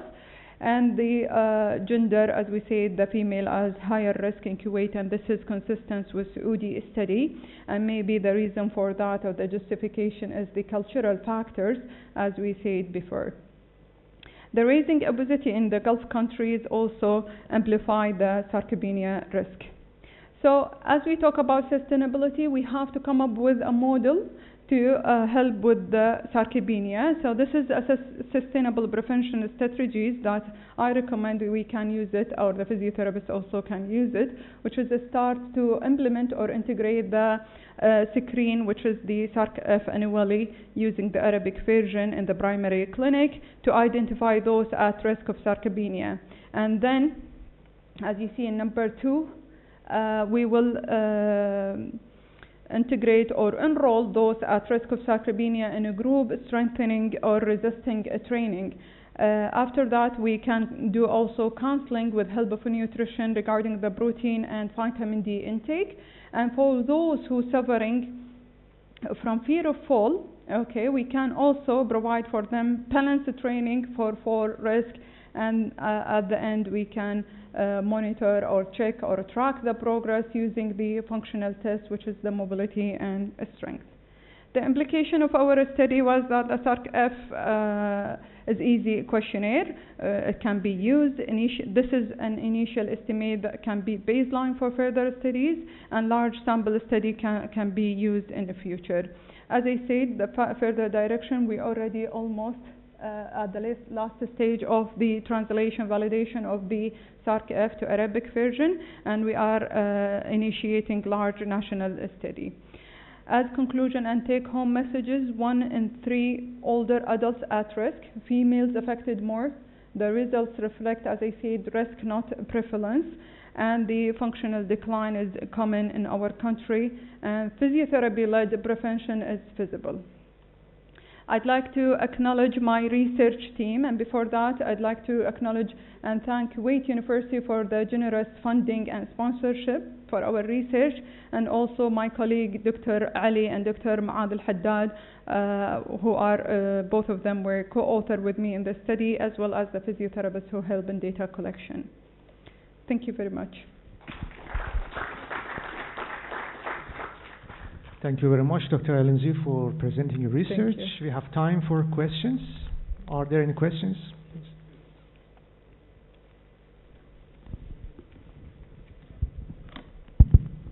Thank you, Dr. Latifa, for the nice presentation. This is Engineer Mustafa from the Electronics Department at KCST. Yeah. I have 2 questions that are related to each other regarding the characteristics of the sample you took. Yeah. You mentioned in the slides the Marshall status, but you didn't relate it to the associations keys. Does the Marshall status affect the results? Actually, it's not, but we aim to ask for it in our demographic, and there is another minor question connected to this one, which is if they are living with the core or the, let's say, the big family, or they living alone, just to see if they're having a caregiver with them or not. This is but actually it's not significant, to be honest. Yeah, and regarding the educational level, you mentioned that the people with higher educational level had less chance of getting this sarcopenia, right? Yeah, I said those who have lower educational level have a higher chance. Yeah, having high risk of sarcopenia, and this is what's interesting for us. What could be the reason? Well, for me, and even in our discussion for this paper, as I said, it is already endorsed for publication. We thought that maybe because they follow the national norms, maybe still they not familiar or not you know, the importance of exercising, of daily exercising, the importance of going out, socialize, go out and doing, to have the sun exposure outside. I don't know, maybe these are the reason, but still we are investigating this, to be honest. Thank you so much. I appreciate You're welcome, it. my dear. Welcome. Okay, thank you very much. Any other questions? Hello, doctor. Yeah. Thanks for your nice presentation. I have two questions. Yeah. The first one is SARC-F is purely questionnaire-based responses, right? Based on what, sorry? Questionnaire, right? Questionnaire, yeah, self-reported So how do we validate yeah. the answers given by the subjects or is a correct answers or true answers?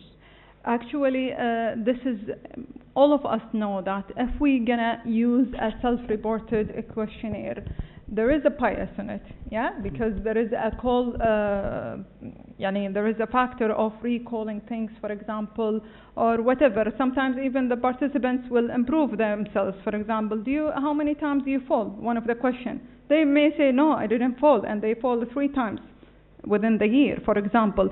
All of us know this. This is why we combined it with objective measures. So we're not relying in one outcome measures, which is the self-reported, that can weaken the study, and at the same time we are improving the robustity of the findings with combining the self-report measures with objective measures. Okay, thank you, doctor. And You're one welcome. last one. Yeah, sure. Regarding the study is concerned, Yeah. do you believe that the score might be different if we are doing a study with different nationality? Actually, with the different gender, different comorbidities, you know? Actually, Age. our sample was fruitful, to be honest. However, as I said, the gender, the male were more than the female, and this was due to the also, within the time of our study, this is what we got. And as you know, this is community-based study, and we are looking for the feasible, available, eligible participants. And maybe the male are more encouraged to participate than the female. But actually, we include all the participants in the study. And as you say, your question, for sure, it depends on the culture of that context. It depends on the environment of those people. In Kuwait, we took Kuwaiti and non-Kuwaiti. We didn't just base in Kuwait population. So it is in Kuwait, but including Kuwaiti and non-Kuwaiti living in Kuwait. Yeah, you're welcome. Thank you very much for your good presentation. Thank you. So, yes, please. One more question, and then we'll move to the next. Yes, Assalamu alaikum. Alaikum assalam. Hello, Dictora. After the Professor exoskeleton robot, do you think that your patient, if they undergo to this exoskeleton robots, will enforce their muscles? Actually, this is what one of the points that I aim to mention it during the discussion part of my study, but when they told me about the time, I forget.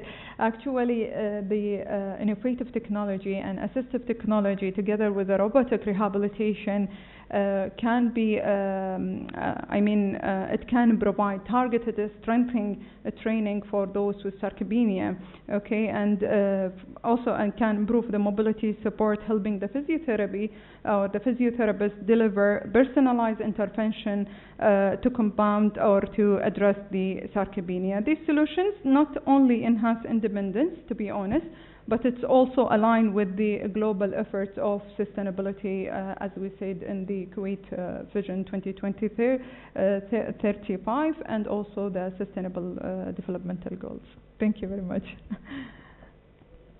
Yeah, thank you.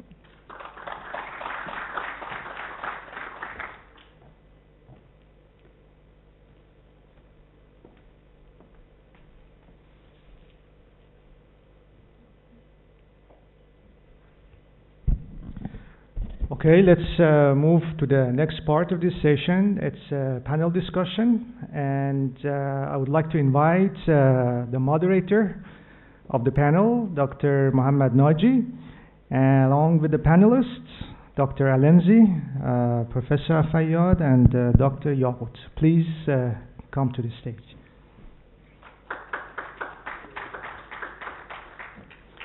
So I assume I have already introduced two of our panelists. Let me introduce the moderator of our panel. Dr. Mohammed Naji is an associate professor in the Department of Computer Science and Engineering and the director of Center of AI and Robotics in Kuwait College of Science and Technology. He earned his MS and PhD degree from King Saud University in 2012 and 2016, respectively. Prior to his current role, Mohammed served as an assistant and then associate professor at the College of Applied Computer Science, King Saud University, where he also supervised the Innovation and Entrepreneurship Unit. And Dr. Mashaila Yahut, who is the founder and owner of Myco First Co., a pioneering company in Kuwait specializing in the management of advanced medical and rehabilitation center. Since 2019, she has led the introduction of world-leading Japanese rehabilitation robots officially registered with the FDA, EU, Japan, and Kuwait. Through Myco First Co., she has played a central role in bringing cutting-edge robotic therapy solutions to the rehabilitation sector and enhancing patient care in Kuwait. Please. Well, good afternoon and welcome. It's my pleasure to moderate the Innovation in Robotics and Rehabilitation for Disabilities panel. In this panel, we will explore how robotics, AI, and rehabilitation technologies are enhancing the life of individuals with disability. I am happy to introduce our distinguished panelists. I think Professor Abu Fadl already introduced us, so I will go Dr. Latifa, Professor Samer, Dr. Mashail. Welcome in this panel. Well, actually, I will start with Dr. Latifa. Yeah, based on your experiences in physiotherapy education, what are the most promising opportunity for integrating robotics in training program in Kuwait? I think there is a problem.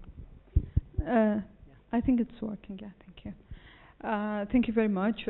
First of all, thank you very much for inviting me to this panel with my colleague here. Thank you so much. So in regard to the opportunity for Kuwait to integrate these innovation in our for example, physiotherapy education. Actually, as I said in my talk, that Kuwait vision is heavily emphasized the healthcare or improving the healthcare and even through the education. So the Kuwait has a strong healthcare infrastructures and growing interest in the innovation aligned with the Kuwait Vision 2035. So the key opportunity lies with the simulated-based learning, the robotic assistive devices for musculoskeletal and neuromuscular disabilities, for example. Actually, the robotics can enhance the clinical reasoning, okay?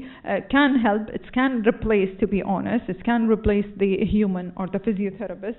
And this is, this is the fear throughout all the world. For example, now I'm having a course with developmental training course in AI for educator with partnership with Cambridge University, and still all the experts there, they are having the same fear, which is they are afraid that it's replaced the human, or it's they are afraid that it replaced the educator, and for sure, and of course, and more confidence, I can tell no, it can't, because whenever if it's convincing the AI, it's convincing, it's still it's need our mind, the human mind, to review it. And as I said, one of the opportunities is the clinical reasoning. Also, I encourage pilot program. We can't go for it without piloting a program, to be honest, to know the strength and the weakness of it in our rehabilitation, so we can bridge the theory with the practical before we go for it. Thank you. Who knows that? Maybe in the future? Yeah. Yeah. Professor Samer, from your academic background, How have robotics research helped making rehabilitation more effective? Actually, rehabilitation take benefits from robotics at many levels. One of the levels that we can ask robot to do repeated and precise job. I mean, this is maybe more hard when we ask a user to or expert to do it. This is the main point, that we can ask robot to do the same job for n time and then to find the same results. This is the first point. The other point that it's more useful with robots to, and even while including AI, to give a personalized service. So I mean, if you want to come and do kind of physiotherapy on me, and if you apply this on me in the morning, it's not the same things if you applying this in the user in the afternoon or after some physical activities. So robots with AI can be adapted to a personal application, which is very useful. Also, one of the point that with robot it's very easy to measure, to take information, and those data will be very useful for experts to analyze and to understand what's happening. So actually, I mean, as I try to do in my presentation, naturally the human robots coming to exoskeleton, and then we go to rehabilitation things. Okay, thank you, Professor. Dr. Mashal, as someone who is working directly with robotics and rehabilitation in Kuwait, yes. Yeah, how have robotics improved rehabilitation effectiveness and patient's outcome? Well, we see tremendous outcomes from the patients. Like we see today, the MS patient, which is in the medical theory, they say it's impossible for her to come back. Yeah. And she said it herself that she was rated in England that she will be handicapped for the rest of her life. We tried with her for one day and another for 3 months, and we see tremendous outcomes. And the first time we went to her, she said, I feel something in my foot. So we said, okay, let's take the challenge. And after the 2 months or 3 months, we stopped. We said, we want to see if you go back. But it was okay. She did not deteriorate or anything in the nerves. Then what you saw today is the outcome of 1 month and a half continuously daily measures. So everybody was happy, and I think everybody was happy today. Yeah. And she's not the only patient. We treated Parkinson's disease, we treated DMD, we treated Charcot-Marie-Tooth, we treated, of course, the strokes is for us is something very natural, but for the really 8 neuromuscular diseases, which is MS is considered some of them, it is really a very encouraging baseline to start in Kuwait and for other people.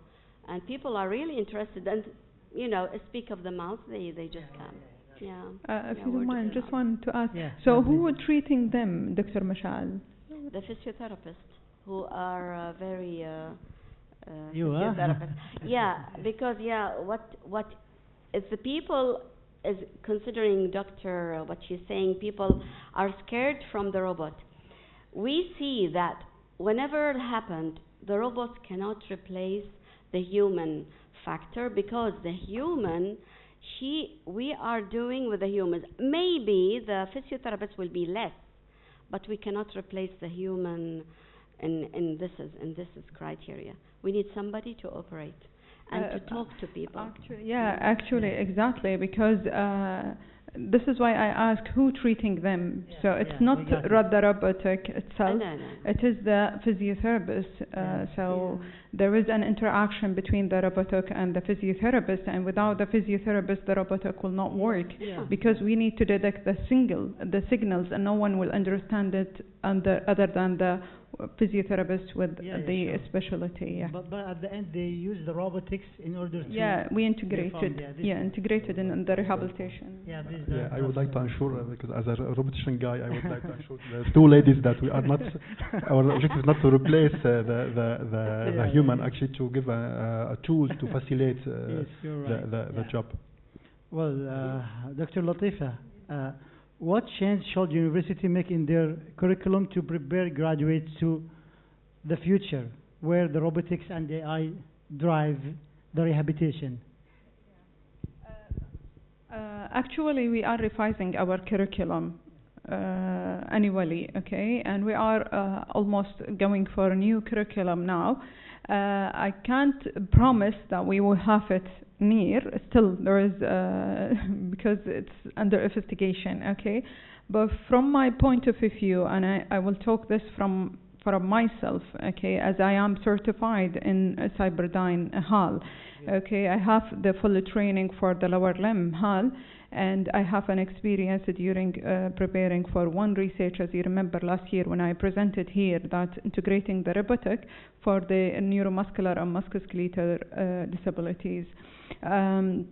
Actually, I feel that introducing interdisciplinary course is important because, as I said, physiotherapists alone will not understand because it's more about engineering, okay? So we need physiotherapy in that course, we need biomedical in that course, and also we need an AI fundamentals courses, okay? So we have also, I suggest to develop a joint project, okay, and program. So the student, so the student will design for us this and test the robotic and rehabilitation.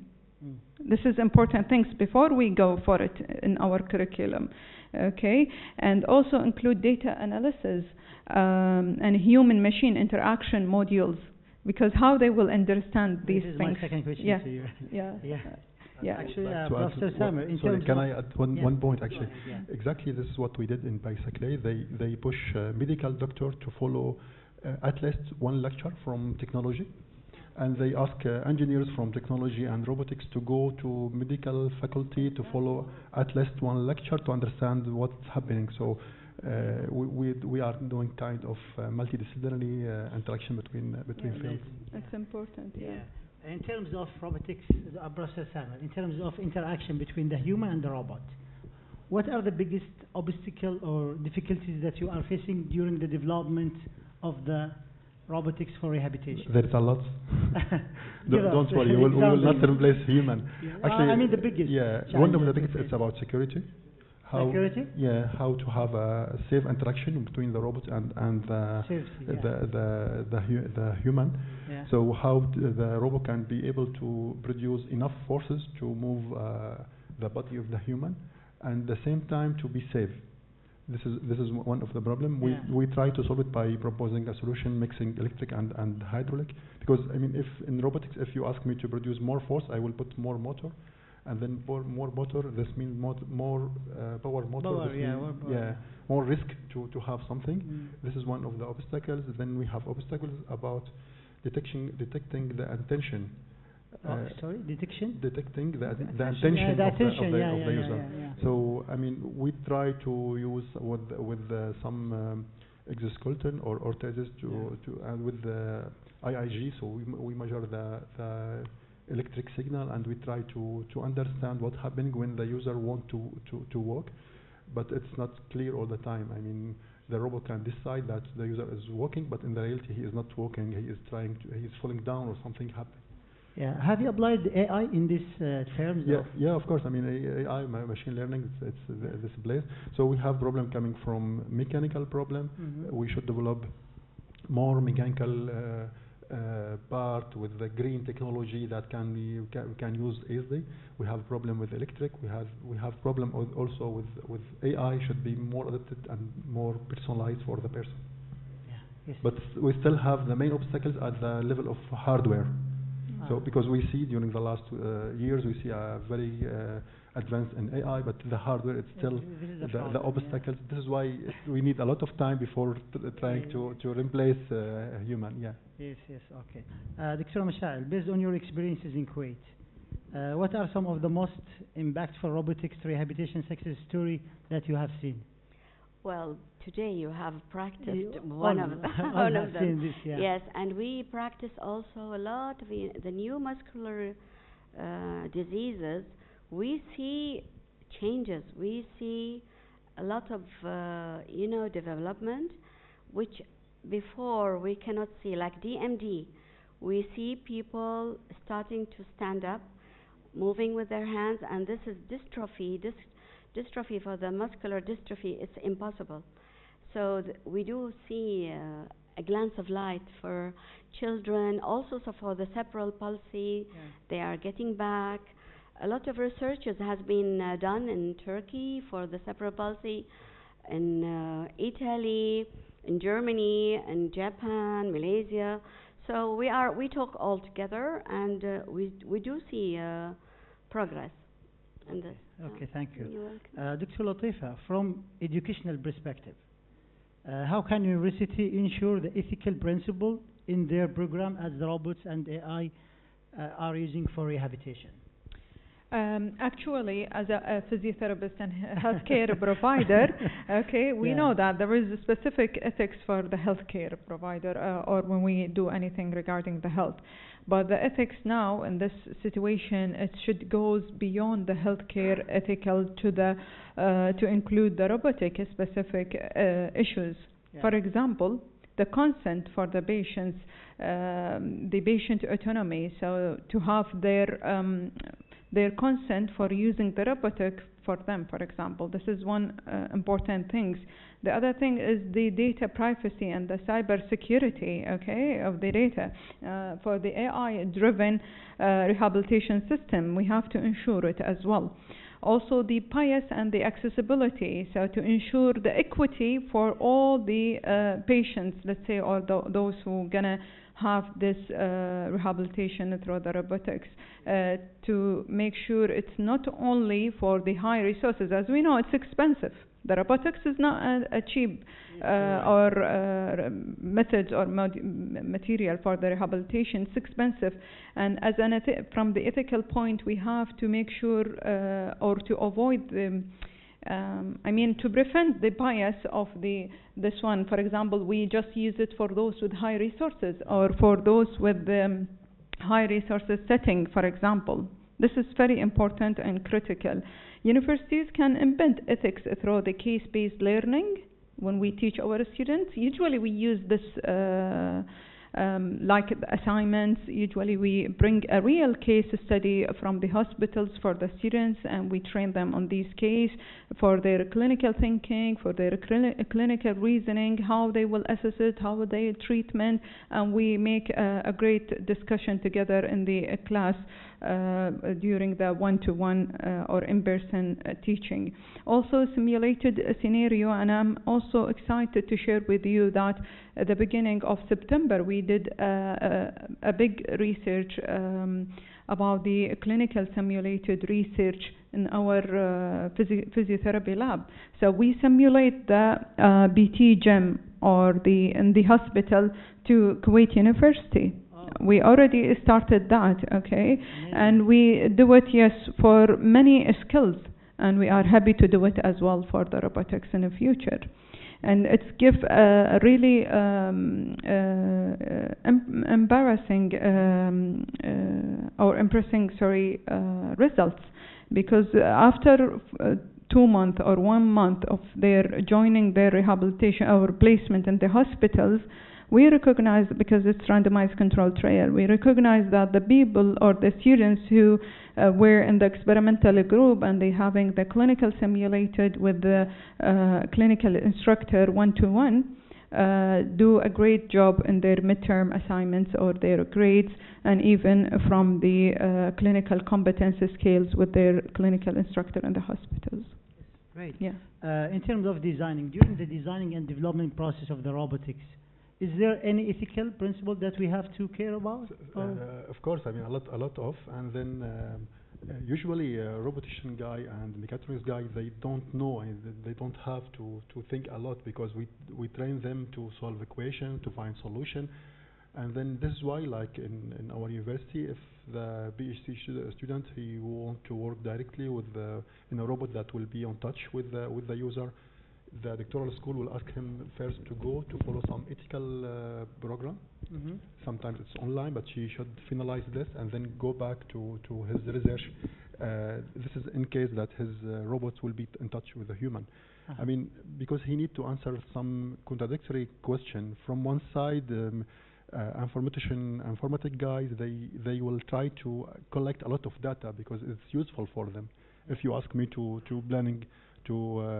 programming a robot to go between the shares, I will try to collect the maximum data because it's useful for me. But maybe it's not ethics. I mean, from an ethics side, we should collect enough and only enough data to do the mission, not more and not less. Yeah. This is very important. I mean, it's one of the big problem. We are trying to make it clear for the user why we are collecting this data and to what end. And there is a very hard protocol, but I mean, we still need to work more from the engineering side to train those engineers to respect those rules. Because he has a lot of rules to respect from the mechanical side, from robotics, and then we said, okay, you have one more rules from ethics. And it's not easy to accept. So we have to consider those ethics. Of course, naturally. Yeah. From clinical perspective, Dr. Mashail, what kind of ethics that we have to address? Well, we have to be careful while dealing with the patients. Some patients, they are scared from any AI robotics, so they will not apply it. So you have to talk to them how the application will become. Also, the other procedures for like ethically, we have to take care of the patient, not to give any information about them. But today, of course, we saw a very brave woman. She decided to show people that they can follow her. As a case, yes, but we see that a lot of people, they said, we don't want our faces to be shown.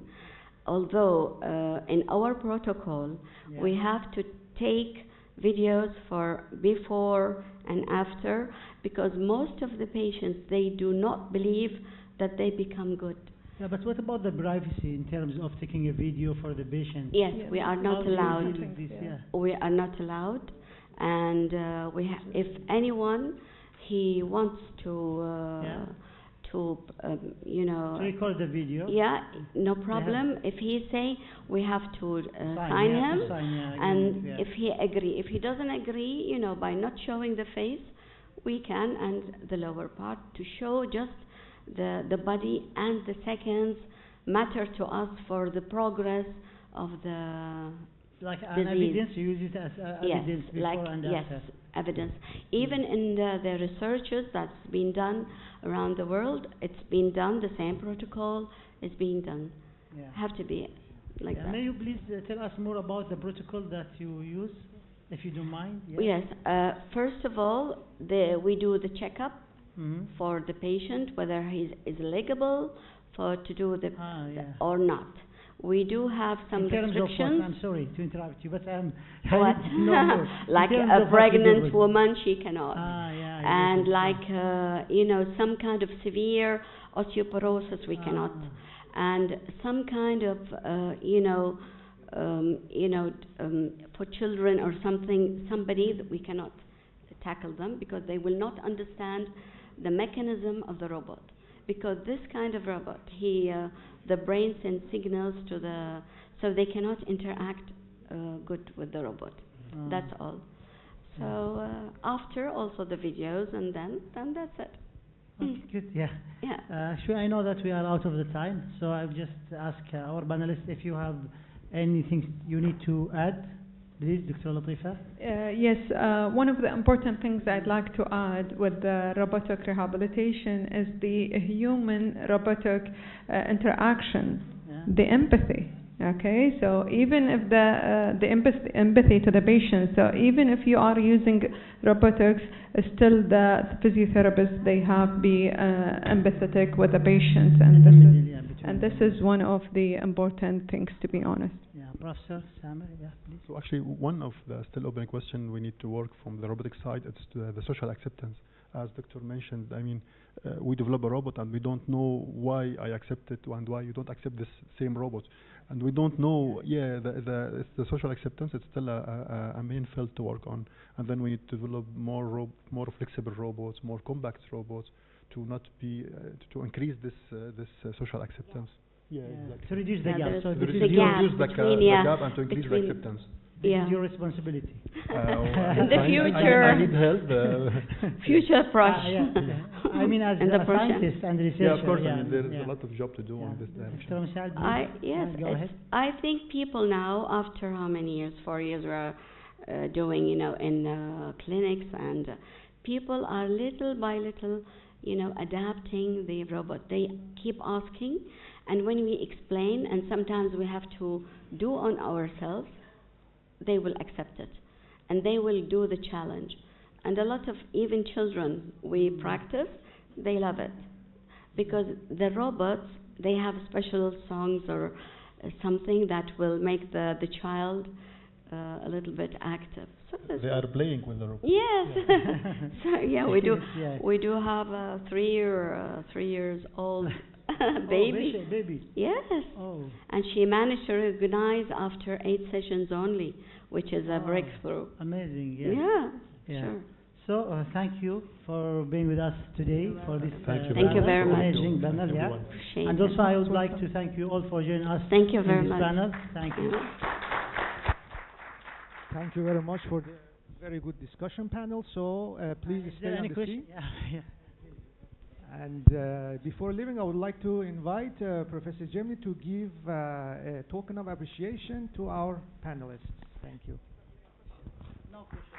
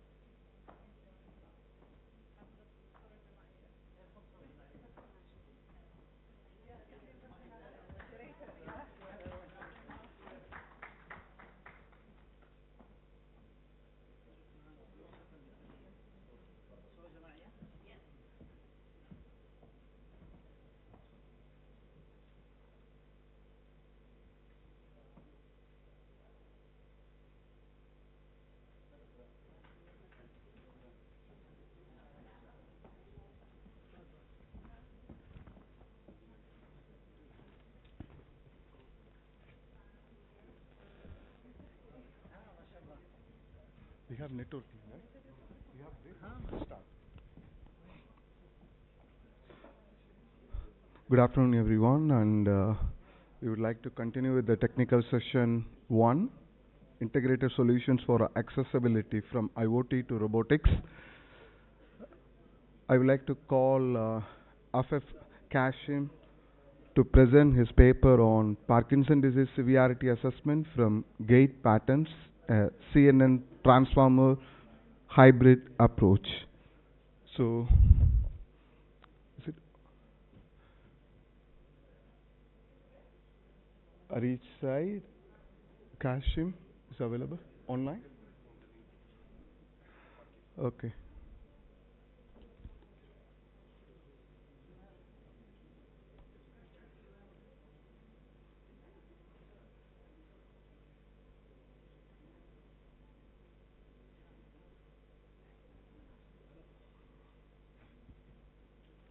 Coming.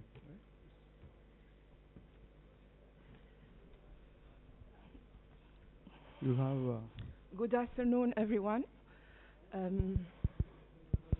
It's a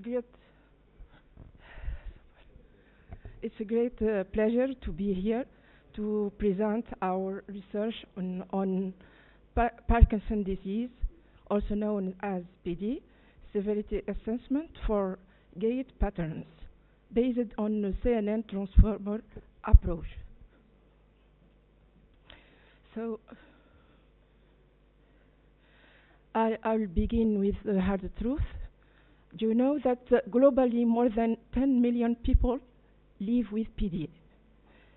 Let's dive deep on how to recognize PD and why timing is matter. Okay. In fact, imagine that your body slowly refusing the move you want to move. Your hands shaking, your work unsteady, and even your voice becomes softer. This is the reality of millions of people over the world, and this is the Parkinson's disease.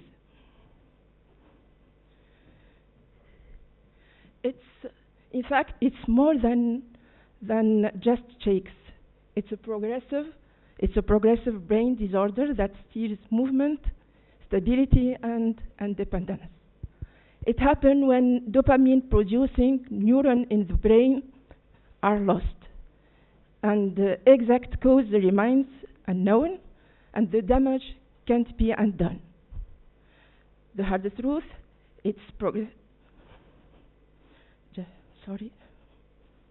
The hard truth, it's chronic, it's progressive, it has no cure, and the number of cases keeps rising yet.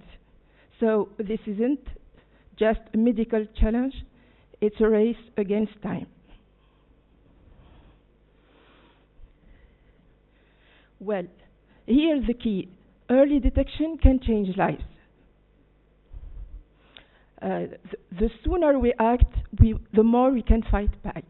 But detecting its severity early is still a challenge. So the objective is to propose an automatic and objective tools to detect PD and assess its severity early. In addressing the matter, I will begin with medical context, then I will present research objective. Afterward, I will review the state of the art and describe the proposed solution. Then I will give the obtained results and finally conclude with some future prospects.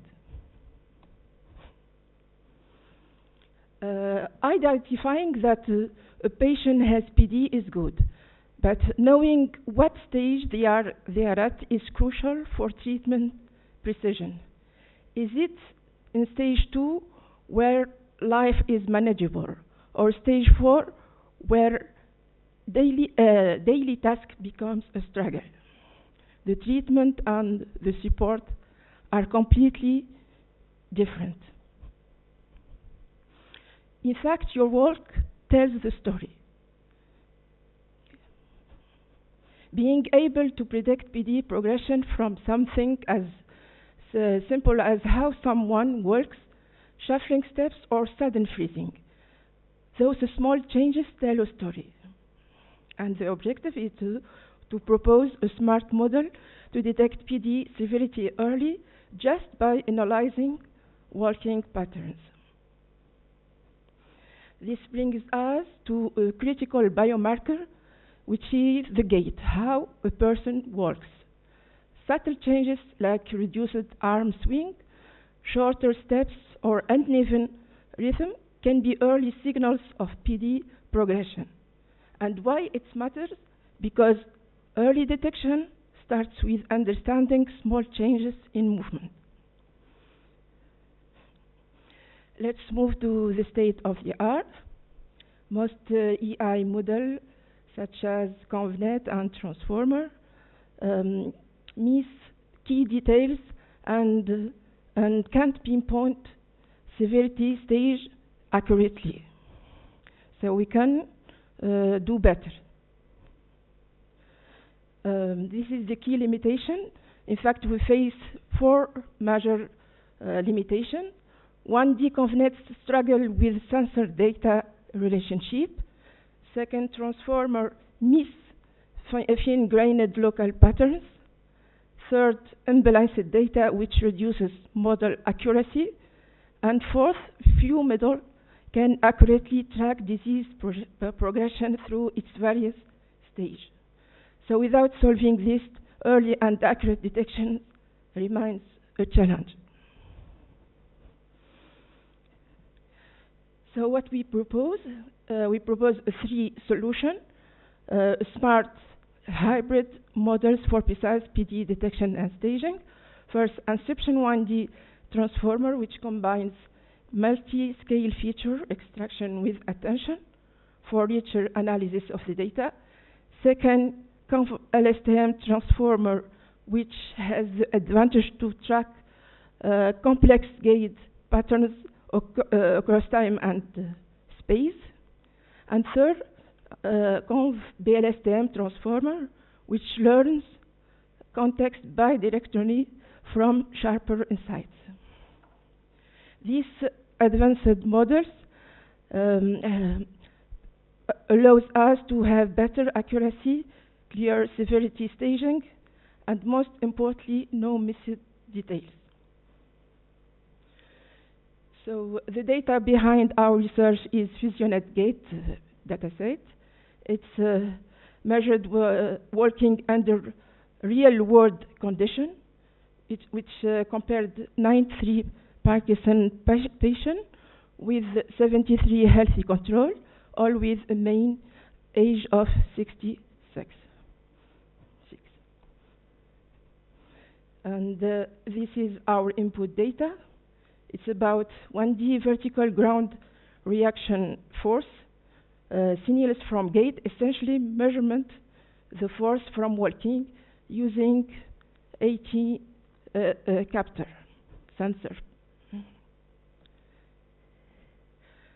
To prepare our data, we broken down signals into individual gate cycles. We scaled data for better model learning, and we balanced data to represent the different stages equally for the model. Well, this is the overview of the reference model.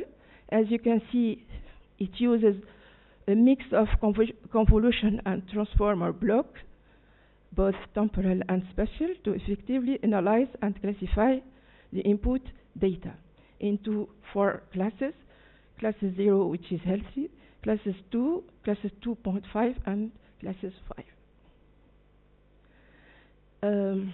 So to enhance the CNN part, we proposed 3 solutions.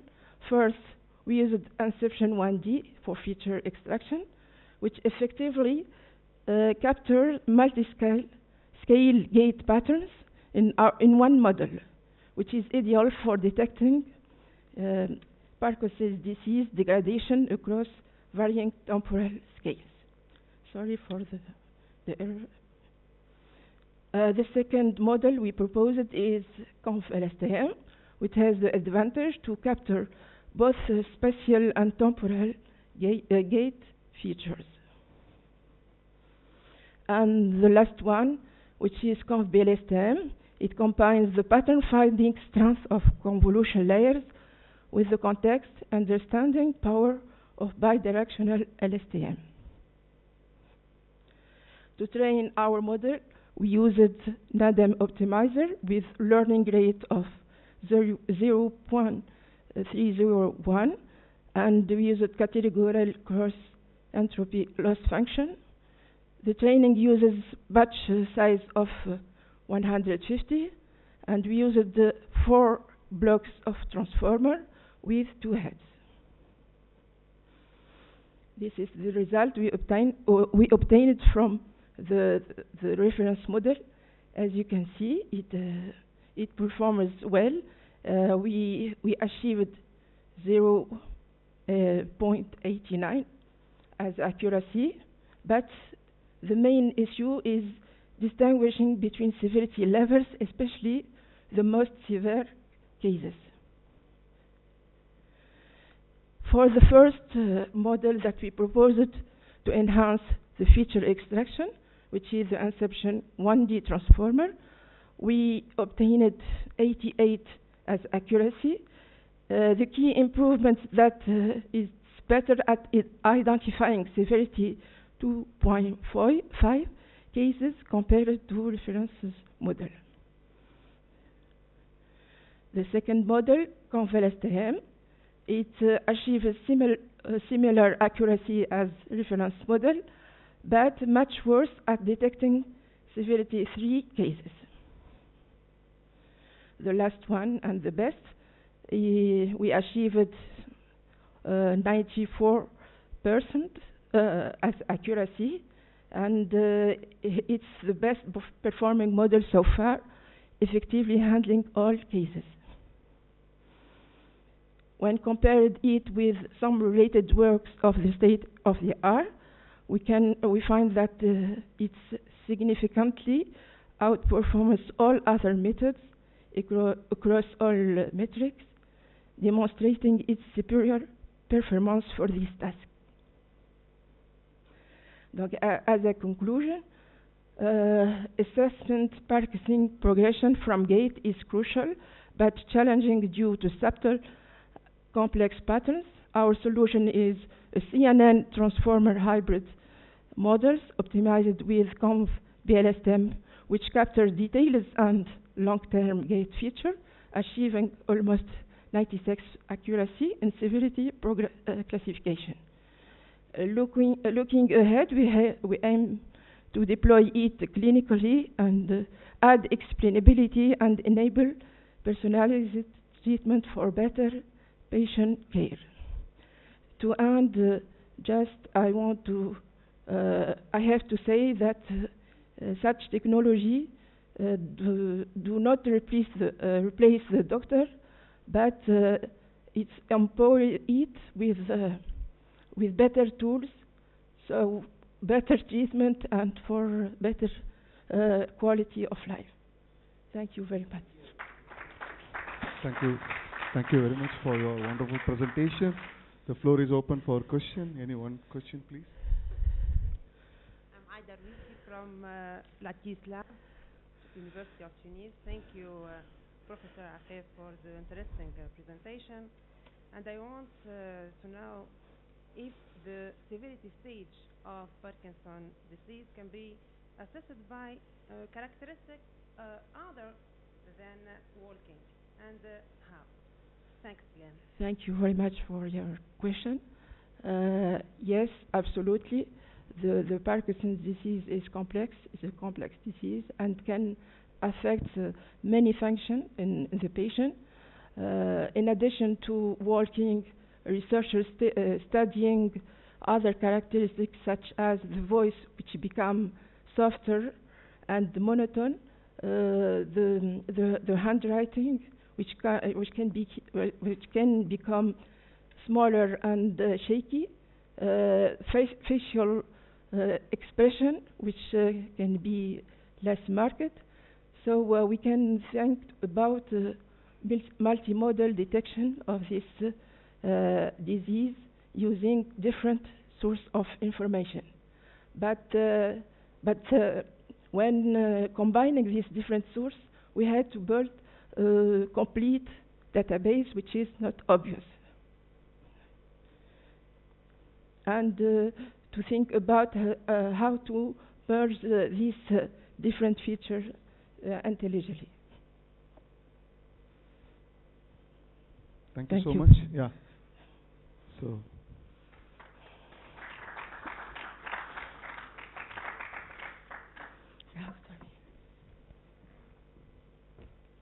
Okay, let us move on to the second presentation by online.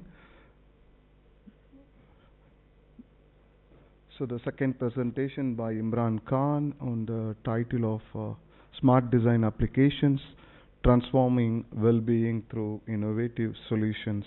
Okay.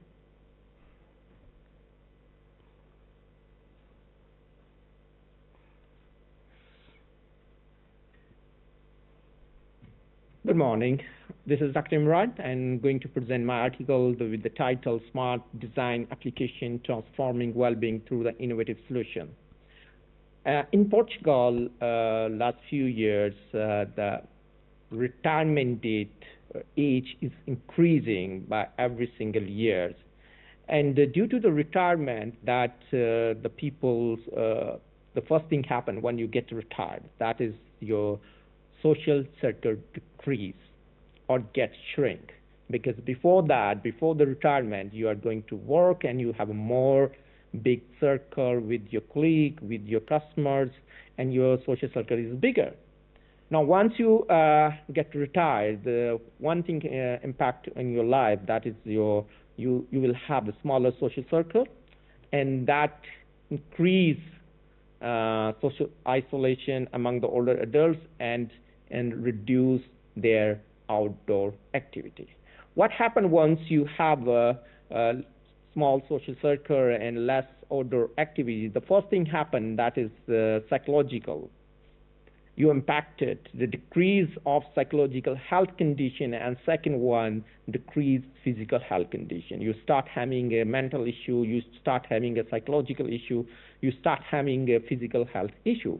To contain this, we introduced an application that has two perspectives. The one is intention communication. In this, the old people can talk, interact, participate with the other people by using the social media platforms, and also they can do outdoor activity to go outside with their peers and family members to enhance their outdoor activities. The second one is the passive communication. In this passive communication, that people can, you can say, especially the medical personnel, can monitor the older adults from the long distance.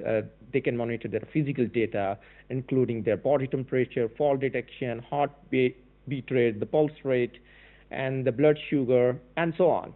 And secondly, the family member also can monitor their older adults, their physical data, and about their geolocation. The objective is to sketch, design, and validate IoT-based social hybrid model that should have a capability to promote well-being among the older adults.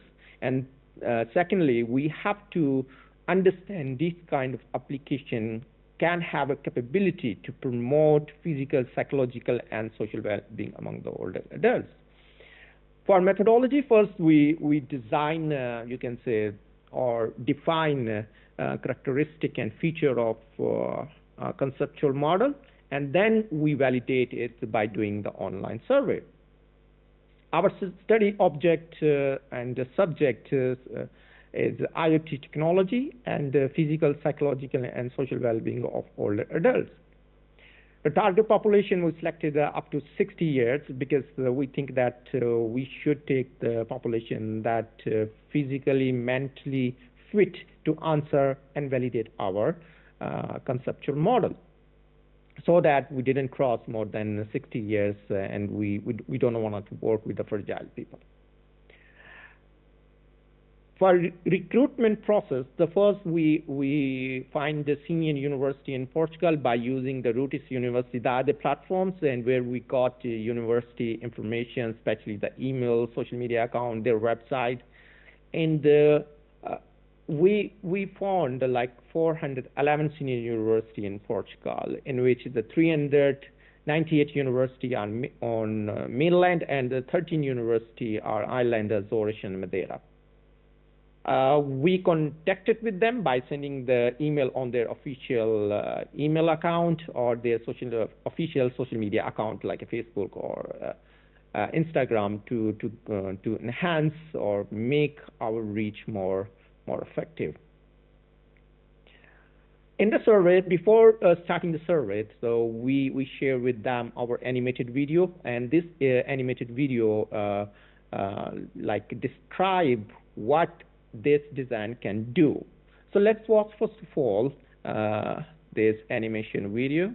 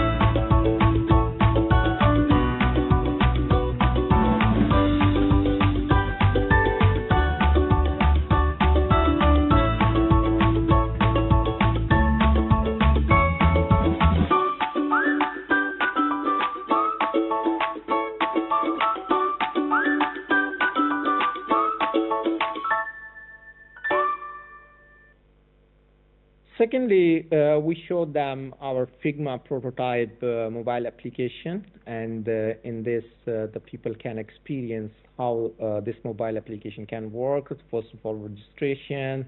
Then we have different options that people can select it and experience how the application works.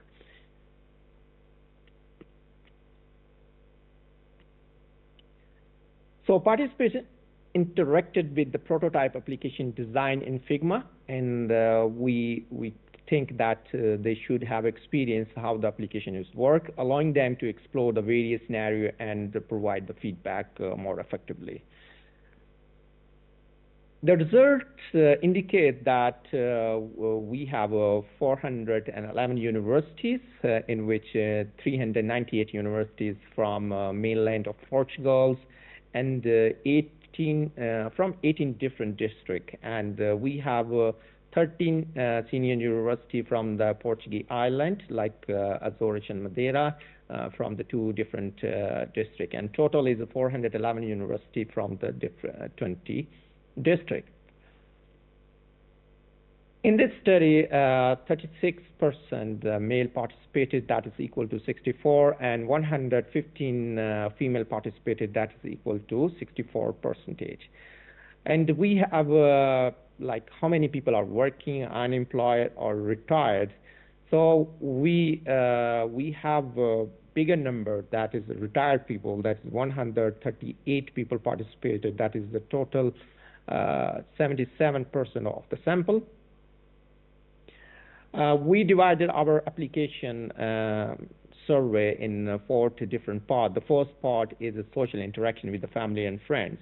And these results indicate that the green part and darker green part indicate that 80 to 85% are agree that our application provides social interaction with the family and friends and with the other people to enhance their social well-being.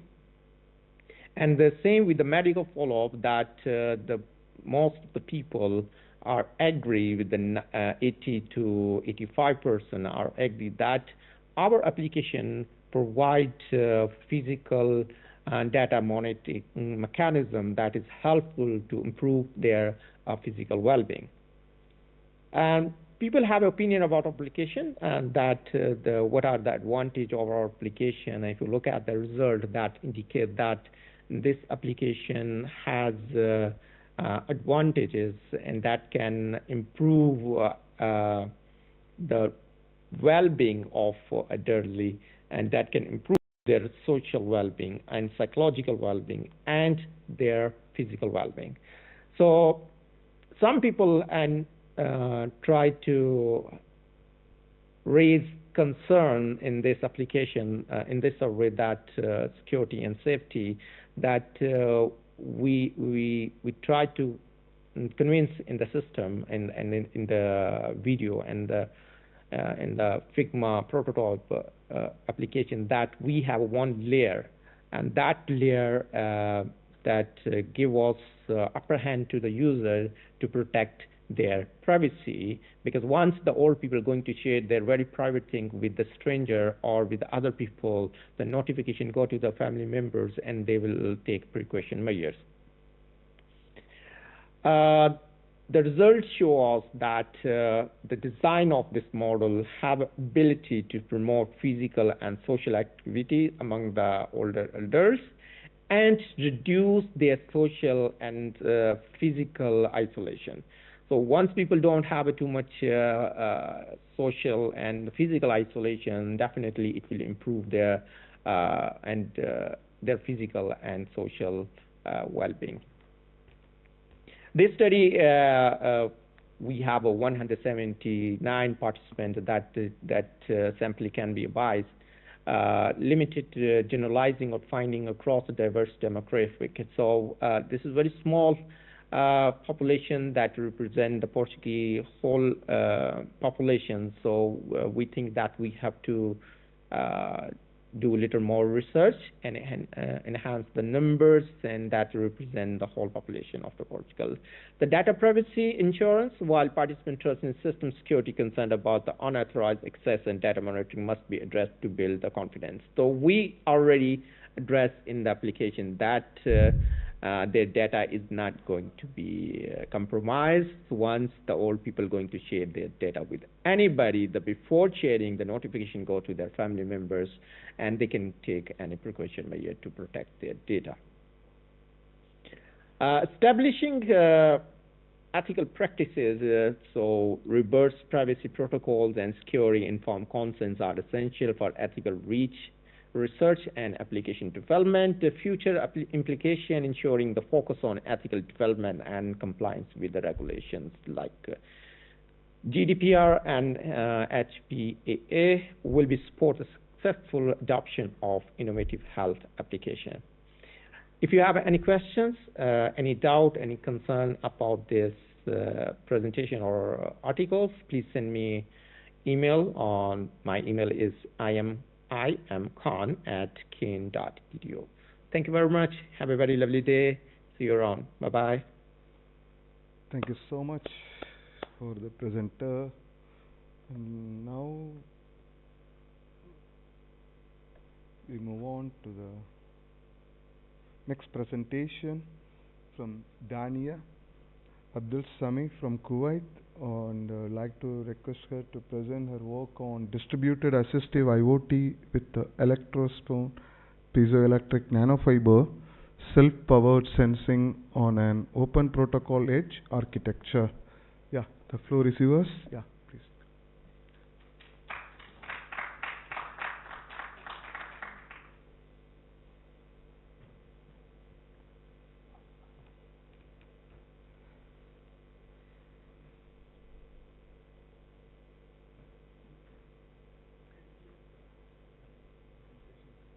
Okay.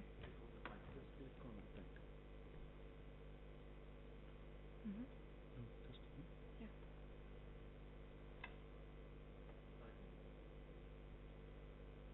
Okay, thank you. All right, good afternoon, everyone. My name is Dania, and this work is titled Distributed Assistive IoT with Electrospun Piezoelectric Nanofibers Self-Powered Sensing on Open Protocol Edge Architecture. This work has been realized within KCST at the Center of Nanotechnology and Photonics, as well as the Lab of IoTs and Networks, along with the co-authors that are also under the same affiliation. Okay, so distributed architecture for safety-critical assistive IoTs. It follows usual current systems that are under assistive IoTs. They follow a cloud-dependent, opaque, power-constrained systems that are quite hub-centric. Our goal here and the aim is to move the existing assistive IoTs to a more distributed mechanism. They need to follow the distributed system mechanisms that have attributes such as fault tolerance, reduced single point of failure, less centrality, and therefore the key contributions can be as follows. We have designed an open protocol, local first, multi-hub design for assistive scenarios, alongside the fabrication of PVDF TPU nanofiber patches that are integrated within the assistive scenarios. And then for the evaluation matrix, it includes latency measurements, availability across daytime, calculations towards mean time of failure, mean time to recovery, safe state transitions, and false alarms. So the core stance here is that assistive IoT technologies are moved towards the robust systems we see in infrastructures that follow safety and security constraints. Okay. So people with disabilities, they depend on the sensing, dependable sensing, and timely actions for autonomy and safety. So usually, for a person with a disability in a wheelchair, any fault that could happen at the wrong moment could result in severe consequences. So it's a safety event at that case. So assistive IoTs designed in a distributed manner that are resilient against faults. They have fault tolerance due to the network having a high bisectional bandwidth and thus high fault tolerance. So we have the PVDF nanofibers, a blend of PVDF nanofibers along with TPU as an additive for flexibility, connected to microcontroller nodes, and then comes the multi-hub architecture, the two hubs, for example here, and they execute a replicated policy for deterministic local behavior. So this, at the end of the day, ensures a deterministic local behavior from the distributed system. And then the action could take place, whether it is whether we are triggering a particular action or sending, in some scenarios, a wide area notification. Okay, so more on piezoelectric material and the phenomenon of piezoelectricity that is possessed by nanofibers. Piezoelectric materials can be found in different material classes such as ceramics, crystals, and polymers. These nanofibers, they possess the ability that under mechanical stress, they possess the piezoelectric property where mechanical energy is converted to electrical energy, and then used for a spectrum of purposes. And then also, apart from energy harvesting possessed by PVDF material, for example, as a nanofiber we're using here, nanofibers possessing piezoelectric ability have also the ability to become sensors within our distributed architecture. So they act as sensors that send signals to our microcontroller to execute the commands we are after, and also as micro energy harvesters.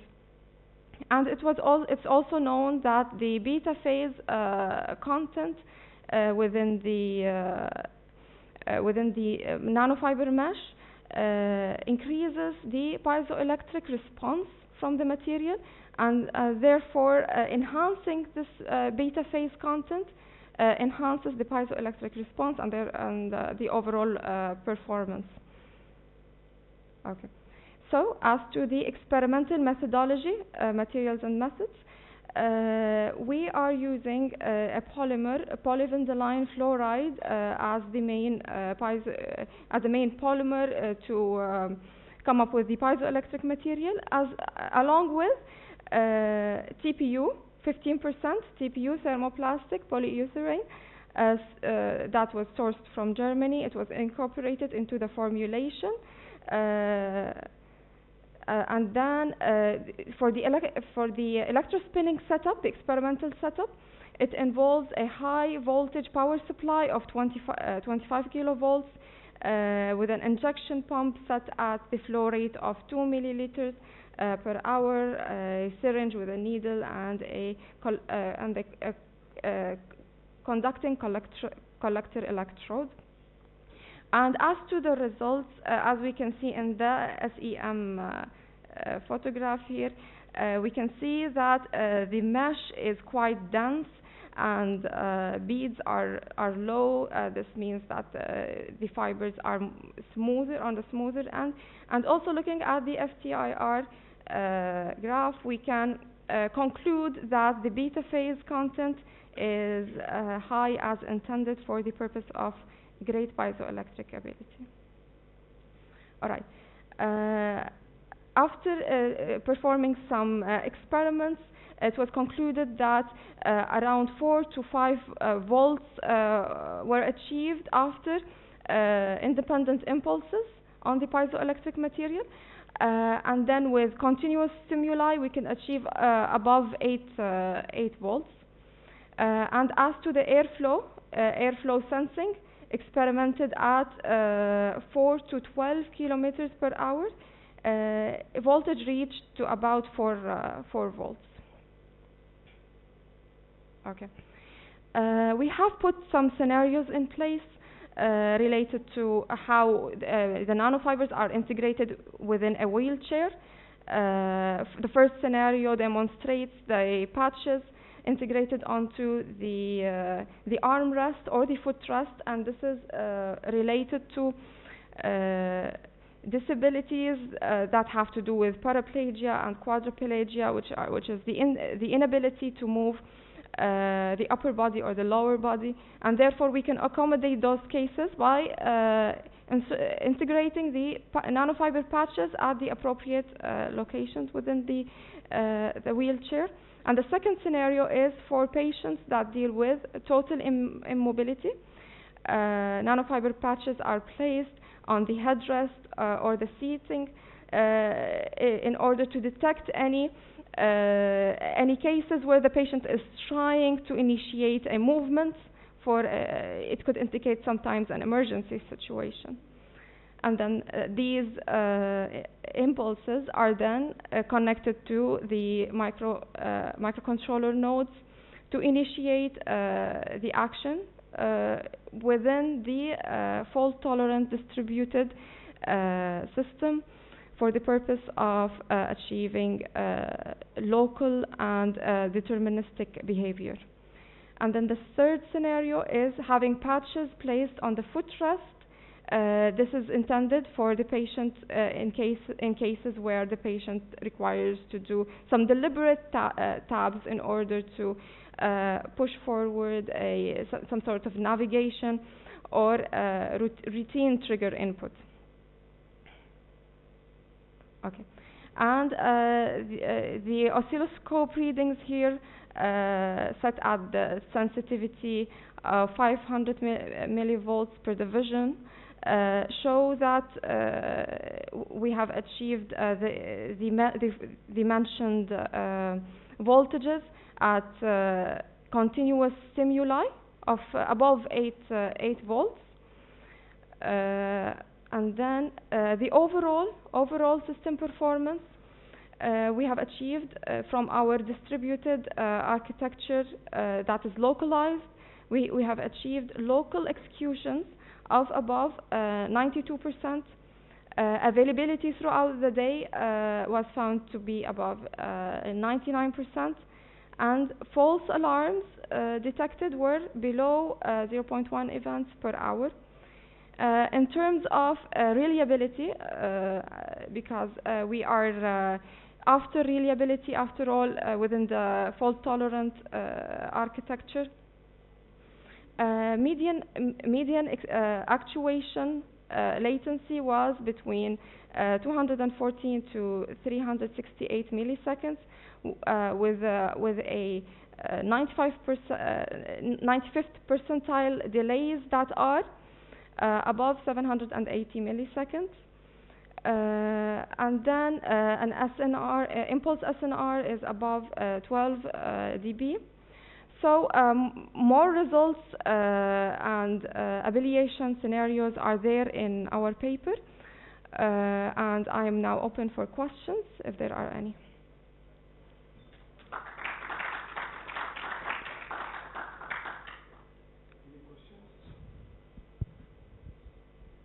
Okay. You are the author. Thank you, Marquis. Yeah.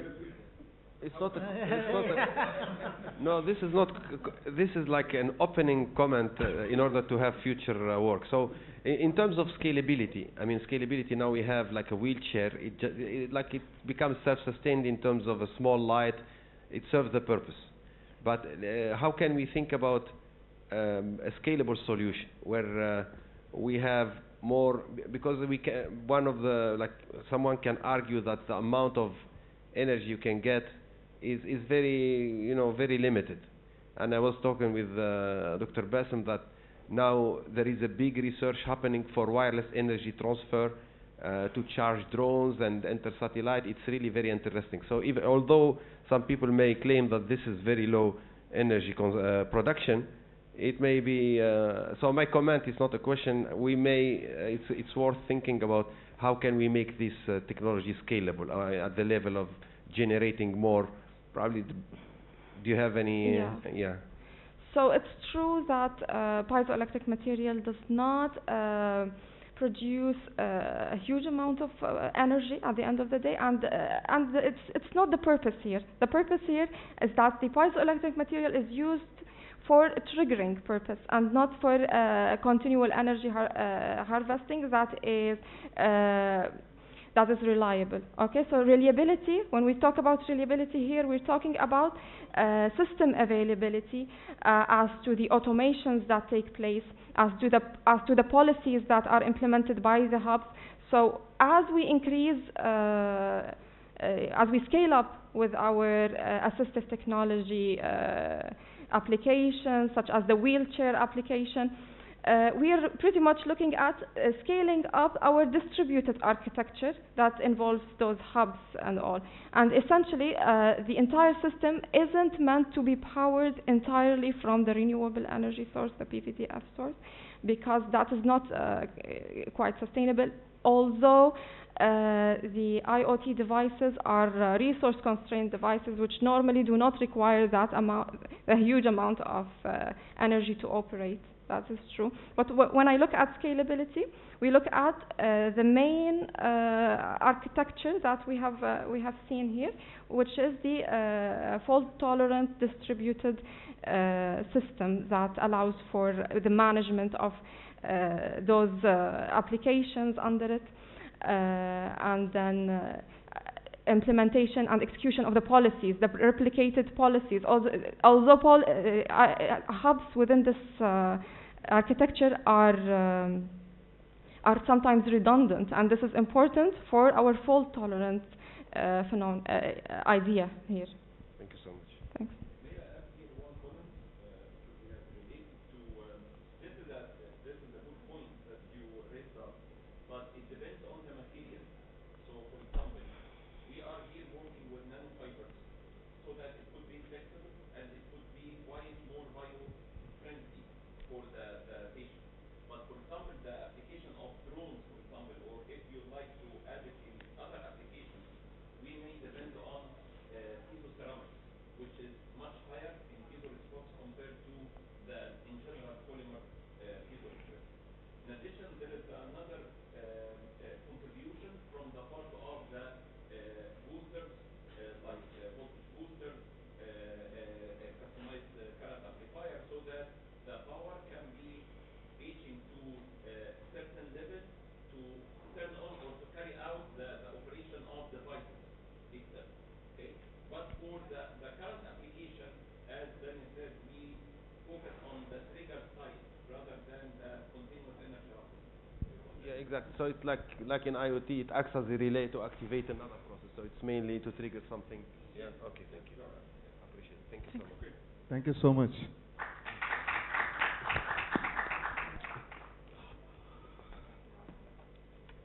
Our last presenter, I would like to invite Mr. Mustafa Al-Hariri to present his work on towards inclusive university campuses, optimal planning of wheelchair charging infrastructure.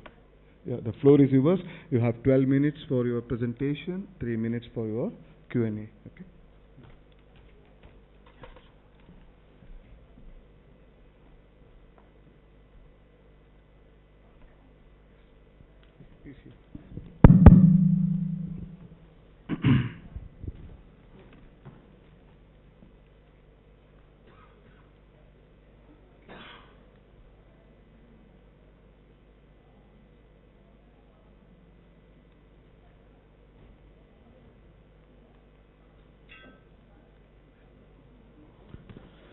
Well, good afternoon, or maybe good evening now. Thank you all for staying till the last. As they say, save the best for the last. I'm sure of this.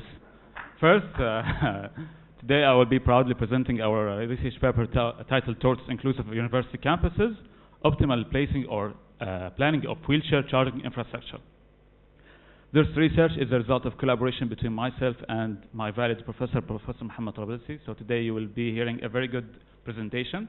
So let's start with the agenda of today's presentation. I will have a brief introduction and motivation.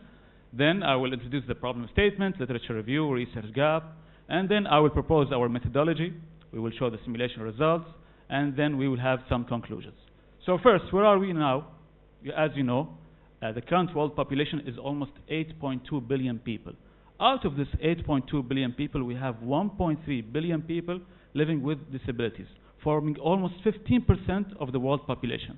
This percentage is large, and we have to take it into account. Therefore, currently, accessibility is a priority. This is according to the World Health Organization, WHO, and the United Nations. So let's talk about the local context. Here in KCST, we have almost 2,000 students, by which almost 18 students only have disabilities, forming not more than 1%. You might say that this percentage is very small. Why are we talking about KCST? The low percentage indicates that we need to build a better infrastructure to attract more students for future, because a significant number highlights the vital role and the vital need to have a better infrastructure for the mobility impairment students. You might say, what do you mean by mobility impairment students? Mobility impairment people use wheelchair in order to move. Currently or recently, we have wheelchairs that are electronic, and electronic wheelchairs for sure require frequent charging. So this is the problem, the frequent charging of the wheelchairs. Therefore, the campuses currently rarely provide a very safe and convenient way to charge the wheelchairs. You might say, we have a lot of sockets here. What are you talking about? You have to know that the electronic wheelchair does not use the regular wall socket that you use daily. They use a specific charging station that is costly to install. Okay, you might say, we have a lot of money. Let's install as much as we can. This is not the right way to solve this problem. So, in the literature, they say they focused on how to power this charging station, how to make it more better from the power aspect, and how to make it more convenient or more reachable for the wheelchair users. The problem is that we have three questions that we need to answer. How many chargers do we need? Where to place them? And what is the redundancy? How to place them, where to place them? Should we place them anywhere? Should we install 5 chargers, 10 chargers, 20 chargers per the floor? How many do we need? So to have the layout, for the research objective, we want to develop a lightweight, reproducible, and scalable optimized algorithmic framework to decide how many chargers do we need for the wheelchairs, for the electronic wheelchairs, and where to place them. And we will measure the coverage area, the coverage percentage, the redundancy, how much do we need. So this will be implemented in this research. So the key traits are, we will have near optimal results, very fast runtime, easily implementable and transferable to any layout that you need. You might ask now, what is the layout that you're dependent on? For sure we are here in KCST. So this is the system layout of KCST. I believe most of you here are in KCST, so you know that KCST is composed out of 9 blocks, starting from A to J. We are currently in block C here, as you can see, and this is the ground floor layout. We did a small survey asking the people in KCST, mixed between normal people and people with disabilities, what are the most visited locations in KCST? Most of them answered that cafeteria, labs, libraries are the major hotspots. And we asked them about the outlet accessibility. Do you have a good accessibility to the outlet? 32% agreed that we have a very good outlet accessibility, but the others did not agree on this. Regarding the preferred locations for the charging stations, most of them recommended to install them in the entrances, corridors, the cafeteria, library. For the redundancy, and when we say redundancy, we mean that each wheelchair is covered by at least 2 chargers in order, or in case of any charger gets a failure, we can cover it by another charger. So this is the system layout for the ground floor, and these are the system layouts for the first and the second floor. As you can see here in block C, where we are now, the lecture hall is spanning across both floors, so we are merging both floors in one layout. Now, What is our proposal? First of all, we have to define something called demand points. What are the demand points? Demand points are the locations or places where most of the students are present most of the time. Maybe cafeteria, labs, offices, clinic, counselor's office. So these are the demand points. So we have to define the demand points, select them on the floor layout, and the charger could be at any of these demand points. Then, the coverage radius. What is the coverage radius? The coverage radius is the reasonable distance that a wheelchair user can travel before they reach a charging station. We assume to be the R to be 50 meters, and you can vary it. You can make it 60 meters if you need less chargers, or 40 meters to make a better or a very accurate results and have more chargers. So we assumed R to be 50 meters. Remember this number for next slides. The distance computation, as you saw here, this picture will be uploaded to the software. How can the software know the real distance from a layout? These are pixels. So here we use this equation in order to convert the pixels in the picture to real distances known by the software, which is MATLAB. Then the weighted coverage objective equation. Here we define a new definition called the hotspot points. Not the demand points, no, the hotspot points. Hotspot points are the critical locations that we have to take into account and take it more seriously than the regular demand points. The hotspot points could be the clinic, the counselor's office, or maybe the most critical classroom. So the hotspots receive a weight of 3 in the equation, and the demand points, the regular demand points, receive a weight of 1. Then, the redundancy metric, as I said previously, the redundancy is when you have a demand point that is covered by at least 2 chargers. And what is the optimization method that you followed? We followed the greedy algorithm method, which at each iteration, it chooses the location with largest marginal gain. What do you mean by largest marginal gain? Assume we installed 1 charger and the coverage was 50%. Then we incremented the number of chargers to 2 and the coverage is 80%. Subtract 80 minus 50, the difference is 30%. This is called the marginal gain between the coverage, the current coverage, and the coverage at the next iteration. So we want to check what is the difference between marginal gain at each iteration. Now, you might ask me, why did you choose greedy? Why didn't you choose genetic algorithm or random placement or exhaustive or any other technique? We did a very quick comparison on different optimization methods. As you can see here, we did exhaustive search, greedy algorithm, genetic, simulated annealing, random placement. Among all of them, the greedy algorithm gave us the best results or the best combination of trade-offs of all the metrics, like the coverage, runtime, redundancy. You might ask me, in the runtime and the greedy, it is 0.08 second. However, in the simulated annealing, it's 1.8. There's no difference, it's only 1 second. But on a larger scale, you will find and you will notice the difference. So the greedy is the best one for us currently. But how can we run this simulation? A quick flowchart to make it easier for you. We start the code.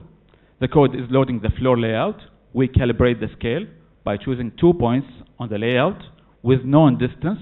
We enter the distance. Now the pixel of the picture is converted to distance by the MATLAB code. Then we ourselves choose the demand points and the hotspot points. Your selection might be different than mine. It's fine. You can choose whatever you want. It's up to you. Then we set k is equal to 0. What is k? The number of chargers. The first number of chargers is 0. Then we increment k, make it 1, and add a charger using the greedy algorithm, compute the coverage and the redundancy percentage. Then display the results with the selected or the optimized location of the charger. Then ask yourself, is the marginal gain less than 3%? If no, that means that incrementing k is good. So go back, increment k and make it larger. If yes, if the marginal gain is less than 3%, this is enough. You don't need to add more chargers. Therefore stop, recommend this k and end the program. Now let's do a quick check on how to do this MATLAB code. As you can see here, this is the layout for the ground floor. We do this for all the floors, ground, first floor, second floor. Before I proceed, I would like to ask you a question. What do you think is the optimal number of chargers in the ground floor? What do you think? Give me your best guess. How many chargers do we need for the ground floor? No, only the ground floor. 9. Any other guess? 1 for the ground floor. This is not suitable actually. So first let's check how we run the code and then we will see the final result. Here I chose 2 points, and if you know this is F004 lab, I chose this location because I teach there the most. I am biased. So I know this location with the non-real distance, which is 10.5 meters. Then after this point, the MATLAB now knows the real distance on the layout. Then we select the demand points, as you can see here. One might ask me, you are selecting all the points in KCST as demand points?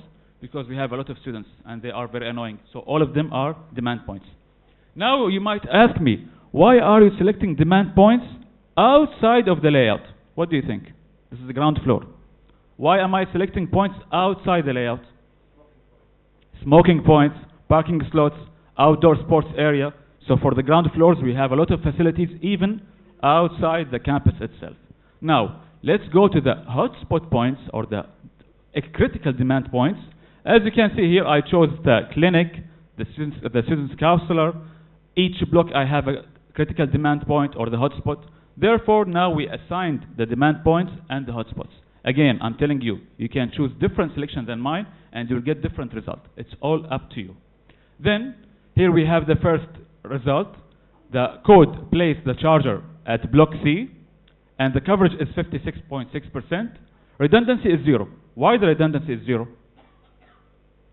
Because redundancy means that you have to be covered by at least 2 chargers, and when K is equal to 1, there are no chargers, no 2 chargers even. So therefore we incremented K to be 2. Now the coverage is 75.5% with a redundancy of 26.4. Now I want you to do some quick mathematics. 75 minus 56 is 20%. Is it less than 3%? No, it's not less than 3. So increment K further.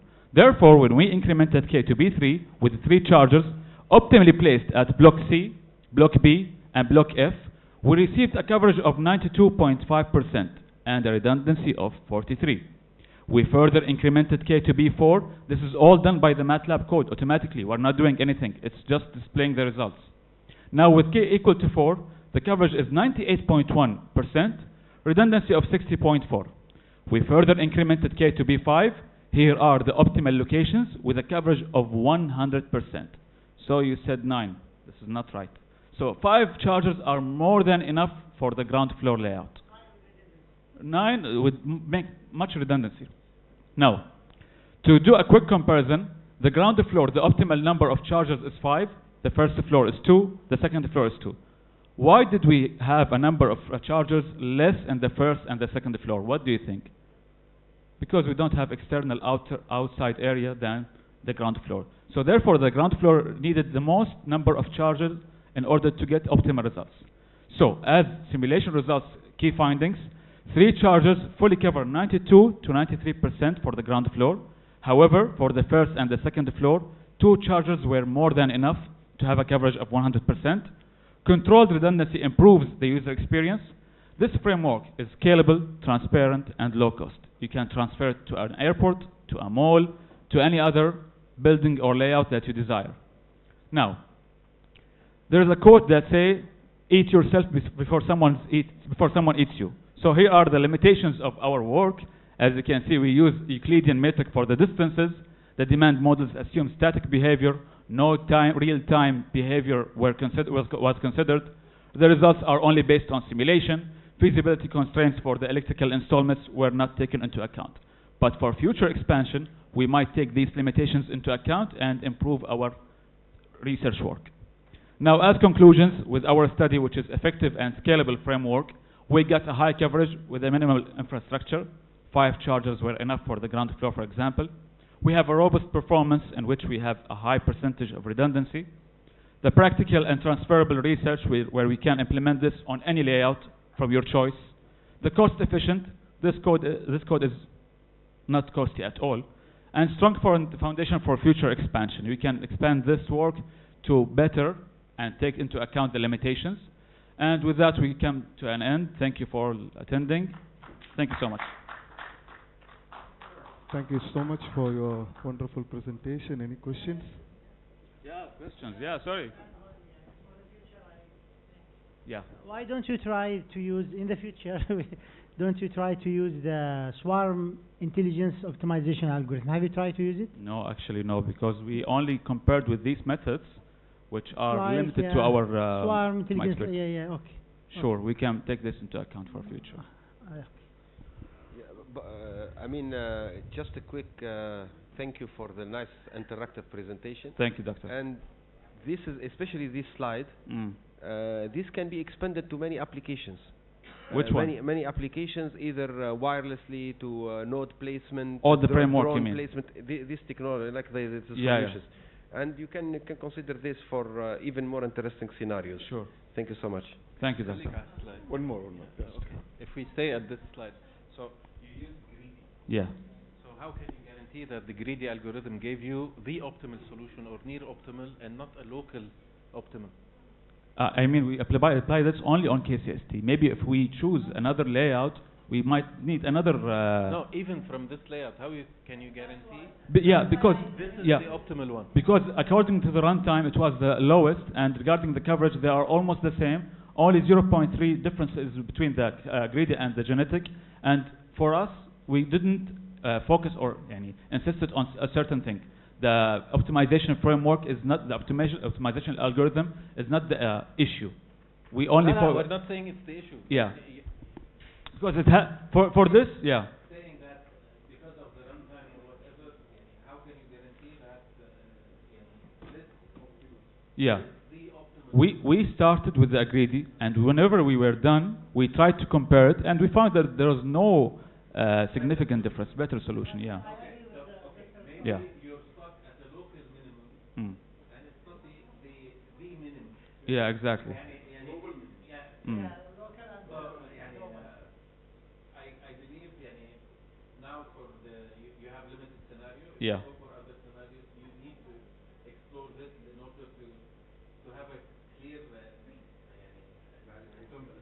convincing and Exactly. answer that this is The optimized. or near optimum and not a local optimum. As long as we have the code script for all of them, so we can shift between any of them based on the layout. You need to compare to the exhaustive search at least. Yeah, there is the exhaustive search first. Yeah.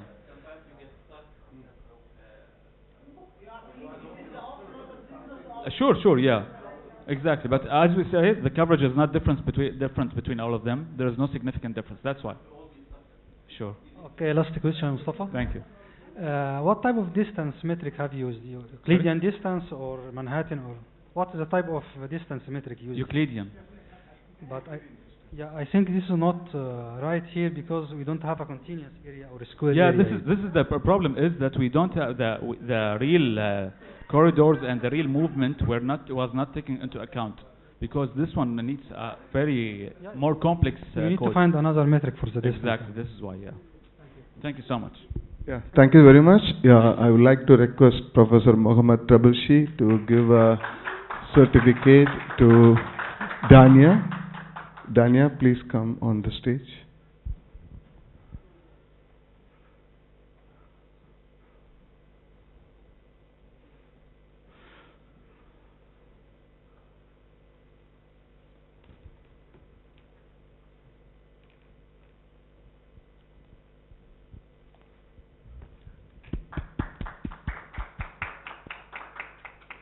Okay.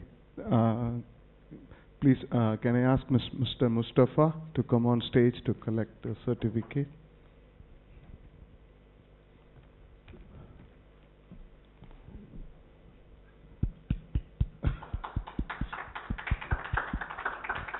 Thank you so much, Professor Trabalshi.